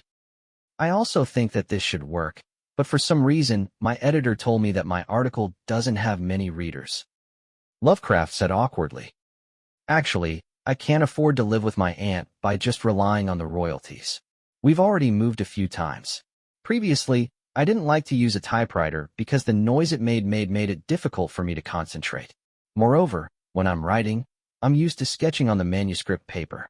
If I use a typewriter, I can't do this kind of thing. Lovecraft sighed. But now, in order to pass more manuscripts, I'm also trying to type on a typewriter. After all, we've moved several times. If we move again, I'm afraid we'll have to go to the slums. This will be a good start, Zhang Heng said. I hope so. A smile appeared on Lovecraft's pale face. Then, as if he had thought of something, he opened the drawer of his desk. He took out a half-empty bottle of red wine. I didn't expect a guest at home, and I wasn't prepared for it. This is my grandfather's red wine. At the time, my family was quite prosperous. I used to live in a large mansion surrounded by servants, but now, all I have is this bottle of wine. Lovecraft said with a self-deprecating smile. Why are you and your aunt the only family members? Where are your parents? Zhang Heng asked. My father suffered from some mental illness. He had a mental breakdown at a hotel in Chicago, and he died in a mental hospital. My mother, she lived a little longer, but she also fell ill and died. Not long after that, I met my wife in Boston. We lived together for a few years, but eventually, her hat failed, and we divorced. Then, Aunt Annie and I returned to Providence. Suddenly, there was a series of knocks on the door. Then, a strange expression appeared on his face as he muttered to himself. Aunt Annie asked me to go to dinner again. That's weird. She just asked me to go to dinner 15 minutes ago. Do you want to go open the door first? Zhang Heng asked as he took a glass of wine from Croft. No, Aunt Annie will open the door. Lovecraft said. I just need to focus on my work. Not long after he said that, the sound of the door opening came from outside. A dining cart was pushed in. The waiter seemed to have gotten used to the strange situation in the room.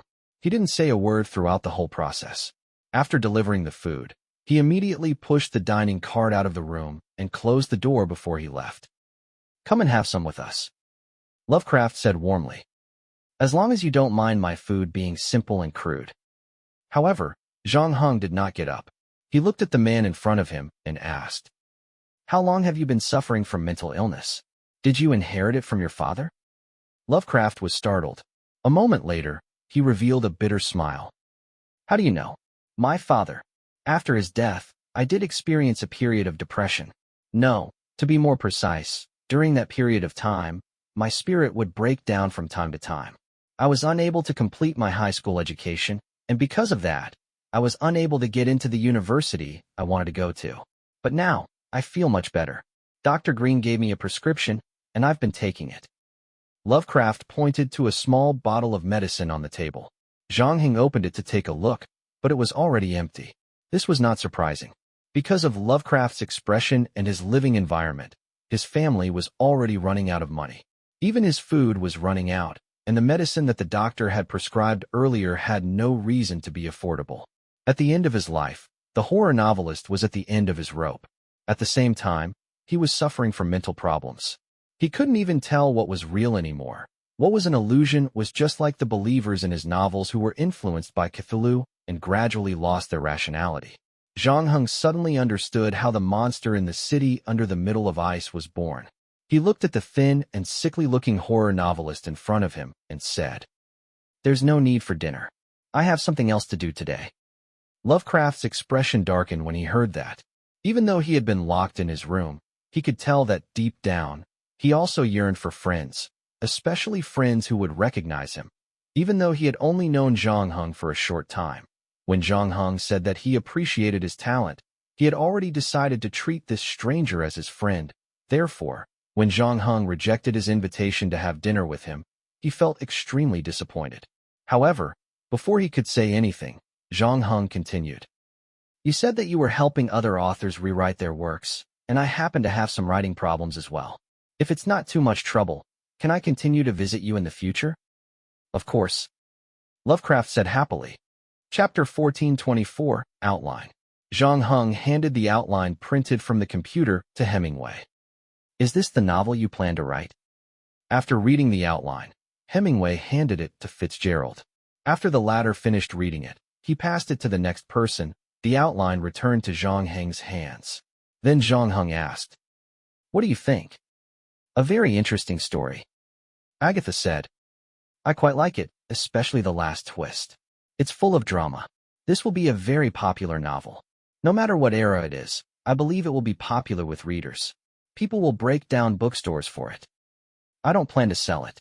I want to put it on the internet for as many people as possible to read for free." "What is the internet?" "The internet is like a giant grocery market that everyone in the world can easily reach," Zhang Heng explained. "It sounds cool, but, it would be even better if writers could earn money from it to support themselves," Dickens said.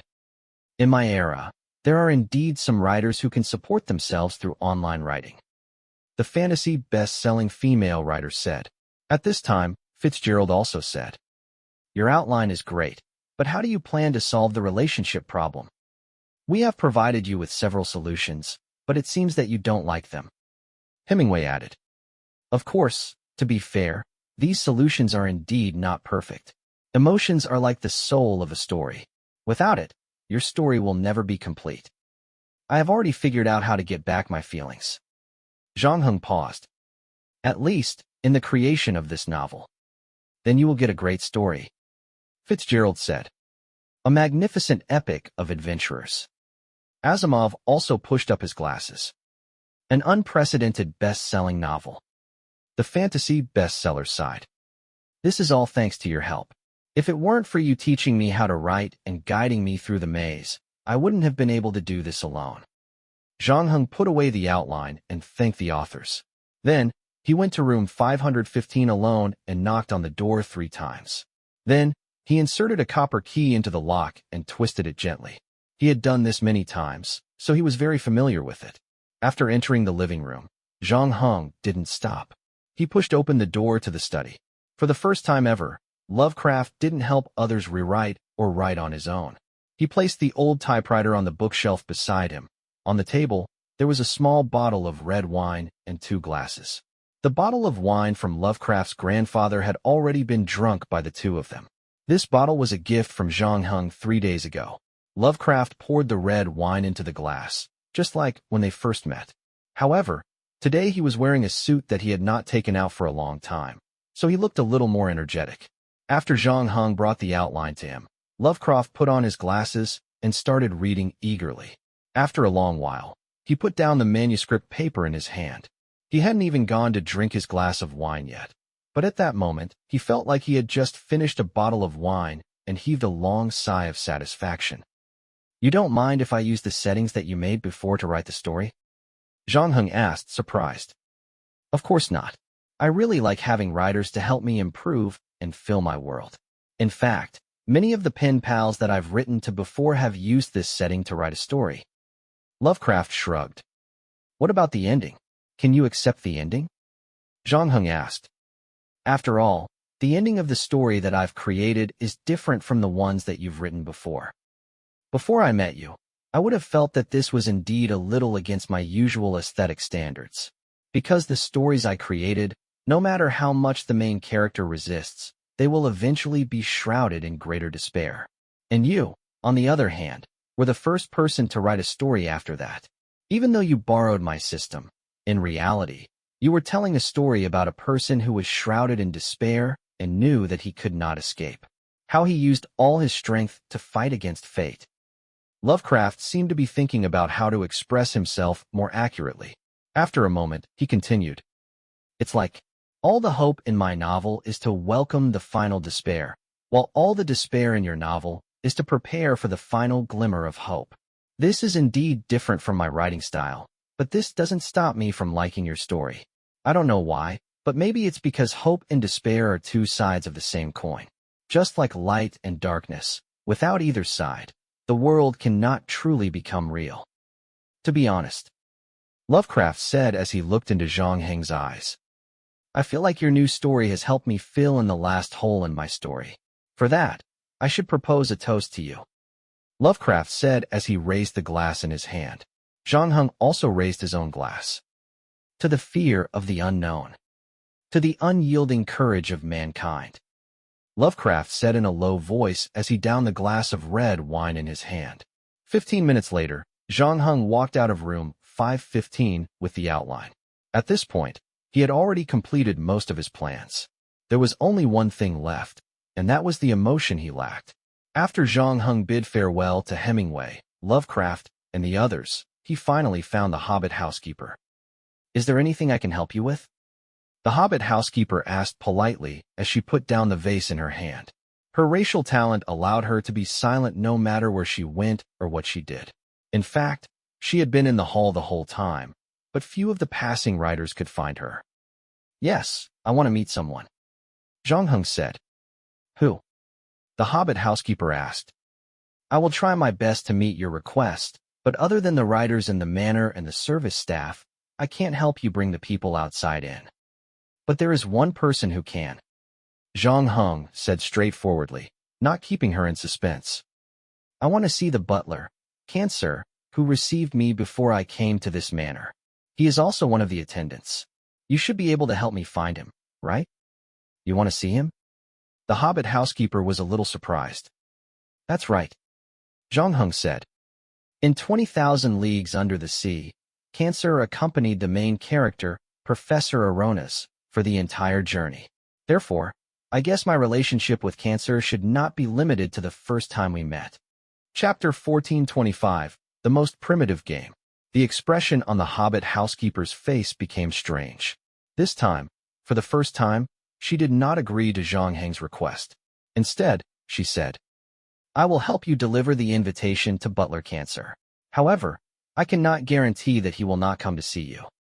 However, before she could finish her sentence, she noticed that Zhang Heng's gaze had changed. He shifted his gaze away from her and focused on a certain spot behind her. There, Butler Cancer, who was wearing a tuxedo, was slowly walking over from the other end of the lawn. The setting sun had coated his body with a layer of afterglow, making him look somewhat sacred. He waved at the female hobbit butler. Thank you, Belladonna. Leave this to me. Hearing that, the female hobbit butler bowed and left. Then, Cancer raised his head and smiled at Zhang Heng. We meet again. That's right. It's been almost a year since we first met. Zhang Heng said. The deductive copy is from Sherlock Holmes, one of my favorite novels. Cancer said. Even though I've always felt that the guy wasn't really suitable to be my roommate, it seems like you're getting along quite well with him. You gave me that pen when we first met. Is it because you already knew what would happen to me after that? Zhang Heng looked directly into Cancer's eyes. I'm not the go. Cancer said. I mean, I'm a god, but I'm not an omnipotent existence. I can't predict the future, but I can certainly lay some foreshadowing at the beginning of the story. As for whether these foreshadowing can be used, to be honest, I don't know. So don't think I'm that powerful. I only know your identity a little earlier than others. On the other hand, I'm curious about you. How do you plan to deal with the current predicament? The feelings in the story? Zhang Heng asked. That's right. Since you told Belladonna that you wanted to find me, you must have found a way to solve the problem. Do you have a way to restore your feelings? No, but I know where the feelings that I lost are. Zhang Heng said calmly. Cancer's eyes were initially filled with confusion, but after a moment, he seemed to have thought of something. His lips twitched, and finally, a look of realization appeared on his face. What are you saying about your past experiences? That's right. Zhang Heng didn't try to hide it anymore and directly stated his request. I want to see those old friends again. They have the feelings that I left behind in them. I will once again collect these feelings and write them into my story to complete the final creation. So that's it. Consul revealed a surprised smile. So this is your final answer? Do you believe that there will be traces left behind? No, wait. The new story you're going to write has the same theme. Could it be that you've already made up your mind to accept that guy's arrival and allow your soul to be destroyed? This is part of my plan. Zhang Heng's expression was as calm as ever, as if he was facing the same problem, It was no different from the problems he had encountered in the different dungeons. They would be solved very quickly. I've asked Isis and Sage, and they both said that the soul cannot be restored after it is destroyed. They didn't lie to you. Consul nodded.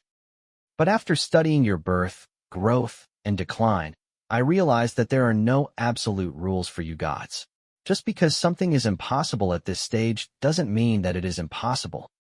As long as the public accepts it as much as possible, then new rules will naturally be formed.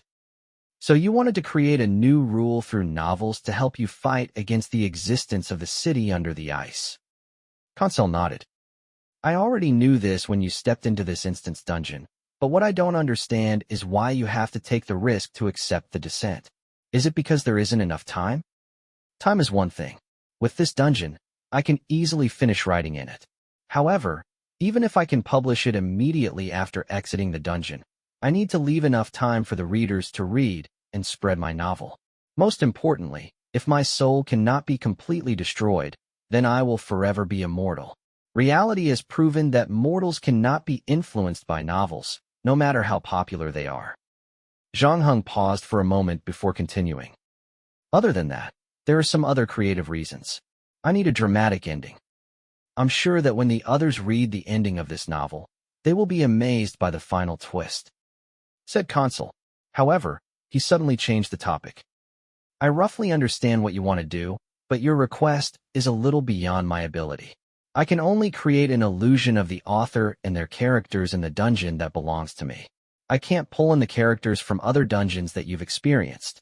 Fortunately, I know someone who can do it. Gam. That's right, but from what I know, he has already repaid the debt he owed you. Even though I know that guy likes you, he's a stickler for rules.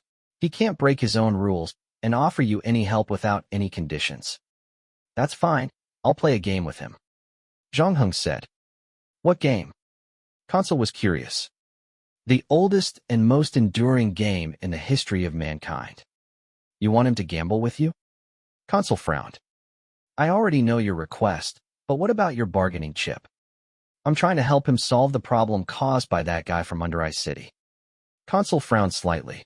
Just as he was about to say something, Zhang Heng continued. Also, I know what his real purpose in creating this game is. I also know that he has been searching for a way to free the gods from the shackles of fate. I might be able to help him with this matter. How can you help? There's an old saying among us humans. Danger is also an opportunity. Game is unwilling to use violence, so he can't really send the gods into his game world. However, if he can't do it, I can, or more accurately, the guy who intends to take over my body can. Are you trying to? Consul was truly moved this time. His mouth was wide open. That's right. If I'm not wrong, the reason why Game suddenly disappeared was because he was disappointed at the restarting of the war between the new and old gods. At the same time, he hoped that his departure would allow the gods of the two camps to reunite under the threat of the master of the Ice City. If that's the case, why not take a step closer? As long as Game appears a little later, I will be able to make all the gods willingly enter the game world he created to take refuge. The so-called proxy war was originally just his excessive plan, wasn't it? He created that unparalleled game with the real purpose of creating a new home for the gods, so that they can get rid of the shackles of fate, and at the same time, they can live in peace with the humans. Chapter 1426, Visitors. A month ago, Zhang Heng discovered that he had an extra 24 hours in his day. The first thing that changed was his watch. It was a Starfish Automatic 3 mechanical watch made by Tiansoa, Switzerland. It had been given to him by his parents in Iceland on his 18th birthday. He had placed an order on Taobao perfunctorily. The seller had delivered the goods, and the address had been filled in by the wrong class. Zhang Heng placed his finger on the keyboard and typed the first paragraph of the novel. His writing skills had already reached level 3, and he had already finalized the outline, so what happened next was completely natural. Just as he finished writing the story that happened in the cafe, someone suddenly knocked on the door. Zhang Heng stood up and walked into the living room. He peeked through the peephole. He saw the two figures standing outside the door, Ed Wilson and Belle Brett. In a corner behind the army captain and the explorer stood a shy, short-haired young man. Unlike the first time they met, this time he wasn't wearing just a pair of shorts, Probably because he was visiting a friend. He was wearing a hoodie. Zhang Heng opened the door. "Welcome. We received a letter from you asking for our help," Belle said with a smile. "We rushed over immediately, but I have to say, this place is quite mysterious. I just had a cup of coffee, and when I woke up, I was already at the manor's entrance." "I was about the same," Ed immediately replied. "But my experience was even more bizarre. I still remember that I was very sick, and after I used all my strength to leave the last sentence of my life, I lost consciousness. When I woke up again, I found myself lying on the ground, and there was a pit beside me, which looked like my grave. Then, a man stood in front of me and handed me your letter, telling me that he could send me over. Oh, right, he also gave me a set of clothes." The short-breasted man was as silent as ever. He didn't say a word, but after the army captain finished speaking, he nodded, indicating that his experience was similar to his. After the others finished speaking, Bale looked at Zhang Heng again and said straightforwardly, "All right, let's continue reminiscing during dinner. First, tell us what you need us to do for you." "It's very simple. I'm writing a novel, and I need you to help me finish it," Zhang Heng said. "A novel? Does that mean my life chicken soup can finally reach its destination?" The army captain's eyes lit up when he heard that. He rolled up his sleeves and looked like he was ready to do something big. Belle and the others stayed at the manor for about a week. With their help, Zhang Heng finished writing the first unit of his new novel. This unit was based on his experience in a beginner's dungeon. Of course, on this basis, Zhang Heng also did some artistic work to make it more popular and convenient to read. After Bale, Ed, and the short-breasted man left, the second wave of visitors knocked on Zhang Heng's door. The Tokyo girl, Amiko, who wore a short skirt and had tiger teeth when she smiled, walked into the living room with the aquatic shop owner, Toya Yosuke, who looked like he deserved a slap in the face. "Sorry to bother you," Zhang sang. Amiko bowed with a red face and said, "My father and I won a mysterious travel prize, but we didn't know you were here until we got on the plane." "Boy, are you the one who played all these tricks? I felt that there was something wrong with the grand prize at that time. I want to warn you not to have any strange thoughts about my daughter." Toya Yashik noticed that Amiko's expression was a little strange halfway through his words. He immediately changed his tone. "But, if you can beat me in a race again, it's not that I can't accept it. Let's talk about the race another time. Actually, there's something I need your help with this time." Zhang Heng bowed back to Amiko. "What is it? You've helped us before. It would be great if we could help you as well." Toya wanted to put on a show when he heard Zhang Heng's request. However, Amiko had already agreed to it. "Actually, I've been writing a novel recently, but I've encountered some difficulties in the process." "Really? You know how to write a novel?" Amiko was pleasantly surprised. "But you said you've encountered some difficulties? What kind of difficulties? My father and I don't know how to write a novel either. We don't know if we can really help you." "We can, as long as you can do as I say," Zhang Heng said. The time flow of 1:2400 made every minute in the real world feel exceptionally long. Zhang Heng did not use up all the time in the dungeon. He had already finished writing the novel on the 2571st day. Around 2460 days later, he sent away the last wave of visitors. However, he was not alone because one of the visitors from before had chosen to stay. It was also with that person's company that Zhang Heng finished writing the end of the novel. When he typed the last word on the keyboard, Consul returned to his room. "You finished writing your story?" Zhang Heng nodded. "But you know that you can't take anything from the dungeon with you, right? No matter whether you print the story or write it on paper, you can't take it out of the dungeon." Zhang Heng didn't say anything. He only took out the Eledward USB drive from his pocket.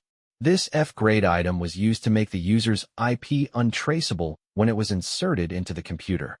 However, many people had neglected the storage function of the USB drive itself. Although its quality was very low and only had an F grade, it was still a genuine game prop. And any game prop could be brought out of the dungeon. Zhang Heng copied the novel he had just finished writing into the USB flash drive. 8 gigabytes of storage space was already a bit small for today, but fortunately, it was enough to hold a novel. As expected, The seemingly unsolvable problems are often hidden in those inconspicuous corners. Cancer sighed. I have no more questions. I'll remind you one last time to be careful of Kronos. He hopes to use you to plot against the master of the city under the ice. If he finds out what you're doing, he'll definitely try to stop you. It doesn't matter. I've already found my messenger. She's a completely invisible person. She's harmless to everyone and has no offensive power. No one will notice her or make things difficult for her, and she'll help me finish the rest after I die. Zhang Heng said. It seems like you've already arranged everything. Cancer glanced at the figure by the window. The figure had been standing there quietly like a floor lamp, not attracting any attention at all. However, Cancer knew that if he showed any hostility toward Zhang Heng, even if it was just a hint, the figure would immediately raise the shotgun at his feet and put a few holes in his head. Since that's the case, then I have nothing more to say. I'll leave the remaining 329 days of this dungeon to the two of you. Cancer whistled and turned to leave. Before he left, he even closed the door behind him. Chapter 1427, Out of Control. The slaughter continued. The panicking gods were like a flock of lambs waiting to be slaughtered, fleeing in all directions under the fangs of wild beasts. They wailed and wept, their distorted faces filled with despair and fear. Once upon a time, they had once dominated this land. Behind every name was a series of brilliant legends. However, in today's story, they were just supporting characters. We can't hold on anymore. Apollo, who was covered in blood, had already retreated to the front door of the villa. 6 of the 7 strings of his 7-string zither had been broken, leaving only the last string. The golden arrows in the quiver on his back had long since been shot empty. However, this was not the most despairing thing. The most despairing thing was that his opponent was actually unharmed. Not only Apollo, but the god of electricity, Hades, the god of guns, and the others were also in a sorry state. Perhaps the only thing that made them feel gratified was that they had been able to stop them during this period of time. The other gods had basically all left safely. Hades held the broken staff in his hand and said, "We have to destroy the tunnel. Otherwise, if he enters the new world, everything will be over. Perhaps we can use explosives to blow up the villa, but I need some time to set up," the god of chemistry suggested. However, before he could finish his sentence, the mustached man standing at the side suddenly said, "Leave it to me. You are almost at your limit. Hurry up and leave. Don't make unnecessary sacrifices." When he said this, Apollo and the others heaved a sigh of relief. No one knew their own physical condition better than them. Just as the mustached man had said, they were indeed at the end of their rope. The reason why they were still holding on was entirely due to their pride. No one was embarrassed to be the first to leave. Since the mustache man was willing to stay behind to finish the job, they naturally had no reason to hold on any longer. They all ran into the villa and pushed open the door to the new world. The man with the mustache, who had been watching from the side, finally moved this time. He waved his hand, and a novel flew from the bookshelf in the villa's study into his hand. It was a book from Star Wars. The man with the mustache flipped through the pages, and in the next moment, a small green-skinned man with pointy ears that was less than 0.7 meters tall appeared in front of him. When his feet touched the grass, he did not pay any attention to the divers around him. Instead, he bowed to the bearded man first. "Go." The bearded man nodded at him. In the next moment, a light sword appeared in the hand of the green-skinned humanoid with pointy ears. The force was injected into the Kyber crystal. A ball of plasma immediately formed a sword blade under the restraint of the magnetic field. The green-skinned, pointy-eared little man easily used this blade to cut a diving diver that pounced on him into 2 halves. There were so many books on the bookshelf, and the bearded man had chosen this Star Wars for a reason. As everyone knew, the vast majority of Jedi warriors had a strong will, especially the leader of the Jedi map, Master Yoda, whose spiritual power was particularly strong. One had to know that under the current circumstances, there were very few characters who could display their full potential. Only a dark nemesis like Yoda was able to move freely. However, even though he could fight against so many of them at the same time, it was impossible for him to defeat the master of the city under the ice with his strength. In reality, Yoda only managed to hold on for less than a minute. He was already being targeted by Zhang Heng. The next moment, his small body suddenly shook, and a pained expression appeared on his face. Although he was still trying his best to wave the lightsaber in his hand, his movements were clearly slower than before. It didn't take long for him to reveal a flaw. He was pounced on by the swarming divers. Following the death of Master Yoda, the Star Wars book in the mustached man's hand also started to burn. At that moment, he was surrounded by the lurkers. He stood alone in front of the villa's entrance. However, his face did not reveal any panic like the other gods before him. Instead, it was filled with emotion. Are we finally entering the final chapter? You came earlier than expected, but thankfully, the time is almost up. Zhang Heng did not answer or react. He was acting as if he had not met the mustached man in the game not long ago. He did not even pay attention to the man with the mustache. Instead, he turned his head mechanically to look for the gods who had fled. In the end, his gaze landed on a certain direction. That was also the location of the door in the villa. It was unknown how his gaze had penetrated through the layers of reinforced concrete. After confirming the direction, Zhang Heng took another step towards the man with the mustache. It seemed like he was going to get rid of this guy blocking the door first. When they saw their master take action, those who were already impatient immediately followed suit and pounced on the man with the mustache. In the end, the man with the mustache suddenly took 2 steps back and opened the door that should have been guarded tightly behind him. At the same time, he made a please gesture, and his body became more and more transparent. Finally, he turned into a streak of light and flew into a certain book on the bookshelf. Zhang Heng ignored the fly that had escaped halfway and continued to walk forward, as if nothing in the world could stop him. He walked into the villa and walked all the way to the door without any obstruction. Zhang Heng did not hesitate. He reached out to push open the door, but the next moment, the second hand on the starfish that had already stopped moving suddenly started to rotate again. The minute hand and the hour hand started to move. Their speed was faster than a normal watch, and they finally stopped at 23:55. This number had a special meaning to Zhang Heng. It was the start of every dungeon run, and it also meant that a new extraordinary experience was about to begin. However, Zhang Heng only turned to look at the starfish on his hand. He didn't feel anything, so he pulled off the watch and tossed it aside. Then, he pushed open the door in front of him. One step, just one more step, and he would be able to enter the new world, completely eliminate all the troubles, and bring destruction to every corner of the world. However, in the next moment, his left foot, which was about to step out, suddenly stopped in the air, unable to move. Zhang Heng frowned. Ever since he took over this body, he had never encountered such a strange situation. The reason was very simple. Because this body was already flowing with his blood, it was a part of him. He entered this body under the name of descending, but in reality, it was more like taking back something that should have belonged to him a long time ago.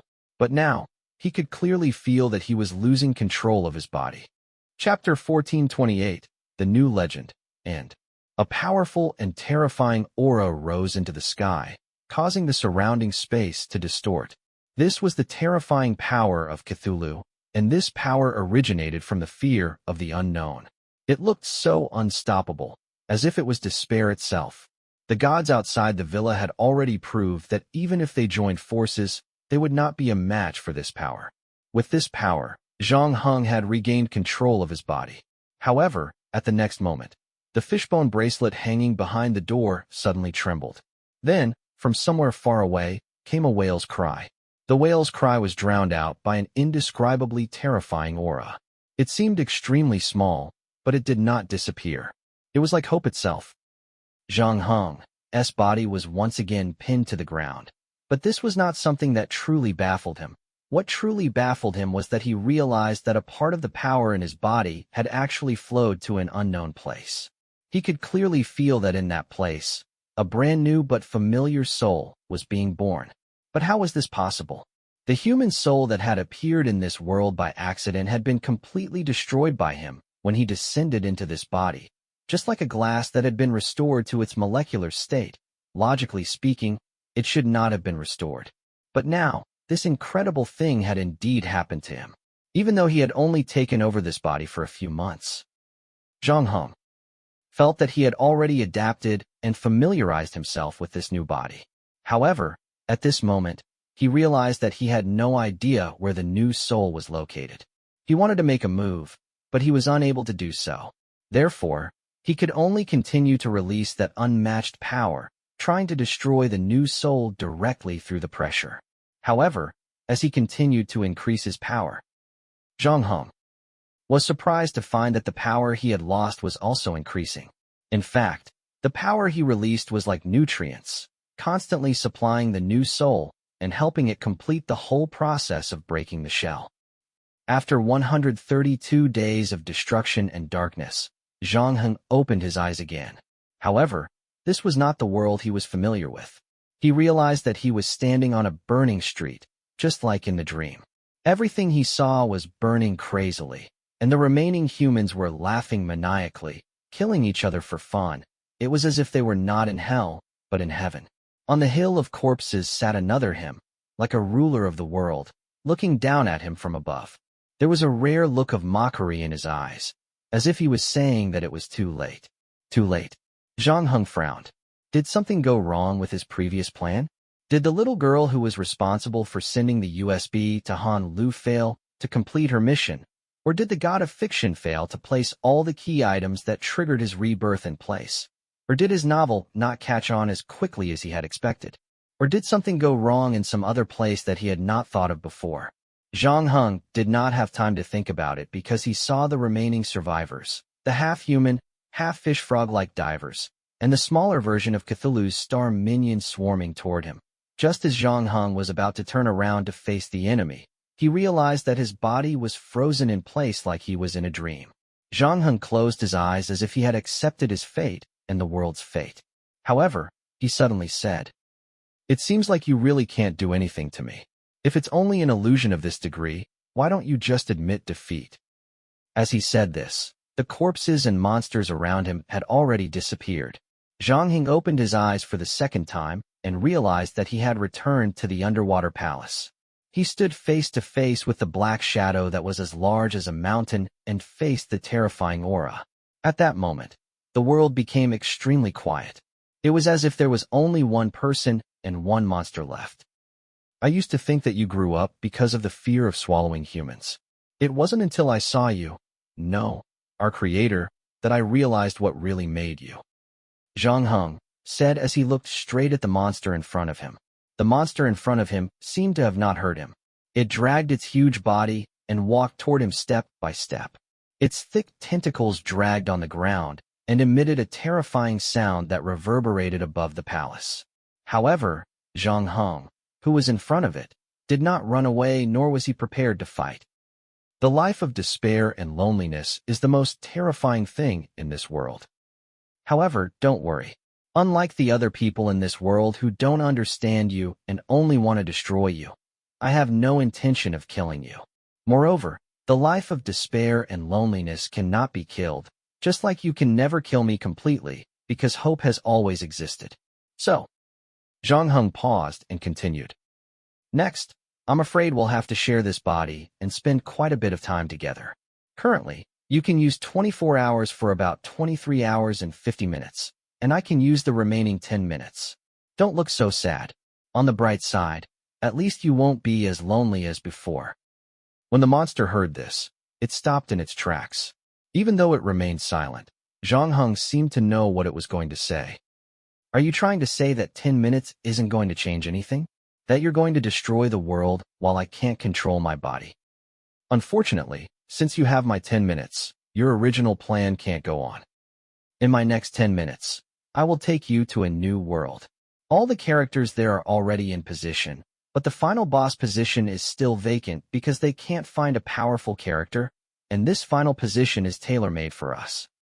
Zhang Heng seemed to have thought of something as he patted his head and added, "Oh, by the way, I almost forgot to mention, although on the surface our time allocation is 23 hours and 50 minutes versus 10 minutes, in reality, my day has 48 hours. So strictly speaking, our time ratio is 23 hours and 50 minutes versus 24 hours and 10 minutes.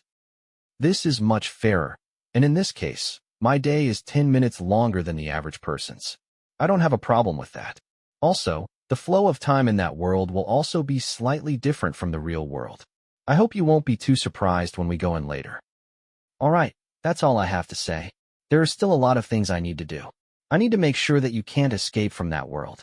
I need to help the other guy appease the old and new gods that were tricked into that world. After that, I need to prepare for the game world to be opened again to welcome players. After all this is done, if there's still time, I'd like to use the rest of my time to meet some old friends. After saying this, Zhang Heng closed his eyes again. Next, let's write a new legend together. Chapter 1429, The Troubles of the Gods, thanks to Alliance leader Fong Dalan. I'm sorry, this area hasn't been opened for the time being. As more and more gods began to explore the area, more and more people received similar notifications. This time, it wasn't just the tarot card god. The other gods' expressions changed as well. Why is this happening? Is it because of Game? We've already reached this point, yet he still wants to scheme against us? What exactly is Game trying to do? Is he trying to imprison us in this godforsaken place forever? Where's Isis? Who was close to her before she came in? We know where she ran off to. The gods were clamoring, trying their best to figure out what exactly was going on. Unfortunately, there were all sorts of guesses, but only a few useful suggestions. At this moment, someone finally noticed the silent Kronos, who had been watching coldly from the side. He said to him, "God of Time, do you have any good suggestions for our current predicament?" "Wait." Kronos opened his mouth and spat out a word. "Wait. Wait for what?" Hercules frowned. "That fellow from Under Eye City is still behind us. We don't know if the god of novels will be able to successfully destroy that door. Let's hurry up and find Gam or Isis. At least cut off the passage before we talk about anything else." Hearing this, Cronus snorted coldly. He originally did not want to explain further, but seeing that there were other gods looking over, he understood that if he wanted to leave this place in the future, he would need the help of others. At the moment, he had to unite all the forces that could be united, so he patiently continued. Since Game has already done this and has schemed against all of us, it is impossible for him to be completely unprepared for the situation outside the door. His relationship with the god of novels is extraordinary. Whether it is here or outside, there must be some arrangements. Moreover, we are now in his territory. There is no other way except to wait. Hercules' brows relaxed slightly. He had to admit that Kronos' words sounded reasonable, but he still couldn't help but ask. Then how long do we have to wait in this damn place? A day, a week, or a month? If Game doesn't come looking for us, then wouldn't we have to wait until the seas run dry and the rocks rot? Although the situation you mentioned might happen, the probability is very small. Kronos said. Game is not a madman like Seth. There is a strong logic behind everything he does. Just by looking at the decorations of this place, we can see that this is just an area similar to a transit station. Under normal circumstances, we won't stay here for long.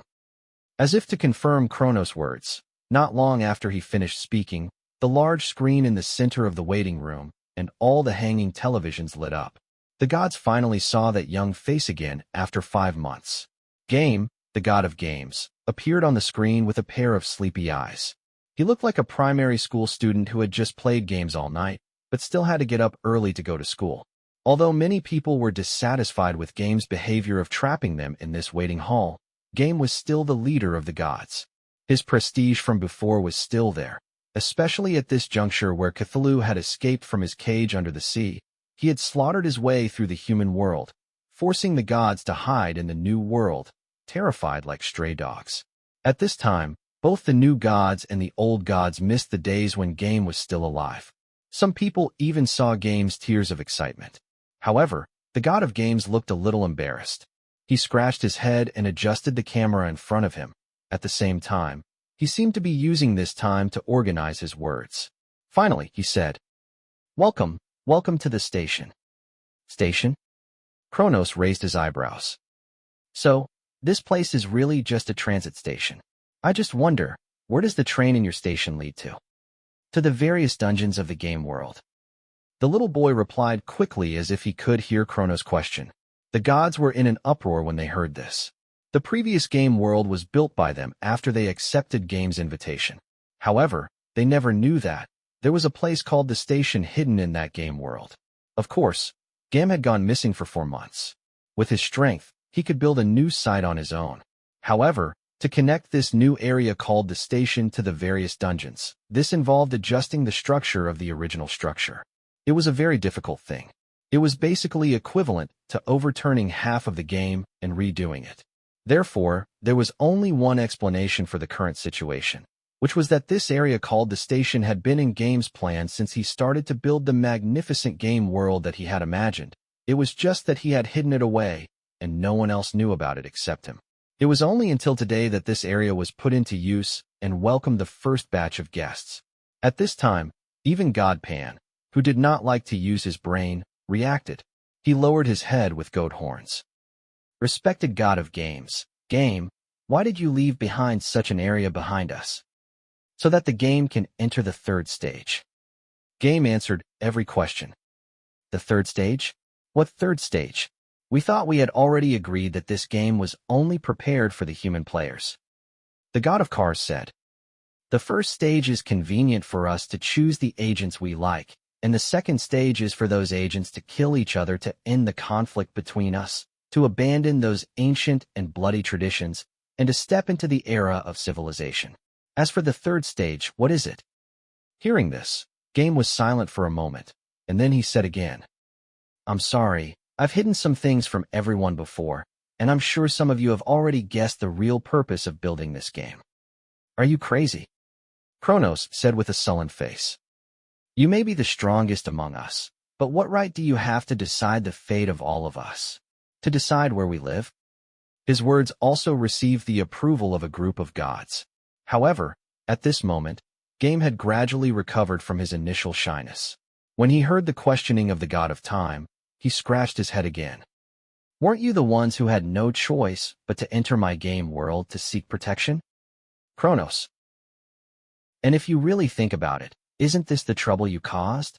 Kronos, it was you who brought that human out of the city under the ice and made him your agent. At the same time, you kept his true identity hidden. Chapter 1430, The Troubles of the Gods 2. Thanks to the naive and innocent Go. Kronos was speechless. Indeed, when he brought Zhang Heng out of the city under the ice, it was equivalent to helping the world solve an imminent crisis. However, now that the gods had fallen into such a tragic situation, it was also related to him. Outside the mansion in Pluto, the gods were all mourning for having to leave their homeland. No one was in the mood to settle old scores with him. When they reached the station, everyone was busy figuring out the current situation, so naturally, they couldn't care less about him. Until now, Game, who had been missing for 5 months, showed up again. Everyone regained their backbone. Their previously tense nerves relaxed a little, and they began to plan for their future lives. In addition, Kronos had taken the initiative to lead the conversation here. Only then did the gods remember which bastard had tricked them into such a state. Thus, everyone's gaze towards Kronos immediately became unfriendly. Kronos knew that he was in the wrong, and he could not refute it. In fact, the reason why he did not want to enter the new world with the other gods was because he did not want to be blamed for his previous actions. However, he did not have a choice when his life was in danger. Kronos knew very well that the reason why no one was looking for trouble with him was because the huge shadow of Cthulhu had always shrouded everyone. Once he got rid of the threat of the monster, he would be punished sooner or later. However, Kronos did not expect this day to come so quickly. It was also his fault. He had guessed what Game was trying to do and was too angry. He could not hold himself back for a moment, causing trouble to come out of his mouth. He knew that what he said next would be meaningless. It would only attract hatred towards himself. Therefore, he wisely chose to shut up and not speak anymore. However, he also believed that he was not the only one who could see what Kronos was trying to do. With him starting it, there would definitely be others who would follow up. Kronos' guess was not wrong. Although the gods were very unhappy with what he had done previously, everyone still tried their best to suppress the anger in their hearts and turn their attention back to the current situation.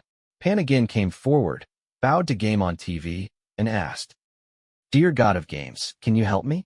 I'm sure you have your reasons for building such a unique functional area. Of course, said Game, nodding.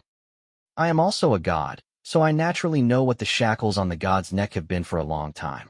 Each of us has our own destiny, but this destiny is not chosen by ourselves. It has long been written into those legends and heroic poems. Even for a new god like me, who was not born for too long, our destiny is decided by the common will of most humans. It has something to do with everyone in this world, but it has nothing to do with us. This is the same whether it is the new god or the old god. Game successfully made the gods in the station fall into silence. Apparently, what he said just now had also hit the bottom of everyone's heart, but after a moment, Apollo, the sun god, who looked a little embarrassed, raised his head again and said, "This is a curse that each of us is born with, and it is also the source of our strength. We have nothing to complain about. We have lived like this for thousands of years. It is not that no one has tried it before, but the facts have proved that we cannot change our fate by ourselves. I thought that this was already our consensus." You're right. In this era, even my old friends, the god of novels and the god of new media, are unable to directly change their own destinies, let alone others. The only person I know who successfully changed his own destinies was also the one who made all the arrangements when he was still a human. Game admitted, but then he changed the topic. But that's all in the real world. In the game world, we can move freely. This has been proven repeatedly in previous dungeons. Are you referring to the dungeons that we created to select agents? The Evernight goddess Nyx stepped forward and asked. We can indeed influence the direction of the dungeons to a certain extent there. So what do you mean? Do you want us to live in your game forever? But if this goes on, we will be forgotten by the humans sooner or later. For a long time, we have always been symbiotic with the humans. We satisfy their prayers and wishes, and they offer their faith and worship to us.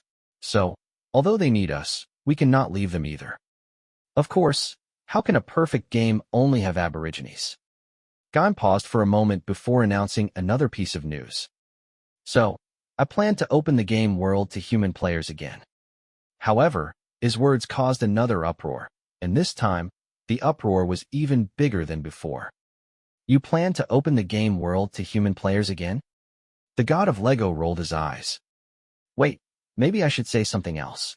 Do you plan to open up the game world again to those humans who have been corrupted by the spirit of the master of the city under the ice? For what? So that guy can come in and kill us all? Don't worry, the outside world will not be destroyed, said Gaimo. It would have been fine if he had not said this, but once he had said it, the gods immediately exploded. Because to put it bluntly, the reason why everyone was willing to stay here and discuss the possibility of living here with GM was that the world outside was about to be destroyed, so they had no choice. Otherwise, as gods who had lived outside for hundreds or even thousands of years, they naturally didn't want to give up everything they had on that piece of land. Meanwhile, Game seemed to have expected such a reaction from the gods. He patiently waited for the chaos to subside and the gods to calm down before continuing. I said that the outside world will not be destroyed, but the premise is that all of you, including me, will stay here obediently. Why? The god of awakening asked. Although the situation had reached a critical point, he still yawned, looking as if he could fall asleep at any time. Because I need to borrow your strength to leave it in this game world. This time, the person who answered was not Game. When the gods looked towards the voice, the crowd that had finally calmed down began to panic again. No, more accurately, it was panic. Moreover, this panic was growing exponentially, because they saw a figure that they did not want to see no matter what. Chapter 1431, The Troubles of the Gods 3, thanks to President Raspberry Yogurt. The gods in the station were once again in an uproar. At the same time, the crowd in a certain area quickly dispersed, revealing an empty space and Zhang Heng standing in it. Before this, their attention was almost entirely focused on Game on television, so no one noticed when Zhang Heng appeared. However, when they realized that Zhang Heng had also entered the station, many of them could not help but show expressions of despair. A moment ago, they were still unhappy that Game had hidden the existence of the station in order to keep them in the game world. However, in the blink of an eye, they realized that even this outcome had turned into an extravagant hope.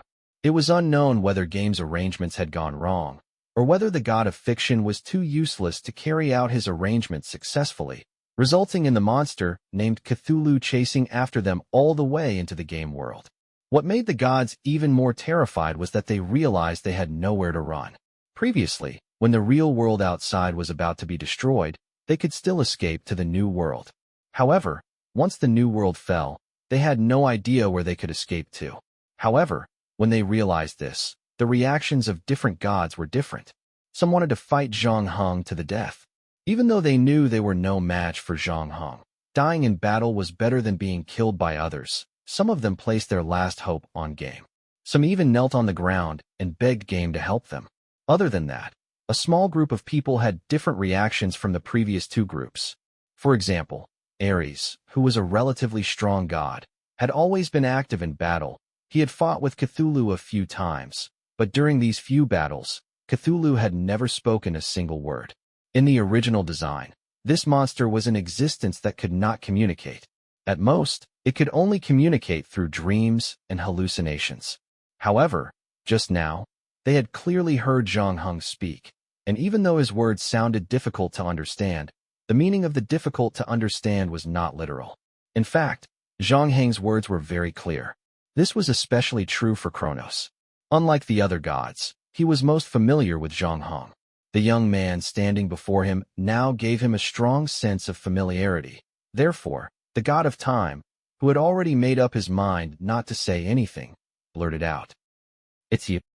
It's me." Zhang Heng said, "Long time no see, Kronos." As he said this, the crowd that was about to lose control finally quieted down. The god's gaze returned to the figure that they had not dared to look at before. "How is that possible? Your soul should have been completely crushed the moment that guy descended." Kronos exclaimed. This time, even the slowest person realized that Zhang Heng was not the same person as the one who had chased after them outside the mansion in Pluto. Even though there was no difference in their appearance, there were even traces of blood on Zhang Heng's body. It was obvious that he was the one who had led the massacre. "I did die once," Zhang Heng said. His gaze swept across the gods present. After a pause, he continued, "But now I'm back. How did you do that?" Kronos was confused, and he asked the questions that were in the minds of the gods present. Zhang Heng did not hide anything. "I wrote a novel, a very popular novel. After my death, it was uploaded to the internet by a friend of mine. It was about all my experiences. So far, more than 9 million people have read the novel. You should understand what this means, and my return is the ending of the novel." "You gave yourself a resurrection ending in a novel to influence reality?" Kronos was shocked. "Wait, but a god cannot interfere with his own fate, even if it is through indirect means such as novels or movies. I am not a god. But humans cannot change their own fate through novels. Otherwise, all novelists can live forever." The code god said as he adjusted his glasses. "I'm not a human either," Zhang Heng said calmly. "I have the blood of Cthulhu flowing in my body." "You can do that?" The Egyptian god Osiris was also shocked. However, he had to admit that Zhang Heng's situation was probably the most unique in the world. He was originally the vessel chosen by Cthulhu, and he had completed the blood exchange early on. If this was to be taken seriously, previously he could be considered an ordinary person with Cthulhu's blood flowing through his body. "So, the monster was killed by you just like that?" Nyx's words also caused the eyes of the surrounding gods to light up. However, she quickly added, "That's not right. Cthulhu cannot be eliminated in the original setting. Furthermore, his story has been popular for decades, and it has already been deeply rooted in the hearts of the people. It's not that easy to change. No matter how good your story is, it has only been published for a few months. If you dare to challenge the rules that have already been deeply rooted in your body and mind, the only outcome is that your novel loses its authenticity, and you lose your only chance of revival." "You're right." Zhang Heng nodded. "I didn't kill him. He's still in my body. In fact, we've temporarily stopped fighting. We share the same body. To be more precise, it takes him 23 hours and 50 minutes. I'll take 10 minutes. However, Just as he finished his sentence, the gods, who had heaved a sigh of relief, felt their hearts skip a beat. One of the gods, who was standing close to Zhang Heng, immediately distanced himself from him. The gods looked at him as if they were looking at a time bomb. Don't worry, the flow of time at the station is different from the real world. Game spoke on the television to calm the tense atmosphere. However, there were still many gods clamoring to leave, expressing that they didn't want to stay in the same place with Zhang Heng for another moment. However, before Game could say anything, Zhang Heng continued. There's no point in leaving now, because once the other guy in my body returns to the outside world, don't expect me to rely on my pitiful 10 minutes to stop him. When that time comes, we'll all die together. What exactly do you want us to do? Just say it. The god of amusement park said. Build a special dungeon for me and help me lock up the guy in my body. Zhang Heng did not keep him in suspense anymore. Chapter 1432, The Troubles of the Gods 4, thanks to Alliance leader long absence. We are now trapped in this area called the station. Can't you let us return to the real world and leave you here alone? A god questioned. No. The person who spoke was not even Game or Zhang Heng, but Zeus. In the previous battle, he had been the main force against Cthulhu, and his divine weapon, thunder, had been destroyed. Therefore, he could be considered the person who understood Cthulhu the best among the gods. The power of this space isn't enough to trap that guy. In fact, if my weapon was still here, I could have destroyed this area. Zeus said with a serious expression. But even if Game couldn't do it, even if we added in the strongest area we could create, we still wouldn't be able to trap him, right? The god of light, Bader, said. That's the theory. Zhang Heng said. Other than the underwater city called La Lei, there's no other place in this world that can completely block his movements. Then what's the point of asking us for help? A goddess dressed in JK said with an unfriendly expression. Me and the other guy who lives in my body. When we use our bodies, the other party is in a state of hibernation, which means that they have no sense of the outside world. Previously, Game and I discussed a possibility. Zhang Heng said calmly. What possibility? I want to recreate the outside world one by one in a game dungeon. Zhang Heng said. I heard from Game that to be as flawless as the previous dungeons, all of you need to work together. Wait, are you trying to trick that guy? That dungeon is the real world, right? The goddess of wisdom, Athena, was also surprised. Even if that guy fell for this trick, he wouldn't be able to trick him for too long, right? After he destroys the world, he'll realize that his power hasn't changed. Naturally, he'll realize that something's wrong. That's right. That's when we need the existence of the second world. Zhang Heng answered quickly, obviously having studied this question for a long time. Second world? As expected of the goddess of wisdom, Athena was only stunned for a moment before she realized what was going on. You want to put another one on top of the real world? We're not going to put another one on. Just to be on the safe side, it's better for us to put a few more on top of each other. Zhang Heng said. It's better to put one on top of the other like a 1,000-layer cake, but remember to leave a door for me so that I can go in and out when it's my time. You only have 10 minutes. What's there to get in and out of? The god of amusement park could not help but roll his eyes. As long as I change the flow of time, 10 minutes can still become very long. Besides, who said I only have 10 minutes to use? Zhang Heng shook the starfish in his hand. Unfortunately, with this watch, the flow of time in that special dungeon can only be set to 1:1. However, this is also good, so that he won't be suspicious easily. The gods looked at each other. They all realized that this solution could indeed work. However, after a moment of silence, someone spoke up.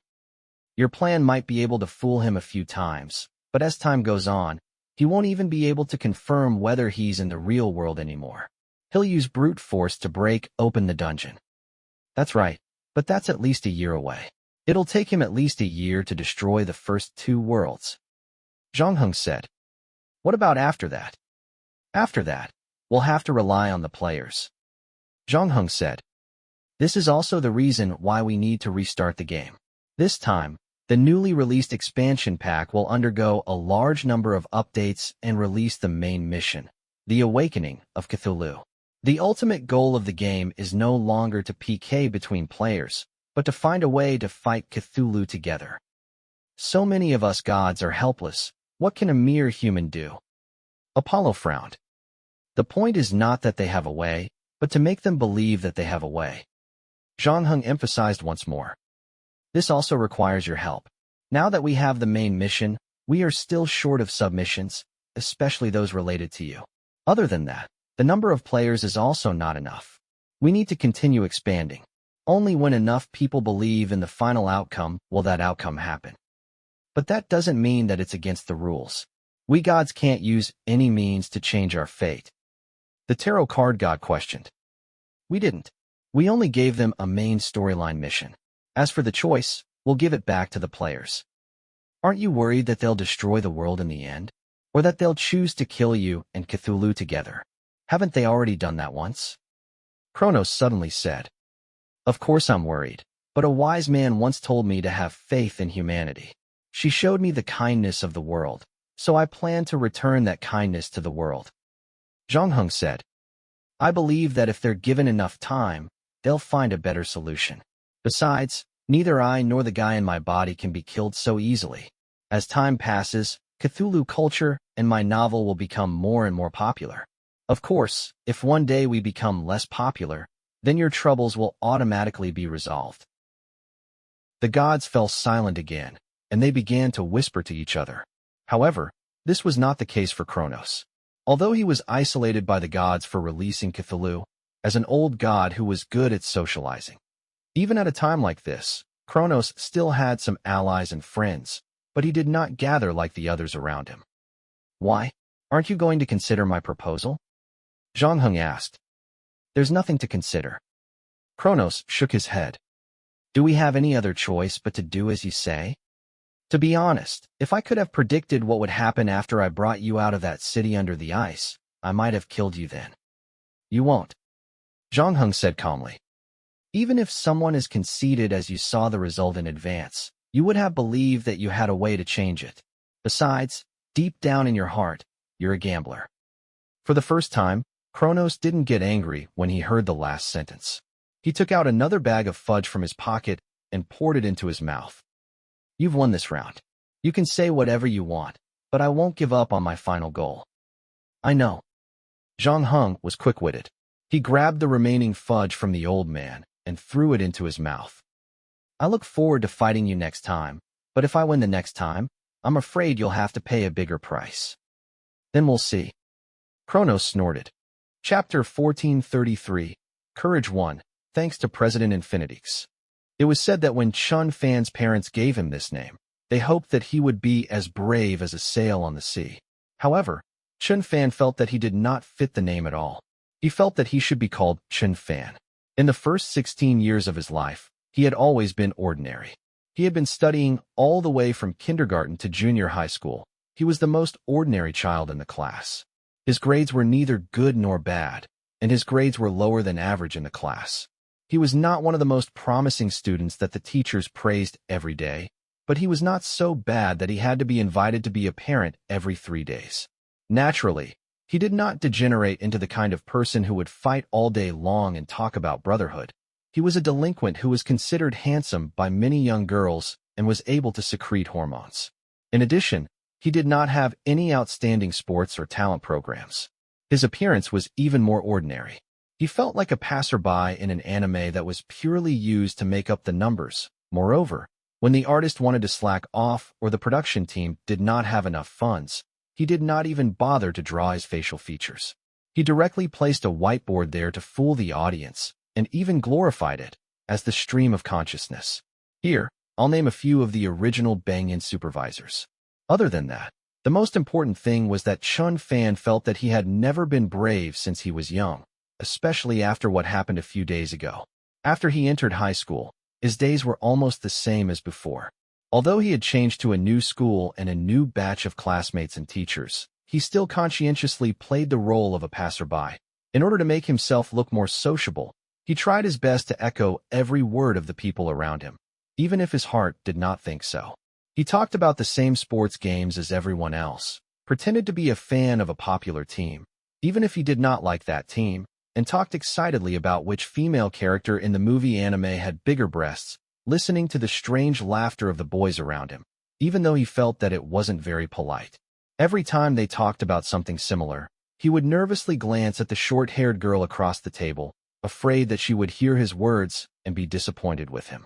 But in fact, Chun Fan himself also knew that the short-haired girl didn't care about what he said, just like how the female lead in an anime wouldn't care if the passerby, who happened to be in the same frame as him, had facial features.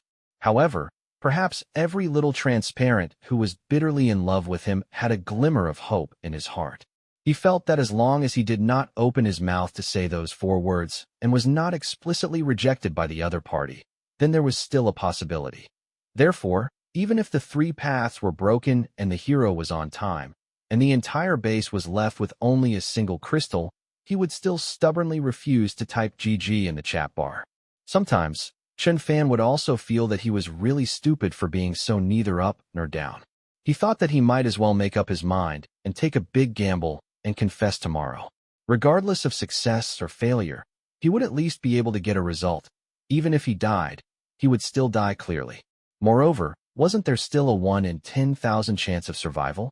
However, he had prepared a love letter, rehearsed the words he wanted to say in front of the mirror countless times, and even thought of how to make the other party stay after school. However, he still did not have the courage to take that final step. Every time things came to a head, he would tell himself that he would go tomorrow, because for passers-by, tomorrow would always be the best time. However, from junior high school to high school, and then when he went to college, the tomorrow that he had been waiting for would never come. Chun Fan felt that he and courage really seemed to be cut off from each other. His parents had given him this name in vain. Recently, a novel called My Day Has 48 Hours had become popular in his class. In order to blend in with the group, Chun Fan had also read it.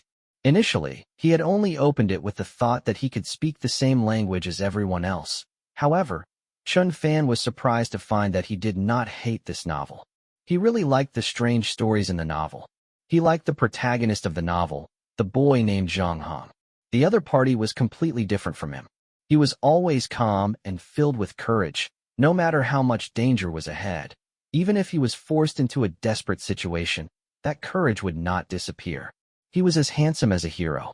Zhang Hong was the kind of person that Chun Fan had always hoped to become. He was mature and reliable.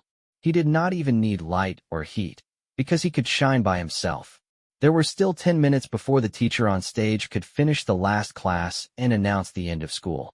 Chun Fan was bored to death and used an automatic pencil to draw some messy lines on his notebook, pretending to be taking notes, but in fact, his thoughts had already drifted to 3 days ago. That day, it was their group's turn to be on duty. Chun Fan, the good guy and a passerby, was the last one to leave that day. He even wrote some homework in the empty classroom for a while. He originally planned to take the bus directly, but when he reached downstairs, he suddenly thought of something and decided to go to the toilet before leaving. And that was also the most regretful thing in Chun Fan's life. If possible, he was willing to pay any price to change that stupid decision. That day, Chun Fan had already gone downstairs, so he went to the public toilet next to the playground. It had just been repaired, and it had a grand design. There were 2 floors in total. The women's toilet was on, and the men's toilet was on the ground floor. It was once nicknamed the Little Potala Palace. Of course, the girls in the school actually didn't like this toilet very much. Although it reduced the risk of being peeked at, they still had to climb the stairs every time they went to the toilet. In the eyes of the school's leaders, they probably thought that young people like them were full of vitality. They probably didn't care about this little bit of road, but in reality, for young people, staying up late was fine. Climbing the stairs, even a few more steps might kill them. Chun Fan was thinking about the short-haired girl all the way. Thinking about how she had talked to the male class monitor a few more times today. Chun Fan had suspected that there was something going on between the two of them, because the short-haired girl and the male class monitor talked more than she talked to the other boys combined. But Chun Fan comforted himself that one of them was the school committee, and the other was the class monitor. It was normal for them to talk about work matters. It was precisely because of his absent-mindedness that he did not notice anything unusual when he passed by the basketball court. There were obviously fewer people playing basketball than usual, and he seemed a little absent-minded. Moreover, one of the basketball racks was empty.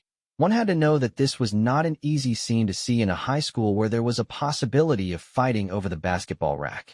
Unfortunately, Chen Fan was not very athletic. He did not usually play basketball. At most, he would run errands to buy water and gas for everyone during the class match. Therefore, he did not notice the abnormality on the basketball court. It was not until he walked to the toilet that he noticed two senior boys standing by the sink. One of them looked fierce and said to him, "Hey, go somewhere else." Chapter 1434, Courage 2, thanks to President Grinding Needle Wellman. Chen Fan felt a little suffocated when he saw the two people in front of the sink, because the other party did not look like a good person at first glance. It was probably those delinquents in school who did not study hard, smoked and drank, and even had dealings with people in society. Chen Fan had seen similar guys go to the entrance of a certain class to block people after class before, or they would bring their little girlfriend and swagger past in the corridor, looking awe-inspiring. Although the vast majority of them would be quickly eliminated by society after the college entrance examination and beaten up, at least during the period of high school, they were indeed on the upper level of the pyramid. In contrast, Chen Fan, who was a passerby, was undoubtedly the floor tile at the bottom of the pyramid. Therefore, when he heard the other side telling him not to use the toilet here, Chen Fan didn't question why it was obviously a public toilet. Why didn't they let him in? Instead, he was very smart and prepared to leave obediently. However, just as he was about to turn around and leave, he heard an excited voice coming from the toilet. "That ball was a mistake. I didn't hit your hand at all. The people around can testify." Chen Fan's body trembled because this voice was very familiar to him. It was Wang Ruizha, his best friend who grew up in the same neighborhood as him. Unlike Chen Fan, Wang Ruizha had been a little hyperactive since he was young. In addition, he had grown to 1m77 at the age of 16. Although his studies were average, his sports results had always been very good. Especially in basketball, he had sharp breakthroughs, three-point accuracy, and a tough defense. Every time he appeared on the basketball court, he would immediately attract the attention of many members of the opposite sex. There would also be girls who would bring him water from time to time. In addition, his looks were not bad either. He was like the flowing maple in the manga Dunk Master. Moreover, this flowing maple wasn't as cold as in the original.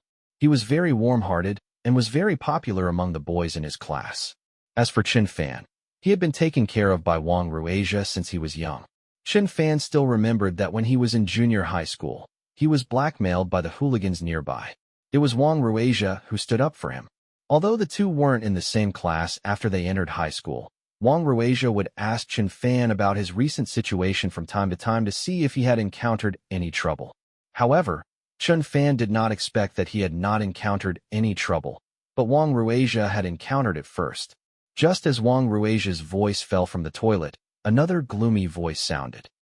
"Kid, it's fine if your actions are not clean, but your mouth is not clean. Didn't we already ask the people around us just now? Everyone said that they saw your thugs. That's because they're afraid of you and your ugh," Wang Ruizha said angrily. But this time, before he could finish his words, he seemed to be hit by a punch and let out a painful groan.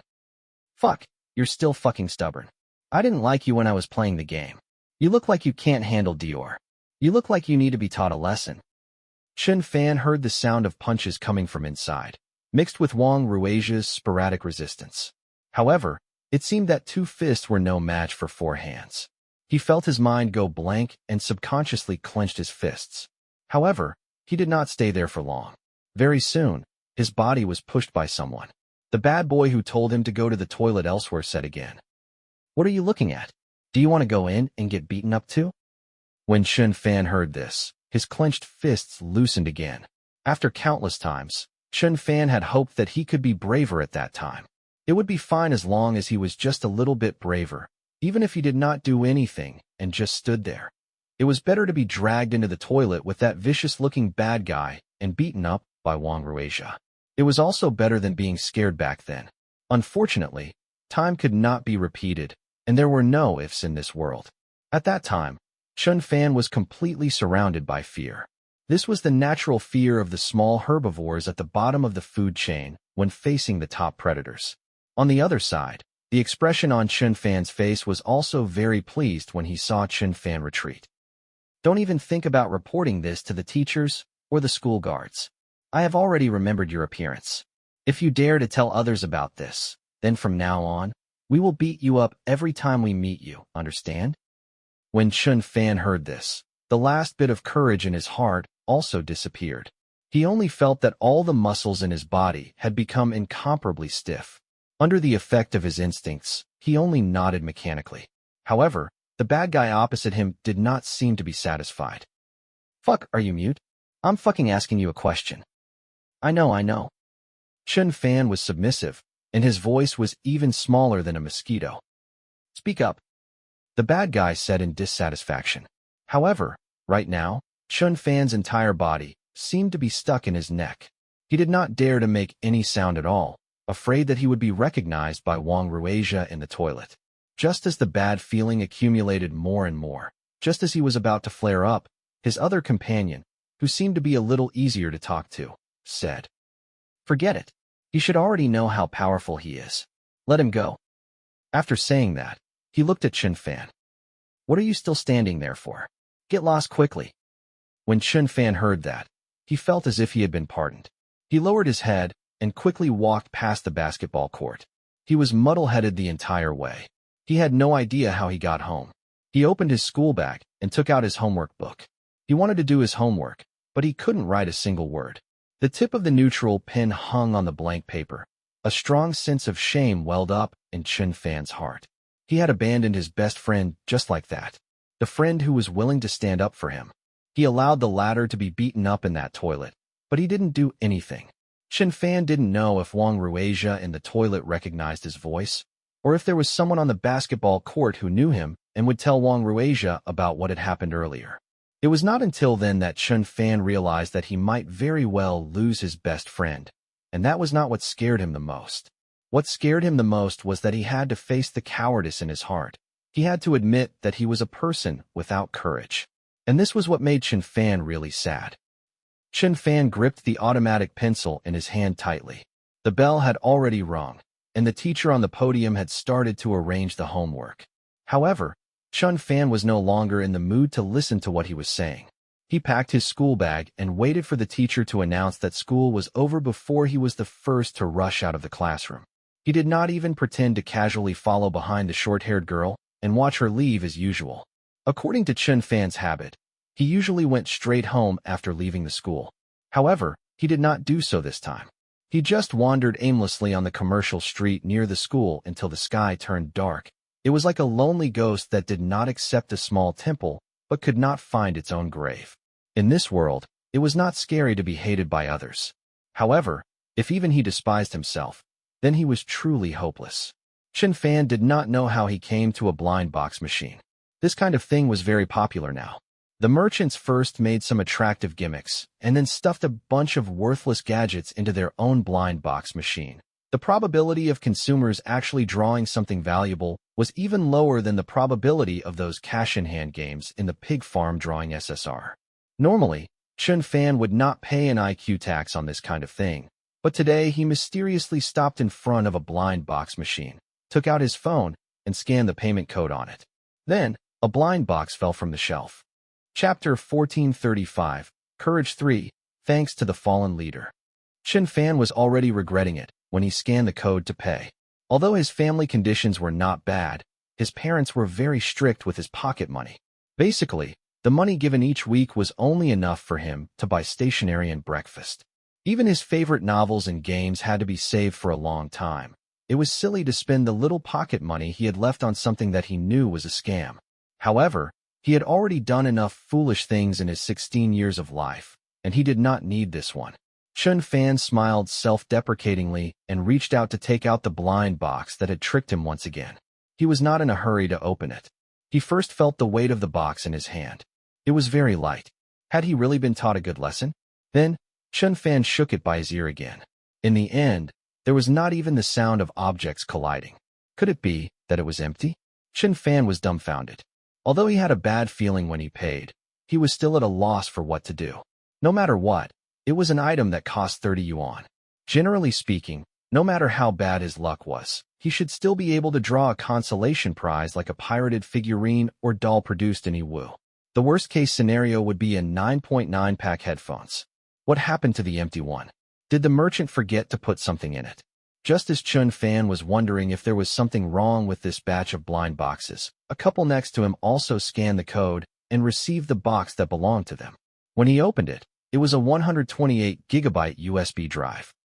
Your luck is not bad, the boy said in surprise. He didn't have much hope for the things in the blind box.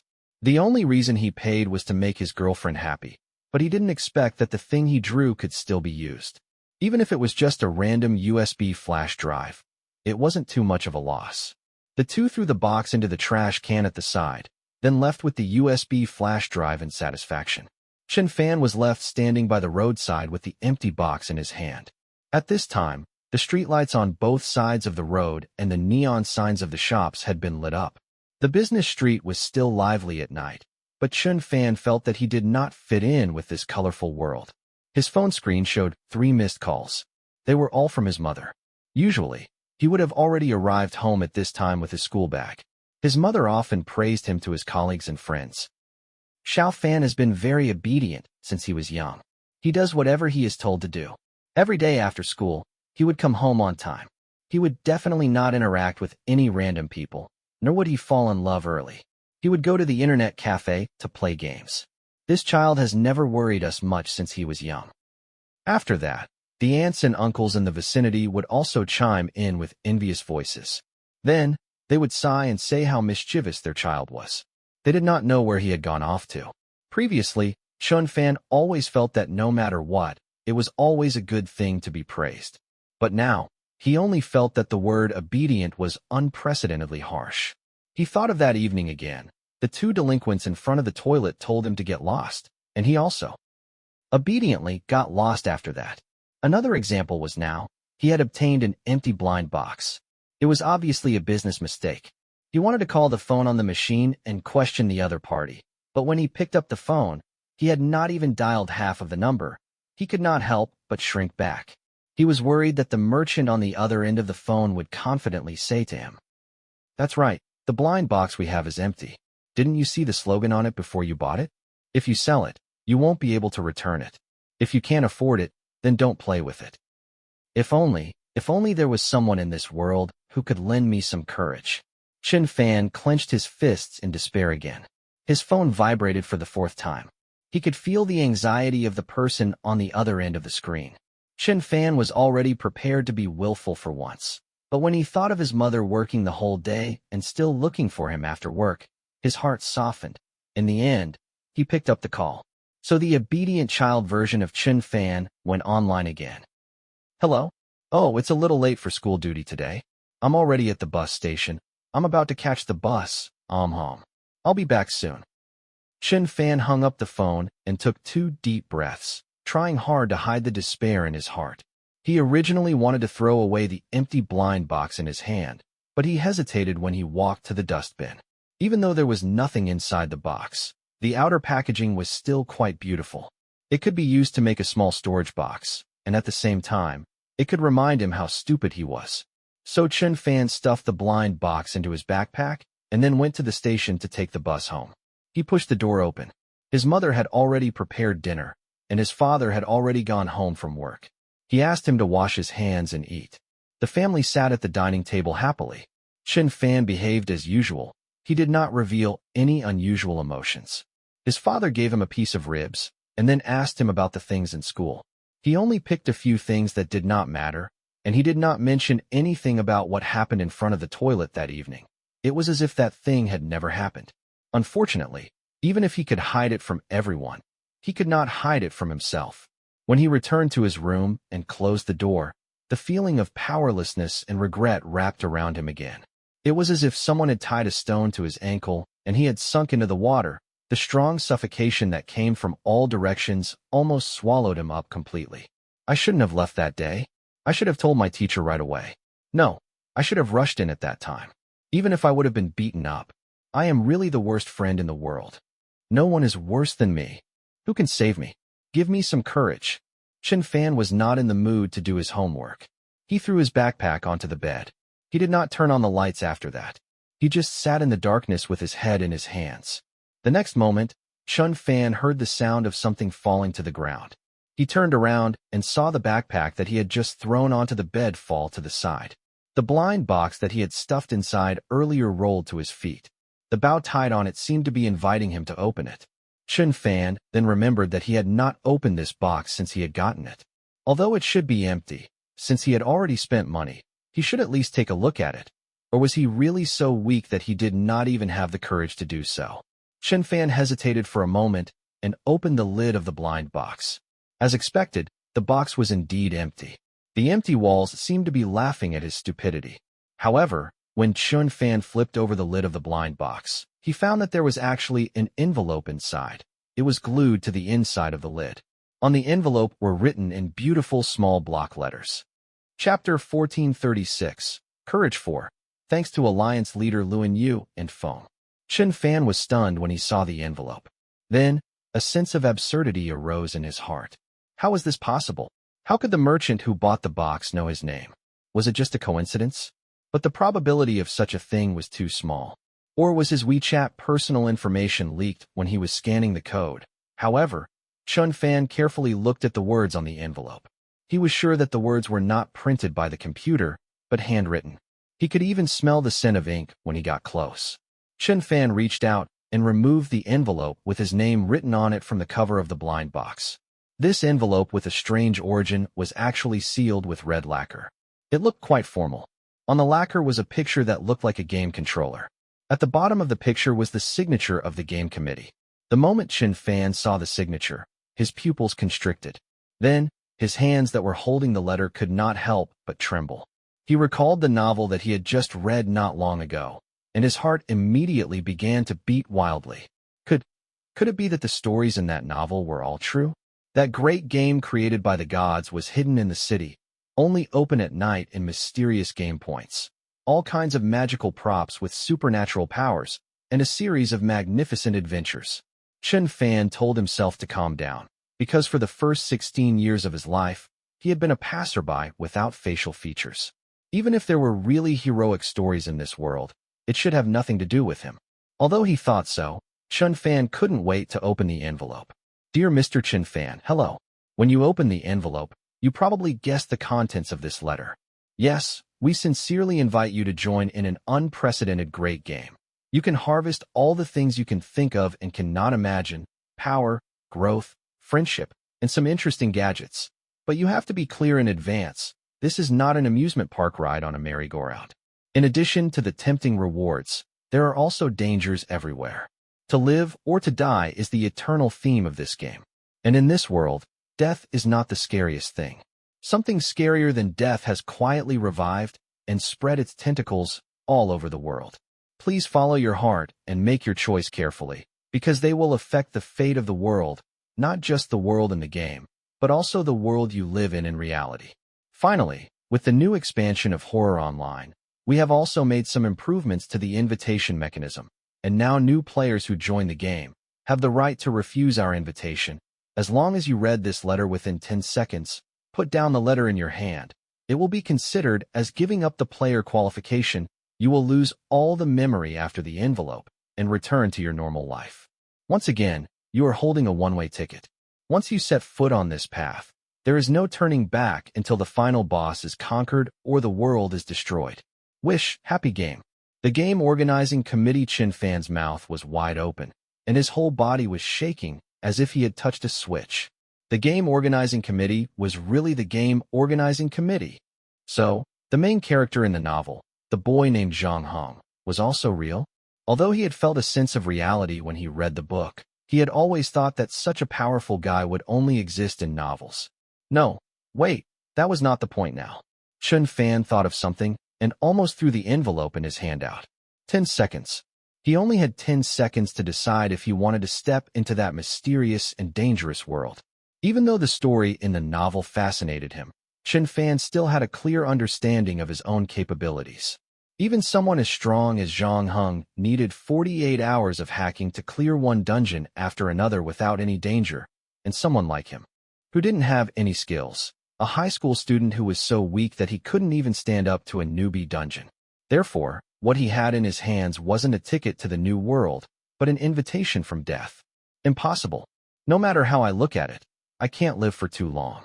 Even in a team game, with the help of teammates, even the kindest and most patient teammates wouldn't be willing to carry a useless burden around with them, especially when it came to competitive dungeons. For other players in the dungeon, he was simply a walking experience bag. Chen Fan felt that he simply couldn't do it. After all, he was a passerby who didn't even dare to provoke the bad guys in school. His position in life was that after those heroes fought hard to save the world, he would offer up his knees, kneel on the ground, and call God NB 6666. He was an ordinary villager who had nothing on his body and was willing to offer up his kidney to drink for the hero. Therefore, although he was very excited about the adventure, the most rational thing for him to do now was to drop the letter in his hand within 10 seconds, forget all of this, and return to his ordinary life. But Chen Fan did not know why. He just did not let go. Was he moved by those skills, or was he dazzled by the variety of game props inside? No, at this moment, Chen Fan thought of that evening 3 days ago. He stood in front of the toilet and found his friend beaten up in the toilet, but he could only pretend not to know him. He lowered his head and left in humiliation and unwillingness. He was willing to give everything, only hoping to exchange for a different choice at that time. But if he was really given another chance to return to that day, could he really make the opposite decision? Or would he be intimidated by the predators at the top of the food chain and lower his head again? Chen Fan suddenly understood what he wanted the most. Therefore, he gritted his teeth and held onto the letter tightly until 10 seconds later. However, nothing happened. Just when Chen Fan was wondering if this was just a prank, his phone vibrated again, indicating that he had received a new text message. Chen Fan opened the message from an unknown number. The content was very simple, but it made all the blood in his body rush to the top of his head. Shu Dao Love Foot Massage Club, Game Point 609, 11 o'clock tonight. Then, Chen Fan put down his phone and saw a row of numbers on his arm. As someone who had read novels, he knew that this row of numbers was his player number. After seeing this row of numbers, Chen Fan finally confirmed that he had indeed become a player. Chapter 1437, Courage 5, thanks to President Hajarwawa. Chen Fan looked at the alarm clock on his bed. There were still 3 hours until 11 o'clock. Then, he took out his phone and used Gaudi to navigate to the foot massage club called Shu Dao Qing. He was surprised to find that the place was actually very close to his neighborhood, only 2 kilometers away. It was less than 20 minutes walk. This was good news for Chen Fan. After all, this was the place he would go every month in the future. As a high school student, he did not have any private means of transportation, although he could take the bus, but if it was too late at night, there was a high chance that he would not be able to take the bus. As for taking a taxi, his monthly allowance was only so small, so he had to save it. So it was better to walk. Walking was the most environmentally friendly. In any case, if he did not have enough money, most of the games would start with the protagonist running around the village on 2 legs with only a pair of underpants. Chen Fan comforted himself this way. However, traffic was not the most difficult problem he was facing at the moment. His real problem now was actually how to get out of the house. As everyone knew, high school students did not fully enjoy their personal freedom, let alone a good child like Chen Fan who had always been obedient and never caused trouble. If he wanted to leave his residence in the middle of the night, there were only 2 ways. Either he sneaked out when his parents were not paying attention, or he had to make up some lie to get his parents' consent. Because Chen Fan's parents both had to go to work, they usually slept very early. However, no matter how early it was, they would not go to bed until 11 o'clock. During this period of time before going to bed, they would basically spend their time in the living room, watching variety shows, and playing with their phones. If they waited for them to wash up and return to the house before going out, it would obviously be too late. Moreover, there was no guarantee that the 2 of them would be able to fall asleep as soon as they touched the pillow. At that time, as long as Chen Fan opened the door slightly louder, they would most likely go out to check. It seemed that if they wanted to sneak out, they could only choose the second path. However, Chen Fan himself was the one who knew his own matters the best. He was the kind of person who could not help but blush when he lied. Moreover, he would not be able to control himself from touching his ears and biting his lips. In short, he could show all of his guilty actions. Moreover, he had been holding it in for so long and still could not come up with a reliable reason. Chen Fan hugged his head and felt a wave of despair. Was he going to become the first player in history to be killed by the organizing committee because he could not reach the game point on time? No. He couldn't give up just like that. There had to be another way. Chen Fan took a deep breath. If Zhang Heng was here, what would he do? Fine. Zhang Heng had wings, so he could fly out. He couldn't use this method, but what about other methods? Chen Fan seemed to have thought of something. Suddenly, his heart skipped a beat. He rushed to his desk, pushed open the window, and looked down. Then, he silently closed the window. Chen Fan lived in a residential area with 16 floors. Chen Fan's house was on the 10th floor. Initially, he wanted to see if he could use his climbing skills to climb down from the window like Zhang Heng. But he didn't have any climbing skills. Even if Zhang Heng's climbing skills were given to him, he wouldn't dare to climb down just like that, because just one look was enough to make his legs go weak. Not to mention, the distance between the windowsill and the windowsill was almost 2 times his height, and the landing spot was pitifully narrow. Chen Fan reckoned that if he really climbed down, he would die on the spot if he was lucky. If he wasn't lucky, he would probably end up paralyzed in a high position and spend the rest of his life in a wheelchair. Just as Chen Fan was overwhelmed and at a loss for what to do, he didn't expect the goddess of fate to favor him for the first time. There was a knock on the door. Chen Fan hurriedly hid the envelope and the blind box under the bed before opening the door. He saw his father and mother standing outside his door, dressed neatly. I just received a notice that something has happened at the office. I have to go and take care of it, his father said. Chen Fan's mouth opened wide when he heard that. However, before he could speak, his mother continued to say, "Your grandmother's water pipe burst. Although I've already asked someone to fix it, she's alone at home now. I plan to go over and take a look. It'll probably be very late by the time I get back, so you'll have to stay at home alone from now on. Do your homework well and go to bed after you're done. Don't play with the computer." Okay.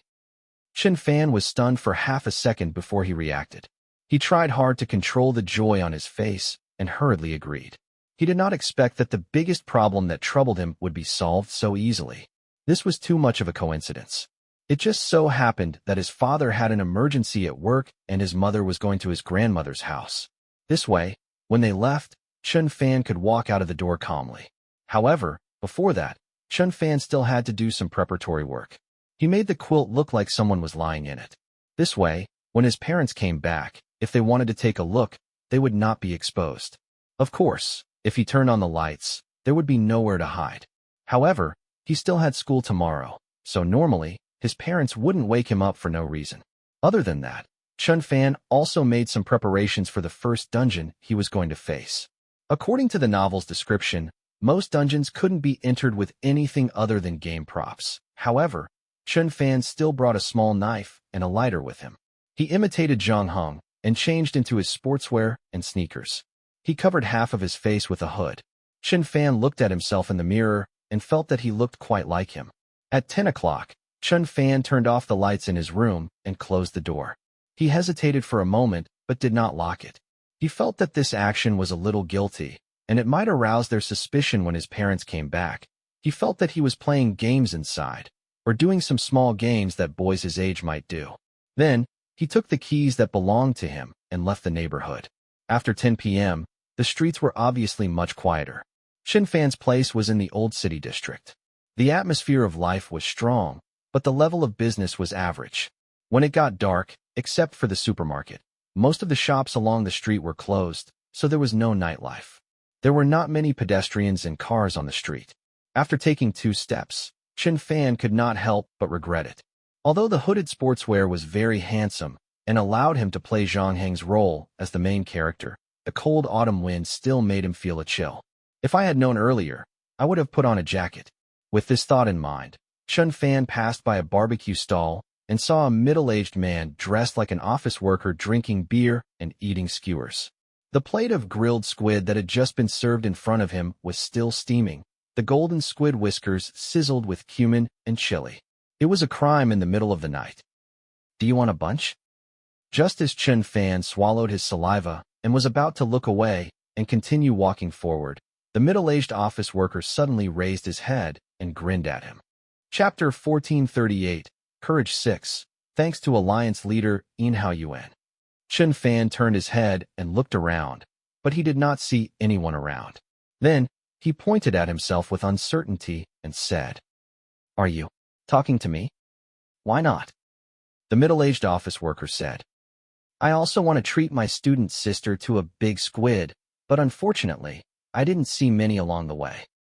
Chen Fan was a little embarrassed. He didn't expect that he would be targeted and accosted by a strange uncle one day. Just as the other party said, he wasn't a beautiful girl. Logically speaking, there was no reason for him to encounter such a thing. From the looks of it, the other party invited him to eat a squid was probably just to make fun of him. At this moment, Chen Fan felt that he was really a failure as a person. It was as if even the office worker uncle, who was a social animal, could see through his weakness and bully him when he had nothing to do. "No, there's no need. I still have things to do." Chen Fan waved his hand. Then, he did not care about what the other party said and lowered his head, preparing to escape from this place. However, the next moment, the middle-aged office worker's words made his body freeze there. "What's the rush? Isn't the game only starting in 30 minutes? It shouldn't take you more than 10 minutes to get to the designated game point from here, right?" The middle-aged office worker said slowly. After saying that, he picked up a skewer of roasted squid from the tray in front of him. Chen Fan raised his head and looked at the office worker uncle in front of him with a stunned expression. He looked very ordinary, dressed very ordinary, and his behavior was also very ordinary. The only difference was that he had an ordinary look on his face. "Ah, I'm coming." This classic, "Why would a salted fish passerby like me have a fortuitous encounter" like the main character expression. I really can't get enough of it. The middle-aged office worker praised and then bit on the squid skewer. You, how do you know?" Chen Fan looked as if he had seen a ghost. "This is just SOSO. Not only do I know where you're going, I also know that your name is Chen Fan. Your address is 1002, Unit 1, Building 4, Ming Yuan Residential Area. I know that 3 days ago, your best friend was beaten up in the toilet, and you were standing outside the toilet at that time, but you could only pretend that you didn't know a person and ran away." The middle-aged office worker clicked his tongue. "I have to say, this behavior is really not loyal enough." Chen Fan's face flushed red. He did not expect that he would actually be naked in front of the other party. Not only was his name and address exposed, but he was also exposed. Moreover, the other party even knew the secret of the person closest to him, who was the most secretive person in his heart. Chen Fan did not know how the other party did it. Could it be that this ordinary-looking office worker had a mind-reading tool on him? "Stop guessing. I just did some homework in advance. Otherwise, why do you think you can get that blind box?" The middle-aged office worker finished the first string of squid in no time and then picked up the second string. "It's you. You arranged for me to get the player qualification?" Chen Fan was a little lacking in courage, but he was not stupid. He quickly reacted. "Wait, so my parents suddenly left home because of you? How is it? Are you satisfied with my one-stop service? Who are you exactly?" Chen Fan's heart rate began to soar again. He felt that he had returned to the evening 3 days ago, when he faced the predator at the top of the food chain. However, the level of the predator this time was probably more than 100 times higher than the previous few delinquent students. The middle-aged office worker did not immediately answer this question. He only pointed at the empty seat on the other side of the table and grinned. "Can you sit down now?" Chen Fan knew that he could not avoid this time, so he could only bite the bullet and sit down. Then, the middle-aged office worker pushed the tray filled with squid in front of him again. "You don't have to be polite with me. Eat more. Please fill your stomach, because you still have a round of dungeons to clear." Chen Fan picked up a bunch of squid tentacles from the tray in a daze. However, the grilled squid, which had initially made him drool, could no longer taste anything in his mouth. Chen Fan only managed to chew a few mouthfuls. After swallowing it, he asked, "Who exactly are you? Are you the god of the organizing committee? But aren't those gods in the game world now?" Indeed, those idiots from the organizing committee were tricked into the game by Game and Zhang Hong. So it seems that none of the newly invited players are agents, but The middle-aged office worker blinked at Chun Fan. Chun Fan didn't know if it was just his imagination, but with this blink of an eye, that pair of eyes that were originally very ordinary suddenly became filled with cunning.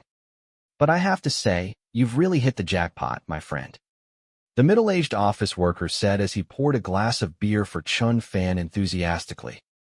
"Not all gods are that stupid, and Zhang Heng isn't the only one who knows how to play the game of resurrection." At that moment, Chun Fan's mind was spinning rapidly. There were many gods who had died in. "My day has 18 hours. Especially after the appearance of Cthulhu, the bento was distributed everywhere like it was free. But to say who died was the most suspicious. There was only one person, especially with that guy's criminal record."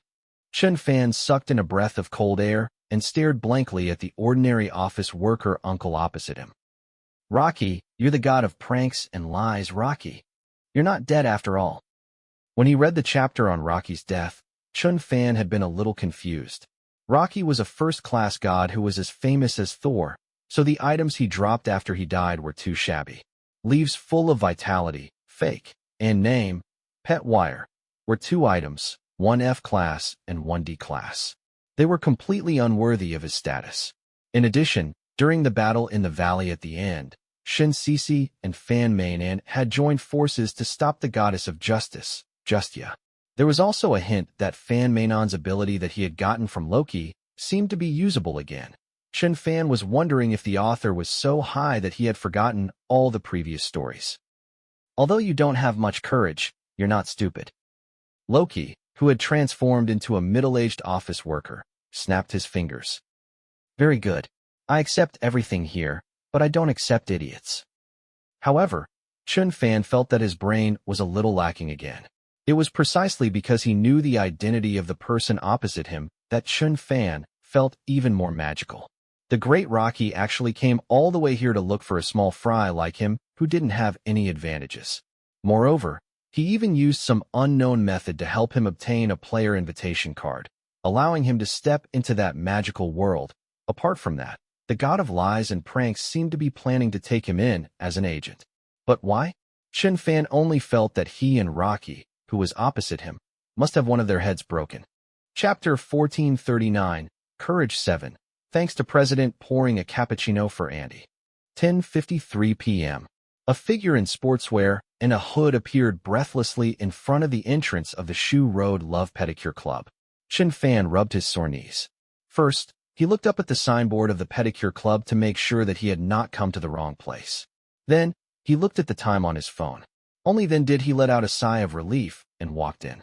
Although Chun Fan tried his best to put on a straight face and try to look more mature and knowledgeable, the truth was that he had only done a few pedicures with his parents, and they had all been to the kind of regular chain stores. Basically, every time he stayed, he would feel pain. And the Shoe Road Pedicure Club was obviously different from the ones he had gone to before. As soon as he entered the door, Chun Fan was a little uncomfortable with the dim lighting. Then, the 2 beautiful women in Cheongsam standing behind the front desk made Chun Fan's face blush again. Then, he didn't even know where to put his hands.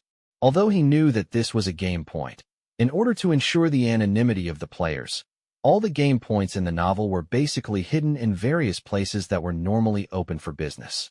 Thinking of this, Chun Fan's actions couldn't help but become even more unnatural.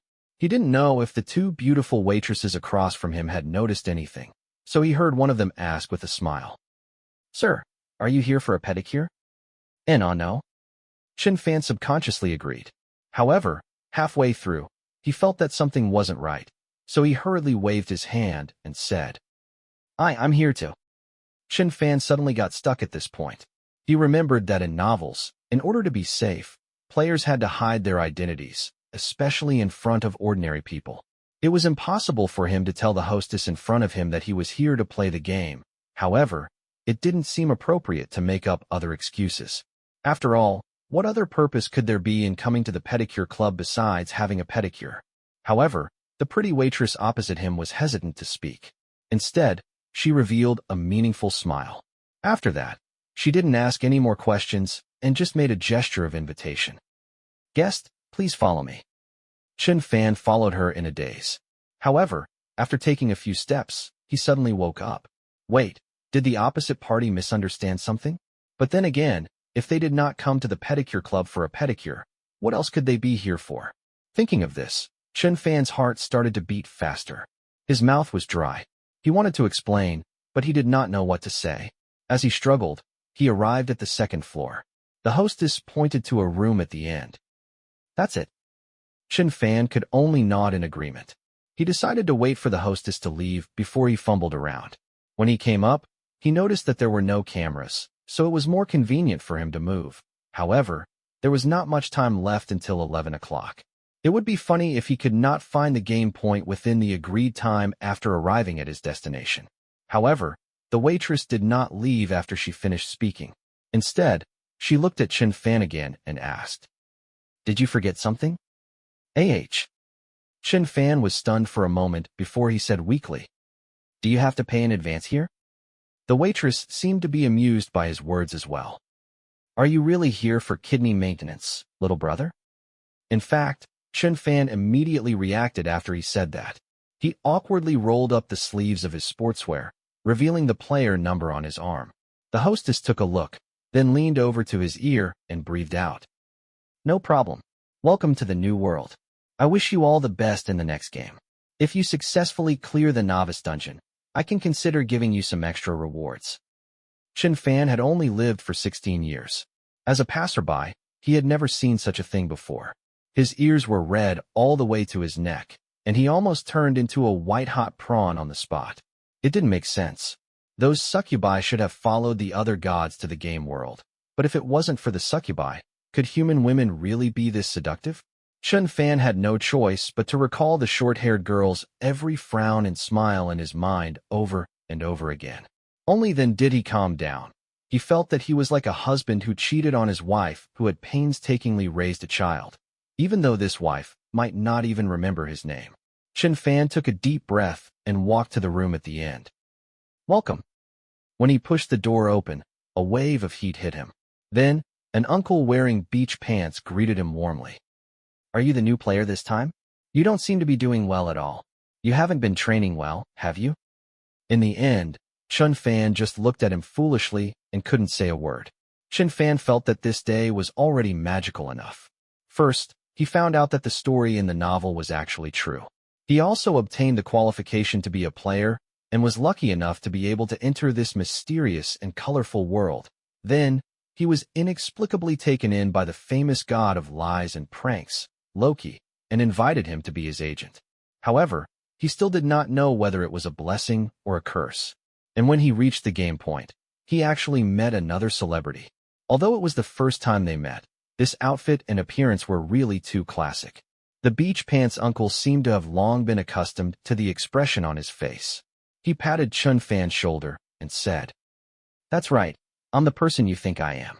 Honestly, ever since that novel became popular, I've become famous for no reason." "Ah, that Zhang Hong. He didn't give me much of a positive description. Actually, those succubi still respect me as a partner. Don't look at how they always contradict me, but we just love and kill each other every day." Yes. Chen Fan nodded his head like a chick pecking on rice, appearing to agree with him. However, as the saying goes, only the same kind of people understand their own kind the best.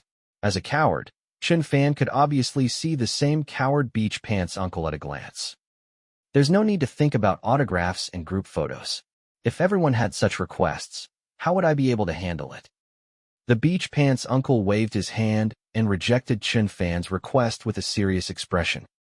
"If you really worship me and earn points, you can just spend a little more here." Definitely.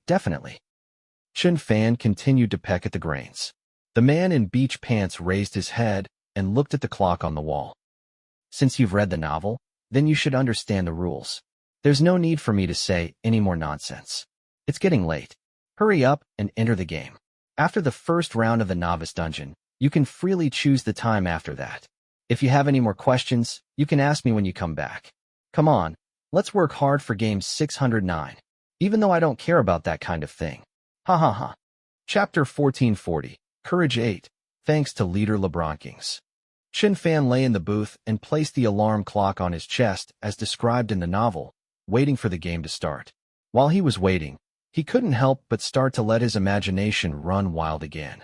Although he appeared to be more decisive than ever when he made the decision, when the time came and he was about to enter the game, he started to act cowardly as usual. Even though he really wanted to be brave and get rid of the background of his life, he even fantasized that he could learn a lot of skills like Zhang Hong. With a bunch of magical items in his hands, he could finally be reborn. He successfully rode his white horse to his goddess and used his most affectionate confession to successfully move her and bring her home. The group of passers-by who were the same as him could only cry out in envy and blessing. However, when his hot head gradually calmed down, Chun Fan could not help but feel nervous again. Although he had great courage and marrying a short-haired girl was his lifelong dream, it would not be worth it if he lost his life, especially since he did not look like he would be able to live to the end, even though he had already gotten the golden finger that Rocky had given him. But the river crab was a river crab. Even if it was equipped with a 6-grid godly equipment, it could not become a hero. At most, it would become a river crab with a 6-grid godly equipment. Some things were written in DNA and could not be easily changed. Chun Fan thought of the words that the beach pants uncle had just said to him. On the surface, it sounded very warm, but he gradually came back to his senses. He suspected that the other party had skipped the rookie's routine explanation and only allowed him to ask any questions when he returned. It was simply to slack off. The beach pants uncle had clearly seen through his nature as a passerby and did not think that he would be able to survive the rookie dungeon, so he did not even introduce him and successfully saved his own saliva. Should he say that he was indeed worthy of being a member of the same species? Sure enough, the person who knew the most about cowards in this world was still a coward. However, even river crabs had survival instincts. Chun Fan silently clenched his fists. Even if he was going to lose, he had to at least survive the beginner dungeon. Otherwise, wouldn't it make a guy like the beach pants uncle snicker? He was proud of his success in fishing. Perhaps in the future, when he was courting girls, he would use this kind of thing to brag and make his female companion happy like a joke. With the bad character of the guy in the novel, this kind of thing would definitely happen. Other than that, Chun Fan also thought of his parents. He thought of how sad they were when they returned home and found out that their only son had died. Chun Fan wanted to continue thinking, but the next moment, the alarm on his chest rang. A sense of dizziness assaulted him. Player identification verified. Verified. Randomly selecting a new player dungeon for player number 30,029. Extraction complete. The current dungeon is surrounded by enemies. The king has left his throne for some time. His enemies are beginning to stir. They are coming from all directions again, trying to completely destroy everything he has built and left behind. Can this vast sea still accommodate a group of people who are chasing freedom? No one knows the answer, but danger is indeed approaching. Mission objective: survive for 60 days. Mode: single. Time flow rate: 480. 1 hour in the real world is equivalent to 20 days in this game. After 60 days, players will be forced to return to the real world. Friendly reminder: the game will officially start in 5 seconds. Please get ready. Chun Fan hurriedly listened to the background introduction of the beginner's dungeon. Then, before he had time to think and analyze the information points used, he was immediately stunned by the next mission mode. Although Zhang Hong, in My Day Has 48 Hours, had a single row as soon as he entered the beginner's dungeon, the book later explained that it was only because he was special. Normally, players would play the game as a team. At first, the teammates were randomly assigned, but after the first dungeon, the players could continue to play with the teammates they met for the first time. They could also look for new teammates to form other teams. Because everyone didn't have 48 hours in a day, they could use the long quest time to make up for the shortcomings of the single-player game. Players with different skills could also make up for their shortcomings by forming teams. Moreover, Chun Fan had a clear understanding of his own position. His only chance to clear the dungeon was to find a Dalao and cling tightly to his thick legs, turning into a leg accessory. The current single-player mode was undoubtedly bad news for him. This meant that he could only rely on his own strength to play the game. In other words, it was a dead end. Why did this happen? I'm not the main character. I'm just a passerby. Why did you suddenly give me the treatment of a main character at such a time? You have to know that I've never enjoyed the benefits of a main character since I was young. Now, I have to face the game difficulty unique to the main character. Isn't this too unfair? Unfortunately, the system could not hear Chen Fan's wail and protest. After 5 seconds, Chen Fan arrived in the game world. He appeared in a cramped wooden house. Judging from the stench and the shaking floor, more accurately, he should be in the cabin of a ship. Everything in front of him seemed particularly real. Chen Fan couldn't understand that he was in a game.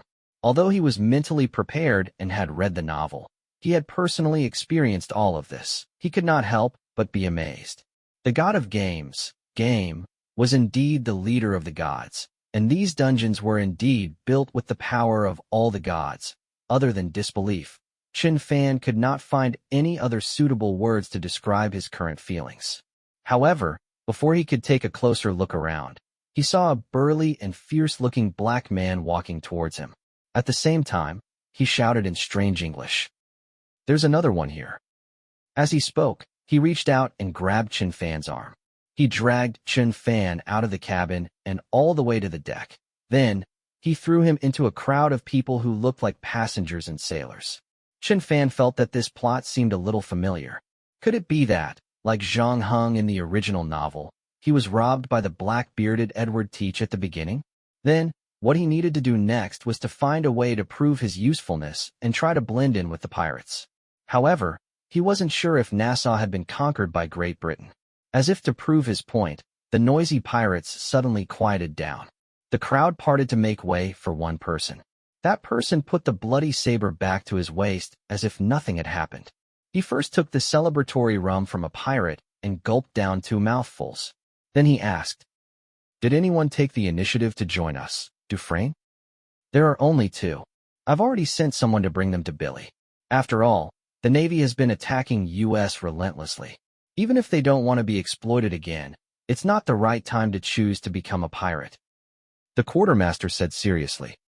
"Heh, 2 then. We want warriors who can truly fight. It's useless to recruit cowards and cowards," the person said. However, halfway through her words, she saw a young man among the captives looking at her with a dull expression. "What are you looking at? Haven't you seen a woman as a captain?"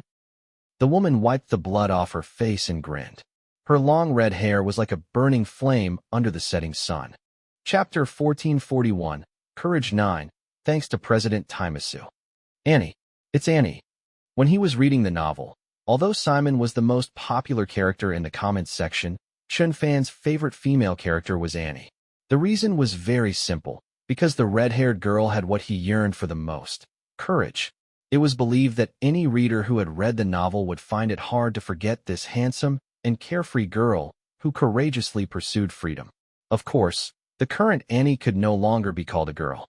Chen Fan finally realized that the king mentioned in the background introduction should be Zhang Heng. After all, when Zhang Heng left the dungeon, he had already become the master of the 7 seas and had defeated the British Navy several times. His name had long been known by everyone. Therefore, the time Chen Fan had experienced the dungeon was probably after Zhang Heng had left the Black Sail chapter. Even though Annie was only in her teens when Zhang Heng first met her, the time span of the Black Sail dungeon was very long. It had been more than 10 years, and Annie was at least 27 or 28 years old now. However, Chen Fan was still very excited to see his favorite female character. He immediately blurted out, I want to join. It wasn't that he hadn't heard what Dufresne had said before. Now wasn't the right time to become a pirate. But the problem was that the pirate gang that Zhang Heng had established all those years ago was standing right in front of him. Other than the red-haired pirate Annie, there was also the quartermaster Dufresne, Billy, Harry, and other famous characters. Chen Fan didn't think that he would be able to be so close to them one day. If he missed this opportunity, he did not know when the next time would come. Annie heard his words and raised her eyebrows. You want to join? Yes. Chen Fan hurriedly nodded. In the end, he saw that the red-haired captain did not immediately agree. Instead, she used her gaze to sweep him from head to toe. Chen Fan's face suddenly turned red again. He knew his own affairs well. Due to his lack of training, his body could not be considered strong among ordinary people, let alone among a group of veteran pirates. He was simply like a chicken standing out from a crane. Sure enough, he heard the quartermaster, Dufresne, say, What can you do? I can. Chen Fan was speechless. Strictly speaking, a 21st century high school student was quite versatile in the 18th century. However, if his position was limited to a pirate ship, there were very few things he could do. He definitely could not do battle, not to mention nautical mapping, and he did not have any culinary skills. However, Chen Fan thought about it and really found a job that he could do. I can do accounting. Accounting? Dufresne's expression eased a little. Indeed, an accountant was essential to all pirate ships. The spoils of war that were obtained after each raid needed to be counted. The use of public funds on the ship also needed to be recorded by someone. But we don't need bookkeepers anymore. Old Barry did quite well. He even took in an apprentice named Benny. If anything happens to Old Barry, Benny can take over. Besides bookkeeping, when there's real trouble, they can also take up weapons and join the battle. The quartermaster's next words were like a basin of cold water. Chen Fan felt a chill run down his spine. I'm sorry, kid. I'm afraid there's no place for you on our ship. Chen Fan stood rooted to the ground as he watched the pirates move the valuable goods, bacon, biscuits, and alcohol onto their pirate ship, leaving only about 20 days of water and food for the people on the ship. This is the rule set by the Pirate King. You're on a trade route, so there are still many ships coming and going. As long as your luck isn't too bad, these goods are enough for you to wait for rescue. So, thank him for his mercy. The red-haired female pirate said. She was about to bring her men back to her ship, but at this moment, an anxious voice came from behind her. Wait. The person who spoke was none other than Chen Fan, who had volunteered to join the pirate gang. Chen Fan ignored the strange gazes of the people around him. Those people seemed to be relieved after hearing that the red-haired pirate had left food and water for them. They were not as nervous as when they had just been captured. There was even a hint of joy in the eyes of many people, as if they were happy that they could escape from the jaws of the tiger. However, Chen Fan was not as optimistic as they were. As a senior coward, he did not want to gamble his life on the vast sea. Even though, according to Annie, this was the main trade route, the chances of other ships passing by were quite high. But what if they were unlucky and did not encounter them in 20 days? When Chen Fan heard the name of this dungeon, he could not help but feel a chill. He did not believe that the system would allow him to complete the mission so easily. Moreover, if he really followed this merchant ship back to London safely, then he would be in big trouble. When he applied to join Annie's pirate gang previously, he was watched by many pairs of eyes. These merchants and sailors had suffered heavy losses this time. They might not be able to do anything to Annie and the others who were far away. However, it was not a problem to vent his anger on a helpless Easterner like him. He might even be considered as a pirate partner when he returned and be exposed. Moreover, England's attitude towards pirates was especially strict now. What awaited him after that was probably hanging. In order to avoid such a tragedy, Chen Fan had to blend in with the group of pirates in front of him no matter what. Annie stopped in her tracks and turned around to look at Chen Fan. Although she did not leave, the expression in her eyes was very clear. If Chen Fan did not really have something urgent to stop her, then she did not mind teaching him a lesson. Chen Fan could not help but shiver when the red-haired female pirate glared at him. It was only then that he realized that other than the bonus from the fan filter, the person standing in front of him was a female pirate leader whose hands were covered in blood. The life of a female pirate leader who came out of a mountain of corpses and a sea of blood might not mean anything to her. But at this time, Chen Fan had no way out. He could only bite the bullet and say, I can actually still fight. As soon as he said this, the group of pirates opposite him burst into laughter. The main reason was that Chen Fan's small body and his words were too powerful, instantly heating up the atmosphere. You can fight? I bet even my grandmother can fight better than you. Is this guy drunk? Do you want me to help him sober up? Some pirates were already rubbing their fists. Chen Fan was so scared that he couldn't help but tremble. He used almost all of his strength to force himself not to retreat. Then, he clenched his teeth and said in a trembling voice, Give me a knife, I can prove it. Chapter 1442, Courage 10, thanks to President Star. Chen Fan had never touched a kitchen knife in his life, let alone a military knife. The only knife he had used was probably a pin and drill knife. But of course, he didn't ask for a knife to make a living on the spot. In fact, the reason Shin Fan dared to say that was because of the golden finger that Rocky had given him. At the barbecue stall, the middle-aged office worker dragged his chin as he sized up the seemingly reserved and nervous youth in front of him. "Aya, what a headache. What kind of ability should I give you?" Shin Fan didn't like Rocky's gaze, because that gaze was very familiar to him, as if a predator was staring at his fat prey. "Isn't your agent's ability that magical plasticine?" No, I haven't agreed to be your agent yet."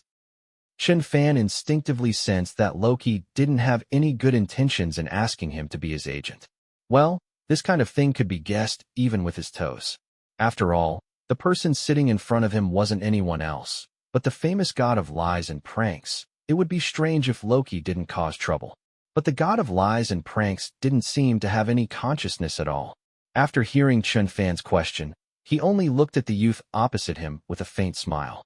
Under his gaze, Shin Fan soon became more and more guilty. One had to know that he was a salted fish passerby who did not even dare to resist the bad campus. Not to mention that the person sitting in front of him was the Norse mythological evil god. Moreover, Shin Fan was not stupid. After he blurted out that sentence, he knew that he had made a fool of himself again. He did not have any say in the matter of the agent, not only because of the disparity in strength between the two sides, but most importantly, because compared to what Loki needed of him, he was the person who needed Loki more. For a passerby like him, if he didn't have a golden finger at the beginning, he would most likely be welcome to open the door and kneel. The only advantage was that he could be reincarnated at the speed of light. Shin Fan thought in despair that Rocky might have seen through this from the beginning, so he came to him as the agent. Because Rocky knew that even if Shin Fan realized that he was holding a sugar-coated poison in his hand, he had no choice but to swallow it. TSK, not bad. It seems that you have a clear understanding of your situation," Loki said with a smile. "Don't worry. Even if it's to make the game more interesting, I'll think of a way to let you live longer. And the ability I can give my agent is not only the disguise plasticine. In fact, it's only the most basic ability, and it needs to be exercised before it can be used. Since you're someone I personally came to find, of course I can't fool you with that beginner-level stuff." Rocky took another sip of beer as he spoke. "There's less than 20 minutes left before your first dungeon opens. I have to give you an ability that you can use immediately. Let me think about it. What do I have in stock? I have it. There's nothing more suitable for you than this ability. Stretch out your hand." Shin Fan hesitated for a moment, but in the end, he obediently stretched out his hand. Loki grabbed a skewer of roasted squid next to him and roughly stuffed it into Shin Fan's hand. At the same time, he shouted, "Grab it well." Shin Fan seriously suspected that the god of lies and pranks was just making fun of him on a daily basis. After all, he had never heard of any god who used the roasted squid on a street stall to bestow supernatural powers on their surrogates. The squid was especially sticky and greasy, and it felt very uncomfortable to the touch. However, the long-time obedient education was once again effective. Even though Shin Fan felt like a fool holding the squid, he still did not let go. Then, to his horror, he found that the string of squid actually melted into his palm bit by bit. Seeing this scene, Shin Fan almost screamed out of fear. He subconsciously wanted to throw away the roasted squid in his hand, but to his horror, he discovered that the thing seemed to have stuck firmly to his hand. Then, he actually increased the speed of the fusion until all of it went into Shin Fan's palm. "The ability I gave you is called Fox Pretends to be a Tiger. After you activate Fox Pretends to be a Tiger, you can randomly copy a skill from any target character. The effective time of the skill lasts for an hour. After an hour, whether you still need it or not, it will automatically disappear. And Fox Pretends to be a Tiger can be activated once every 3 natural days. How about it? Isn't this a heaven-defying move?" Rocky said triumphantly, completely ignoring the fact that Shin Fan was immersed in the sorrow of fusing with the roasted squid. Shin Fan could no longer remember how he had just recovered from that nightmarish scene, but now he had to admit that the golden finger given to him by the god of lies and pranks was indeed very useful. It did not require any preparation, nor did it require any practice. It could be used directly. It was as if it was tailor-made for a rookie like him who had no strength. Chun Fan originally wanted to use the power of the tiger against a gunner pirate because he had read the original book. He knew that outstanding gunners were a hot commodity no matter which pirate ship they were on. No one would complain about having too many of them. Moreover, gunners didn't need to engage in close combat with others during a battle. They only needed to control the turrets to fire. However, Chun Fan hesitated before making his move. The randomness of using the power of the tiger was very strong. He could copy a skill from the target, but he couldn't specify which skill. In other words, if he didn't copy the cannoneer skill from the cannoneer, then it would be a melee skill. After all, the cannoneers on the pirate ship could basically join hand-to-hand combat at critical moments, but their combat power was definitely not as strong as those in the assault team. Then, it was possible that he still couldn't be accepted, so in the end, Chun Fan gritted his teeth and simply targeted the red-haired pirate. He didn't know if any god had heard his messy prayers. Anyway, after the fox's bluff came into effect, Chun Fan saw an LV 3-blade skill on his character interface. This was also why he suddenly had the courage to ask Annie for a blade. Chun Fan knew that this was his last chance to join the pirate gang. Annie ignored the jeers and curses from the surrounding pirates. She said to the quartermaster at the side, "Give him a knife." However, before she could finish her sentence, another pirate said, "You won't be able to tell by just letting him swing his knife. Why don't I be his opponent?" After saying that, he looked at Chun Fan with a provocative gaze. Chun Fan was extremely afraid now. In his first high school, the most ferocious person he could come into contact with was the dean of the academic affairs office. How could he have the chance to meet a ruthless person who had really killed people? However, when he subconsciously held the British military knife that Dufresne threw over, an indescribable feeling suddenly welled up in his heart. That feeling. It was as if that knife had been waiting for him for a long time. Chapter 1443, Courage 11. Thanks to Alliance Leader Rai. Chun Fan held his saber and tried to wave it twice, but just then, a big wave hit him. As people who lived on the sea all year round, the pirates were used to this kind of wind and waves. They stood straight and did not move. On the other hand, Chun Fan stumbled and almost fell to the ground. The pirates burst into laughter again. Life on the sea was boring, and there was no gambling on the ship, so there was not much fun to be had. This time, even some pirates who were not here were attracted by the laughter. The number of people increased. In the end, besides the pirates who had jobs and could not leave their posts, almost everyone who could come came. The people waved their fists to cheer for the pirate who had volunteered to participate in the battle. "Toby, kill him. Let him know what a real man is. You'd better end the battle within 3 moves. Look at this poor kid. He can't even stand properly. It can't be his first time taking a boat out to sea, right?" Chun Fan listened to the abuse and laughter that filled the air around him and subconsciously shrunk his head. The thought of retreating arose in his mind again. He only saw that the guy opposite him was almost twice his size. Furthermore, it was obvious that he had been in battle for a long time. There was no way he could win this battle no matter what. Chun Fan knew that his old habit was back. He couldn't help but cower at the critical moment. Even though his knife skill had already reached level 3, if Chun Fan remembered correctly, the knife skill that Zhang Heng used when he left Blacksail Dungeon was also level 3. Although there was a gap between level 3 and level 3, especially when he had learned it himself and obtained it directly by cheating, the real power was definitely different. However, the opponent in front of him was not Zhang Heng. He was just a random pirate. Chun Fan did not have any impression of the name Toby in the original novel. He did not know whether it was because he joined later or because he had always been in the pirate gang, but he did not have much of a role. In short, his position in the original novel was about the same as Chun Fan's. It was fair for a random person to fight a random person. However, Chun Fan had a golden finger in his hand. If he did not dare to fight in this battle, then he might as well jump into the sea. Therefore, although he was afraid, Chun Fan still put on a stance. With the LVL 3-blade skills bonus, he looked decent. Annie narrowed her eyes when she saw his stance. However, Toby didn't care at all. He even put his knife back into his waist, indicating that he wanted to play with Chun Fan empty-handed. However, just as he made this move, Annie said, "Be careful, he's not as weak as you think." Although Toby was a little unconvinced, he had no choice but to stop his playful behavior after the captain spoke. He pulled out the saber on his waist once again and gestured twice at the air. After that, he no longer dragged his feet. He charged at Chen Fan. Chen Fan immediately became nervous when he saw this. His entire mind went blank. The strategy he had thought of to face the enemy was now completely thrown to the back of his mind. All that was left in his eyes was Toby, who was charging at him like a bull. Previously, when he was reading a novel, powerful experts had a very powerful aura. They could suppress their opponents before they made a move. Chen Fan did not expect that an unremarkable little character like Toby could give him a similar feeling. Could it be that he was really too weak?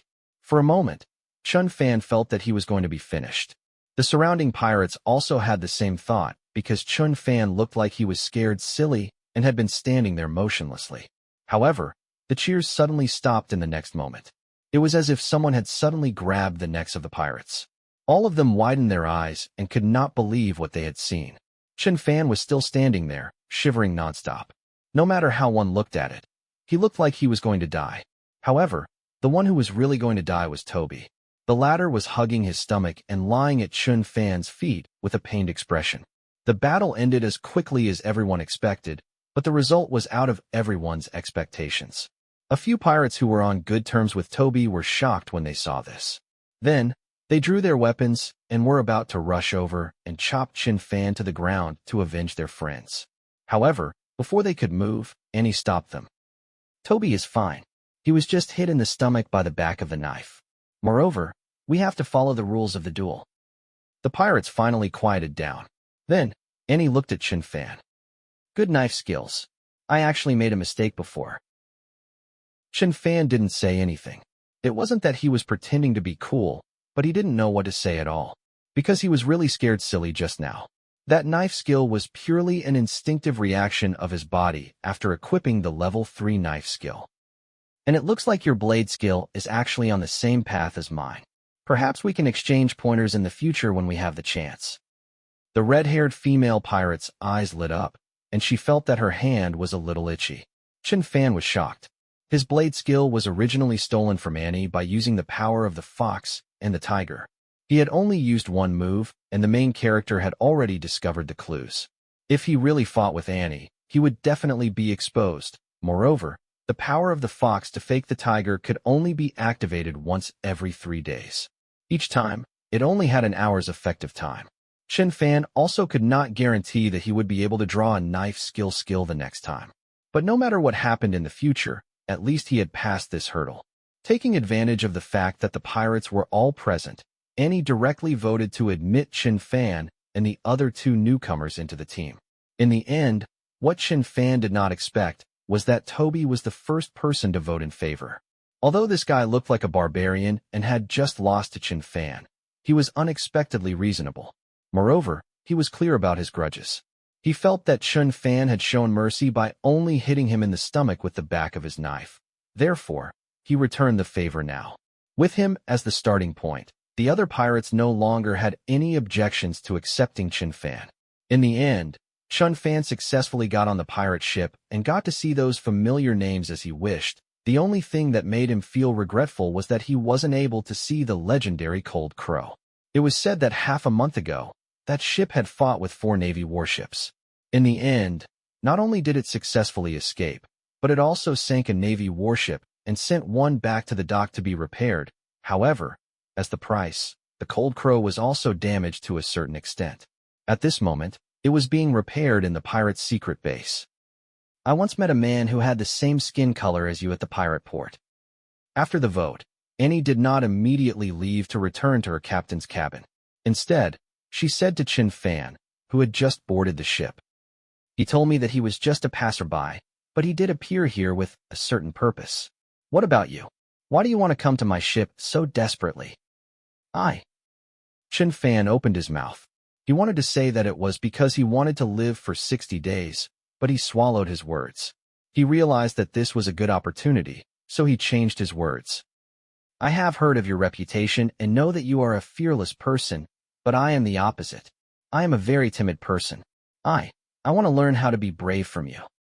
After saying this, he looked at the red-haired pirate with some apprehension and some anticipation. However, Annie shook her head when she heard this.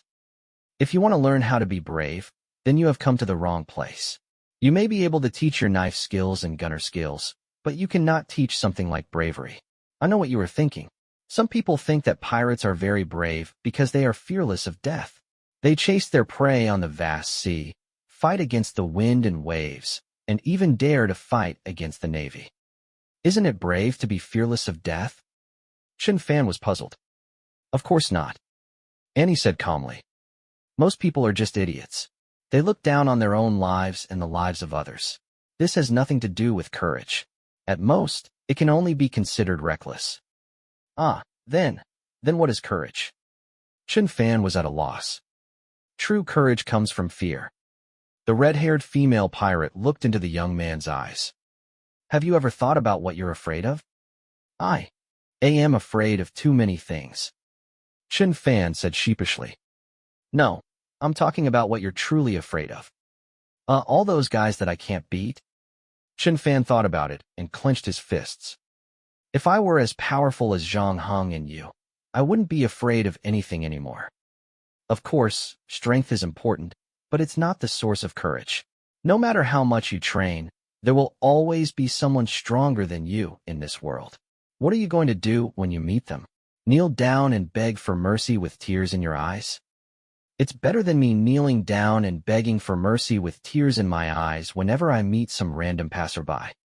Chen Fan said dejectedly as he recalled his embarrassing performance in front of the toilet 3 days ago. I'm really afraid of being beaten and hurt. No one isn't afraid of pain, but there are things worse than pain in this world. Annie said. Chen Fan's heart skipped a beat. He thought of his own regrets and frustrations these days. They were almost everywhere, filling up all the gaps in his life like a tide, almost swallowing him up. If it weren't for this matter, he might not have accepted the invitation and risked his life to participate in this dangerous game. Moreover, he knew that Loki had dug a hole for him, yet he still jumped in. Even if he had the golden finger, who knew how many rounds he could survive? Chen Fan didn't think that he, a passerby, would be so lucky all the time. Every time, he would get the skill he wanted to draw. The red-haired pirate's eyes seemed to be able to see through his thoughts. She spoke slowly. See, this is the price of retreating. Remember your mood at that time. The next time you want to retreat, remember it. See which is more painful, the enemy's fist, or the precious things that you will lose if you retreat. Chapter 1444, A Hunting Party, thanks President CZ. During the time he spent in the literary salon, Zhang Heng would accompany Hemingway to hunt every week, but as he said, it was hard for him to have any fun. Apart from the fact that he could no longer feel too much emotion, it was also because of the fact that it was almost no challenge for him. It was like taking on a mission to collect freshly ripened wild fruit, or worn-out armor. The process of completing the mission itself was just a mechanical repetition. If it wasn't for the final mission reward, no player would have done it. However, the hunt this time was different. Zhang Heng felt the pressure and challenge. He got up early in the morning, put on his clothes, grabbed his shotgun and bullets, and walked out of the house. Zhang Heng went to the dining room for breakfast. The sun had just risen, but Hemingway and the others had already been waiting for him on the lawn outside the house for quite some time. Even the fantasy best-selling female writers, who were usually not interested in hunting, had come. There were almost 30 of them. No matter what era this group of people was in, they would probably cause a bloodbath in the literary world. Standing on the street, the readers who came to ask for autographs would probably line up from downtown to the suburbs. However, this time, they were not the main characters, they were just the audience, and they were currently discussing the upcoming hunt. Who do you think will win, Gardner? Agatha asked a slightly chubby man next to her who was wearing a cowboy hat and glasses. We've all seen Zhang Heng's marksmanship, and it can be said that he has hit every target. There is no prey that can escape from his gun, so I choose that girl. Gardner, who was also a member of the Inference Society, said after some thought. Since she's Zhang Heng's shooting teacher, her marksmanship must be even better. He had thought that Agatha would agree with him, but the Queen of Inference shook her head. I think the opposite is true. I think Zhang Heng can win. Why? Gardner's interest was piqued. Is it because we've never seen that girl shoot before, so you don't believe that her marksmanship is better than Zhang Heng's? It's not because of that. In fact, I believe that her marksmanship is also very good. However, this competition is not just a competition of marksmanship. Physical strength and strategy are also very important. We all know Zhang Heng's mind. Other than that, the girl's biggest weakness lies in her physical strength.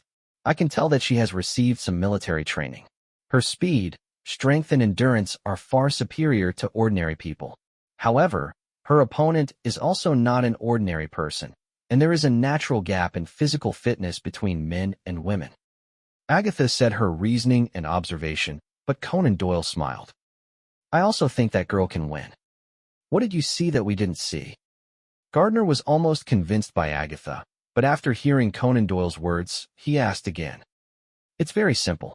Because she is a hunter, isn't it normal for her to win in this kind of hunting game? Conan Doyle said slowly. The rules of this hunting competition were very simple.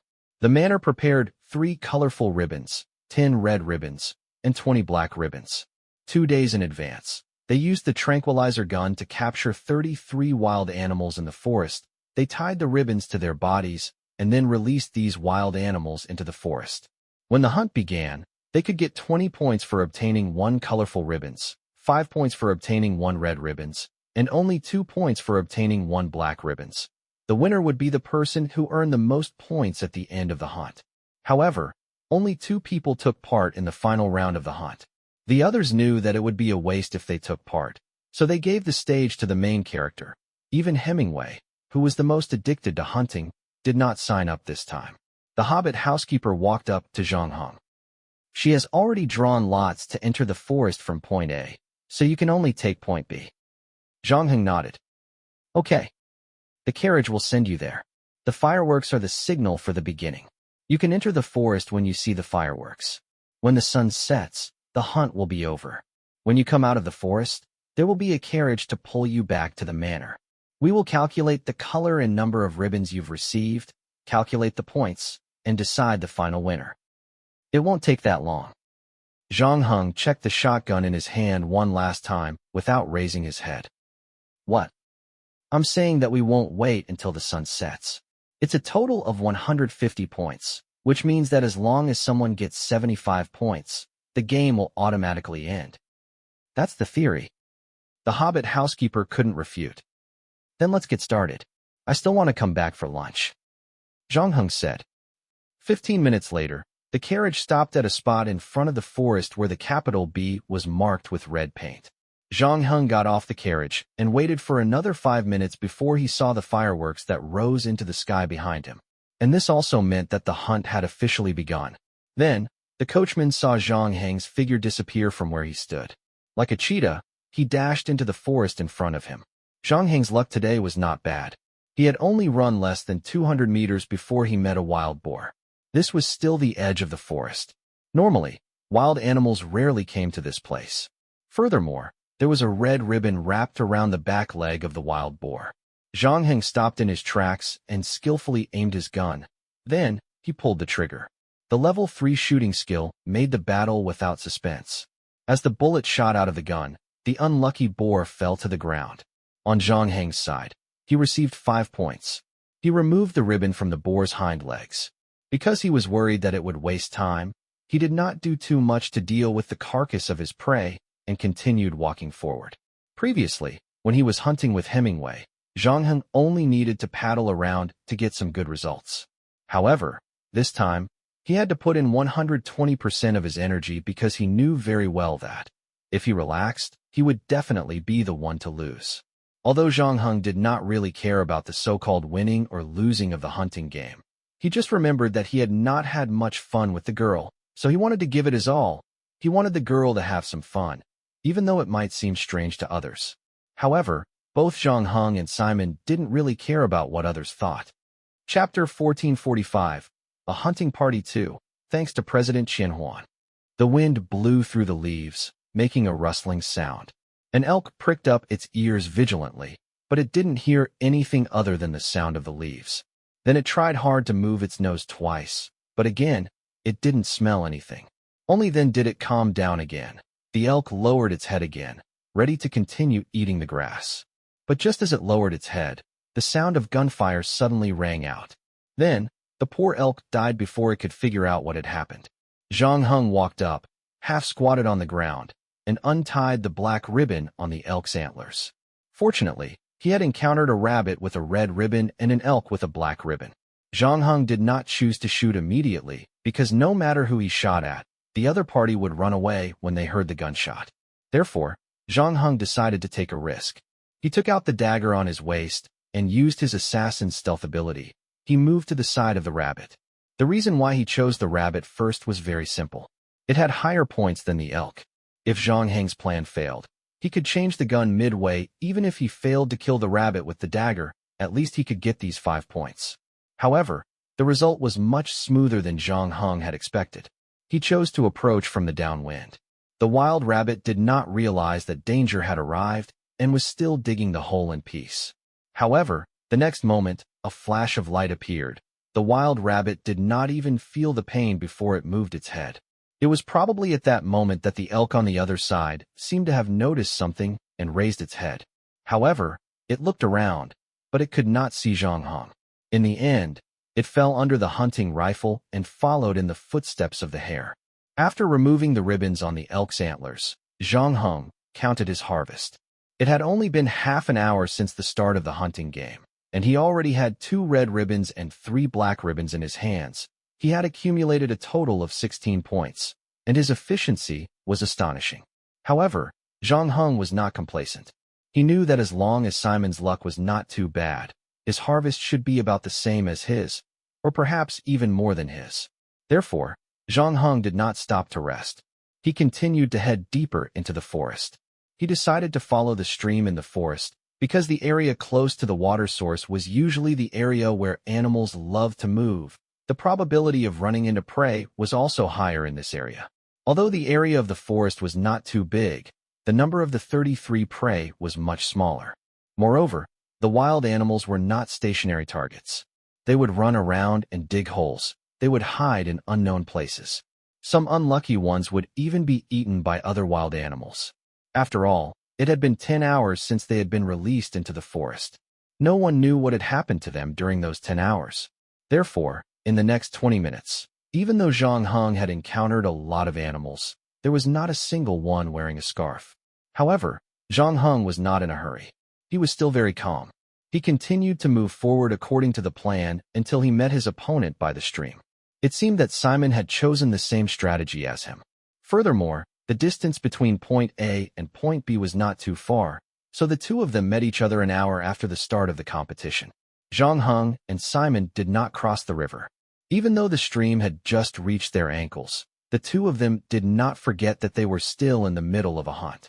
Furthermore, they were each other's opponents. If they were to gather together, what would happen if they managed to catch their prey? Therefore, Simon only nodded at Zhang Heng as a form of greeting.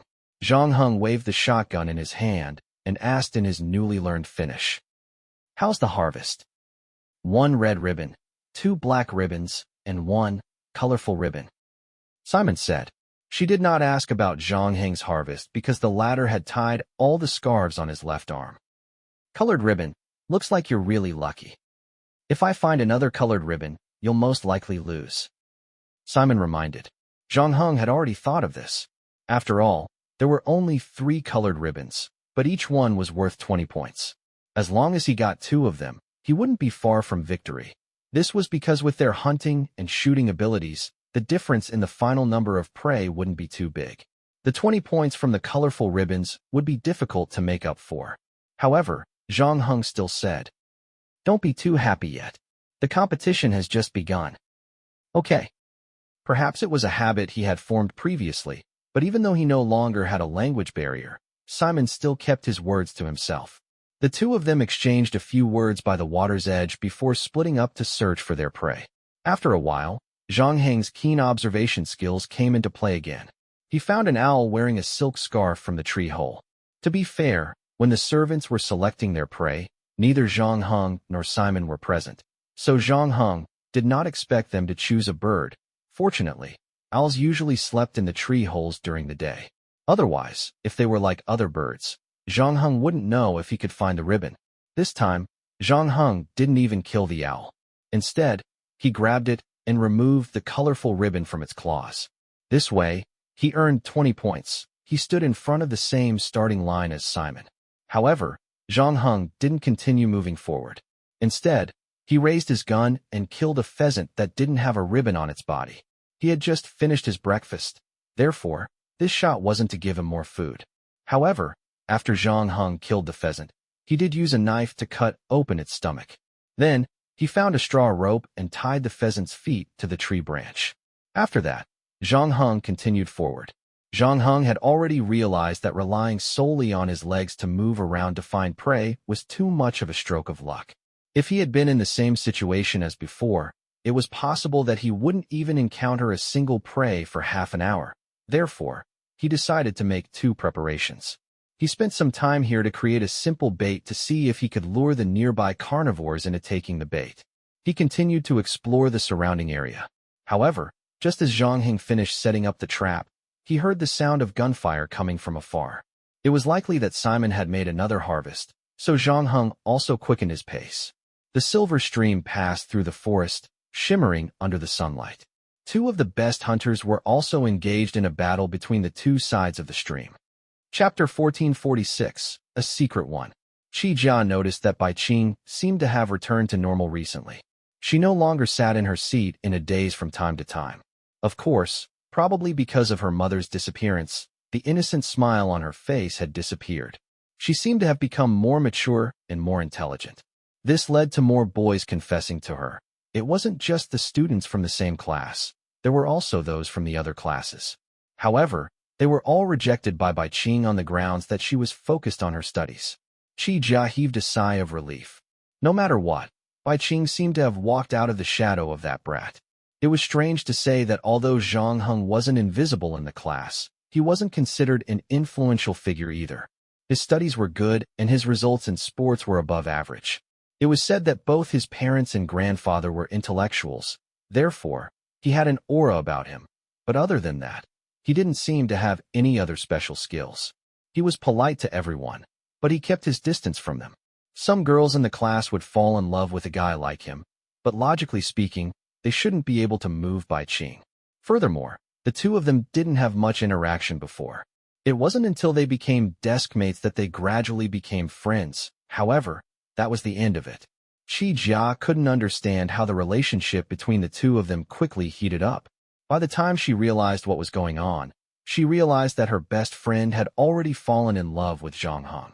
Unfortunately, the good times didn't last long. Soon after, Bai Qing's family underwent a terrifying change. The news said that her father had killed her mother, and Bai Qing had taken a leave of absence from school for a period of time. Qi Jia also didn't know how Bai Qing managed to survive that period of time. Fortunately, Bai Qing's father was acquitted and her mother went missing instead of dying. However, Zhang Heng was later arrested by the police on charges of illegal possession of firearms and ammunition, driving without a license, running into people in the street, and suspected homicide. Qi Jia felt that life had never been so absurd.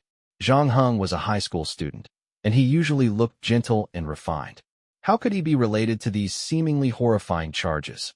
What surprised everyone even more was that the police hadn't been able to catch Zhang Heng until now. No, that's not right. Perhaps there was one person who wasn't surprised by this, and that was Bai Qing. She had told Qi Jia that Zhang Heng's real identity was actually a superhero, and that he had left quietly after saving the world. Qi Jia agreed with him, but she only felt a pang of heartache in her heart. She felt that the recent events that had happened to Bai Qing had been too much, and the girl's spirit couldn't take it anymore. She had no choice but to use this lie to numb herself. Qi Jia's mouth was usually vicious, but underneath her careless appearance, she actually had a sensitive and thin heart. So she didn't refute, and instead, she followed Bai Qing's words to help her cover up this beautiful lie. However, after Zhang Heng was arrested, Bai Qing was indeed depressed for a period of time. It wasn't until 3 months later that she recovered. Qi Jia was also a little confused about this. She didn't know how Bai Qing was able to resolve the knot in her heart, but no matter what, it was still a good thing. In order to celebrate her best friend's recovery from the haze, Qi Jia even invited Bai Qing to karaoke together. However, Bai Qing kept saying that she couldn't find the time until winter vacation arrived. Bai Qing couldn't find any other excuses. She had no choice but to give up her life in the library and her house under Qi Jia's pressure. The two of them arranged to meet at the mall. They planned to go shopping for a while. After lunch, they would gather enough energy to sing. Bai Qing arrived 2 minutes earlier than Qi Jia. She was wearing a thick down jacket and a red knit hat. She wrapped both of her ears in it. However, after entering the heated mall, the howling cold wind outside could no longer make threatening gestures. Bai Qing took off the hat on her head and shook off the snowflakes on it. Then, she was slightly startled. That was because she saw the KFC on the right. Then, she recalled her first date with someone here. It was not accurate to say that it was a date. Originally, it was just that person who wanted to borrow her homework. The two of them arranged to meet here. Later, in order to thank her, that person invited her here for a meal. But then Bai Qing realized that the guy who had said he was going to treat her might not have enough money on him. She thought it was funny, but she took the opportunity to pay for the meal while the guy was out on the phone. In order to avoid embarrassing someone, she pretended not to know what the guy was doing out. Then the two ate fast food and chatted to pass the time. It was at this time that Bai Qing realized that she was unexpectedly happy chatting with this guy, who usually seemed to be quiet and unsociable. What's wrong? Didn't you eat breakfast? It's only 10 o'clock. Are you hungry so early? Qi Jia's voice pulled Bai Qing back from her memories. Oh, no. I just want to eat somewhere in the afternoon. Don't worry about such things. I'll make sure you're well organized today. Qi Jia patted her chest and promised. Really? Okay. Bai Qing looked away from the KFC and replied with a smile. Then, the two of them went shopping as planned. At noon, they ate Korean hot pot together and then sang. Qi Jia was a celebrity chaser. She had chased countless idol singers and knew their works like the back of her hand. However, she herself was tone deaf. Perhaps this was in line with the saying that the more she lacked, the more she liked it. While Qi Jia Ba was typing crazily into the microphone, Bai Qing pushed open the door of the private room and was about to go to the toilet. However, just as he turned the corner, he accidentally bumped into an acquaintance. Bai Qing recognized the person leaning against the wall and playing with his phone. He was Qin Zhen, a friend who had grown up with Zhang Hong. Bai Qing had seen Qin Zhen when they went to a concert together. Qin Zhen heard footsteps and raised his head. When he saw it was Bai Qing, an awkward expression appeared on his face. The two of them could only be said to know each other, but not to the extent of being friends. The only connection between them was Zhang Hong, and this was a name that made both of them feel complicated. When they saw each other, they could not help but think of that person. The air around them froze slightly. In the end, it was Qin Zhen who broke the silence first. How have you been recently? Pretty good, Bai Qing said. How about you? Before Qin Zhen could answer, a tall girl with fair skin walked out from the bathroom at the side. As she wiped her hands, she complained to Qin Zhen. The hand sanitizer is used up, and no one added it. Let's go back and continue singing. Her voice suddenly stopped because she saw Bai Qing in front of her. A hint of vigilance appeared on her face. Your friend? Yes, sort of. Qin Zhen nodded. Bai Qing noticed that the tall girl's hand was reaching for Qin Zhen's waist, as if she was secretly exerting force. The latter's expression changed slightly. I still have something to do. I know. We'll talk later. Bai Qing smiled at the tall girl and walked into the washroom at the side. Chapter 1447. A Secret 2. Thanks to Alliance leader Wang Xiaonan. Bai Qing and Qi Jia howled in the private room for almost 3 hours until their throats were hoarse. Then, they let go of the microphone and collapsed on the sofa. Qi Jia drank a mouthful of fruit juice and looked at the ceiling above her head. She sighed in satisfaction. It feels like it's been a long time since I've been this crazy. Haven't you always been this crazy? It's not the same. At that time, I had you accompanying me to go crazy. Qi Jia said. I wonder if those guys who like you will still write love letters to you when they see you stealing meat from me in private. It doesn't matter. I wasn't interested in those things at first. Bai Qing shook his head. Is it because you're still thinking about him? Qi Jia hesitated for a moment, but she still asked this question. Bai Qing smiled and didn't answer. He just picked up the mineral water bottle in front of him, twisted it open, and took a sip. The prelude of the next song, Suddenly Thinking of You, was played. Bai Qing put down the glass of water. About 2 weeks ago, I had a dream. What dream? Qi Jia was intrigued. At that time, I was studying in the library, and a little boy appeared in front of me. He asked me if I could help him get a book, because he was not tall enough to reach the 6th shelf. You promised him? It was a piece of cake.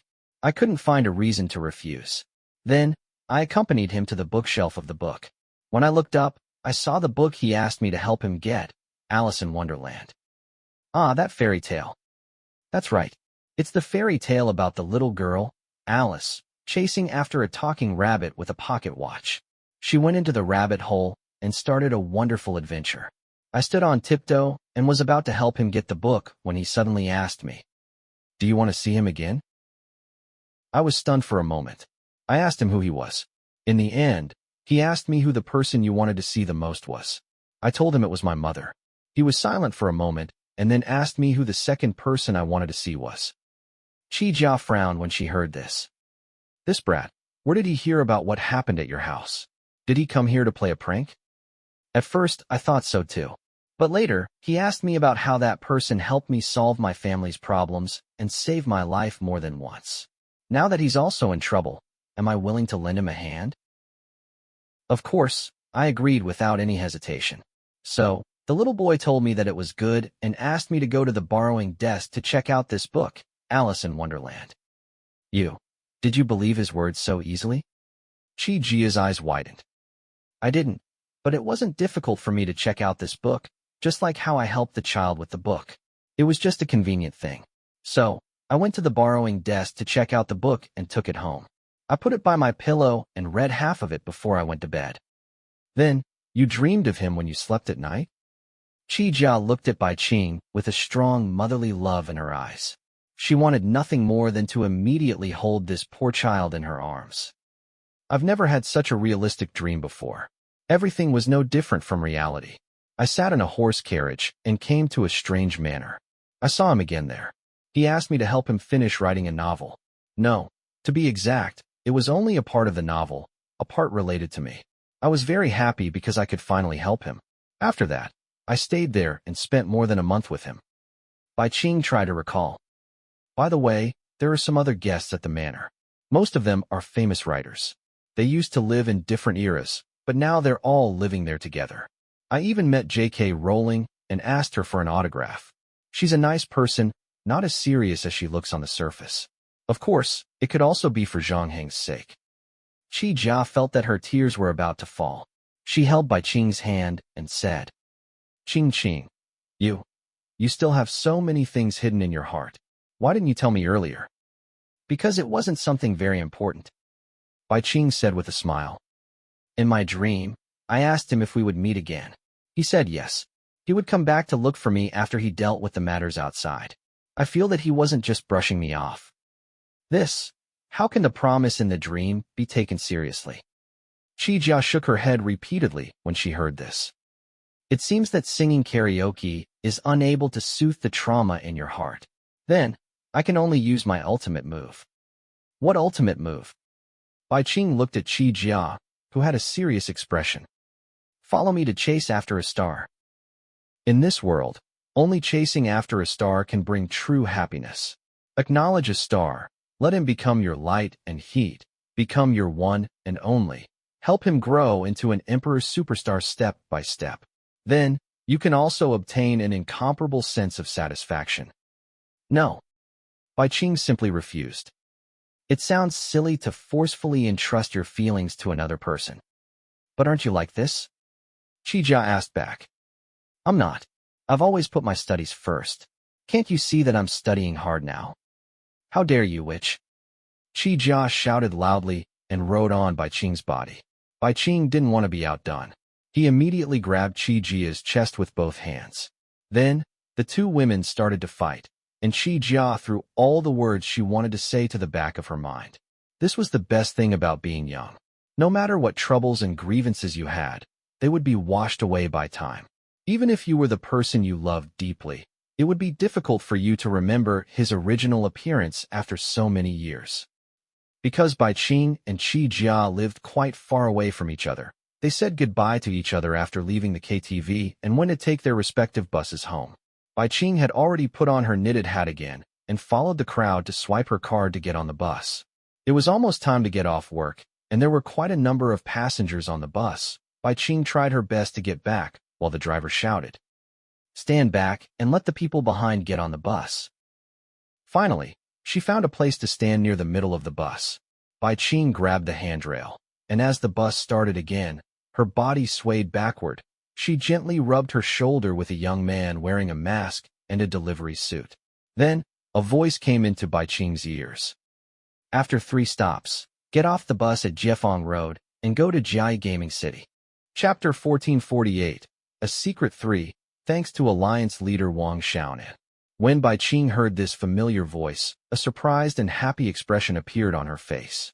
But soon, she heard the voice continue. "Just listen to me. There's no need to reply, and don't look at where I am. If you understand, blink your eyes." Bai Qing quickly blinked her eyes. "Very good. The office worker who was playing with his phone 3 meters away from you at 4 o'clock, and the university girl who was listening to music with her earphones next to him, they are all plainclothes police officers." Bai Qing first blinked, then quickly blinked twice. "You don't have to worry. They are coming for me. After all, I'm still carrying a murder case on me. If they can't find any trace of me, they will definitely monitor the people closest to me. My grandfather and you are their main targets. That's why I let you go to Jia Gaming City.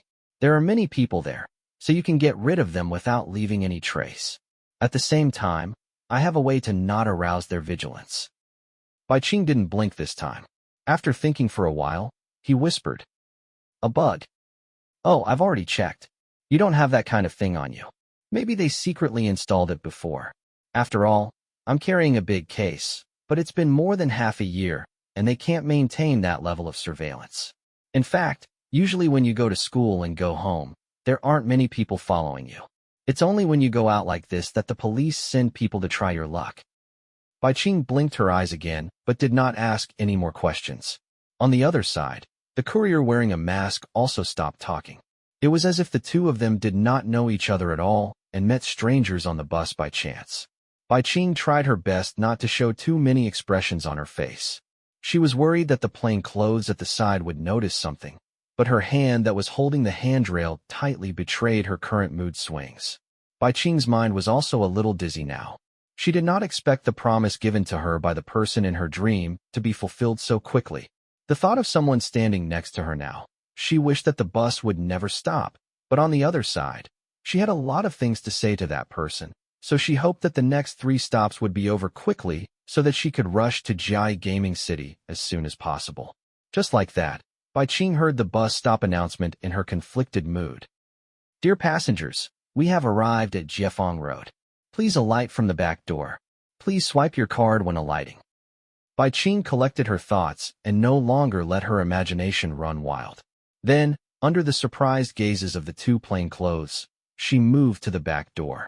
Because there was a large shopping mall nearby, there were quite a number of passengers at this stop. Seeing Bai Qing's figure disappear at the back door, the 2 plainclothes exchanged a look and quickly stood up to chase after her. They maintained a distance that was neither too far nor too close to Bai Qing. Just hanging behind her, they followed her into the shopping mall. Then, the 2 saw that Bai Qing did not stop, turning a blind eye to the surrounding clothing stores and milk tea shops. She walked straight to Jia Gaming City on the 4th floor, walked through the door, and exchanged about 10 yuan of game coins at the front desk. Then, he grabbed the 10 game coins and squeezed into the crowd. The 2 plainclothes hurriedly followed him and exchanged some game coins at the front desk. However, when they squeezed into the crowd, they found that Bai Qing had disappeared. There were quite a number of young people in the gaming city, but the lights were dim, so it was difficult to recognize them. In addition, there were hundreds of gaming consoles making a loud noise. It made it difficult to talk. The woman in plain clothes pointed in a direction and motioned for the 2 of them to separate to look for him. The man in plain clothes did not object to this. At this moment, the 2 of them were not in a hurry. After all, although the game city was very big, there were only 2 entrances and exits. As long as they kept an eye on the 2 entrances and exits, they could still find him after a little bit of searching. Furthermore, they hadn't forgotten that they were still pretending to be passers-by. They had already confirmed from the surveillance that Bai Qing didn't have any anti-detection awareness, but they couldn't overdo it. They still had to cover their tracks. Therefore, they pretended to watch the others play the game while slowly moving forward. On the other side, not long after Bai Qing entered the arcade, he was pulled over to the racing game. At this time, Zhang Heng had already taken off the courier's clothes, removed his mask, and disguised himself as a young socialite. With a head full of yellow hair and a tattoo on his arm, he passed a silver wig to Bai Qing and had her wear it. Then, he took off his jacket and draped it over Bai Qing's body. He wrapped his arm around Bai Qing's shoulder and brushed past her in plain clothes. However, Zhang Heng was not in a hurry to take Bai Qing out of the arcade. Instead, he led her to a camera and kissed her passionately for a minute before leaving with the blushing Bai Qing. After leaving the room, Zhang Heng immediately apologized to the girl. "I'm sorry, I did that just now so that they wouldn't suspect you. I disguised myself as a hooligan who often hangs around here. His personal life is usually very messy, and he likes to find female high school students as his girlfriend. This way, you'll have a reason to come to the game city. Also, after they find out that you have a new boyfriend, the police will probably stop spying on you." Bai Qing lowered her head and hummed softly. However, she did not seem to mind Zhang Heng's explanation. Zhang Heng looked at his watch. "I can probably stay here for another 2 hours. Do you have anything you want to play with?" 2 hours. Bai Qing thought for a moment. "Then let's go watch a movie. Didn't you say that you wanted to pretend to be a couple with me? Then let's do something that couples do." "Sure." Zhang Heng nodded. The two of them didn't leave the mall, so they took the elevator to the 5th floor. Then, the two of them picked a movie that was about to start in 5 minutes. They quickly checked in and sat in the corner of the last row. Zhang Heng apologized to Bai Qing again. "I'm sorry. I still have some work to do over there, so I don't have much time to stay here this time. Next time I come again, try to stay for 2 more days." "Next time? Does that mean you'll come again?" "Yes, if you don't mind. After all, even I need to rest." Although Zhang Heng spent most of his 24 hours and 10 minutes every day thinking about how to keep Cthulhu in his cage, he still had a lot of time left. Occasionally, he would contact the players and issue missions. However, other than that, there was still some time left. Most of it was his own 24 hours. As a reward for continuing to seal Cthulhu, Zhang Heng had obtained the privilege of entering and leaving the dungeon freely from the game god. Now, he only needed to think, and he could go to the designated dungeon world through the train station. Bai Qing did not say anything else. As the lights in the theater dimmed, the dragon logo appeared. His lips and lips met again, but this time, it was Bai Qing who took the initiative.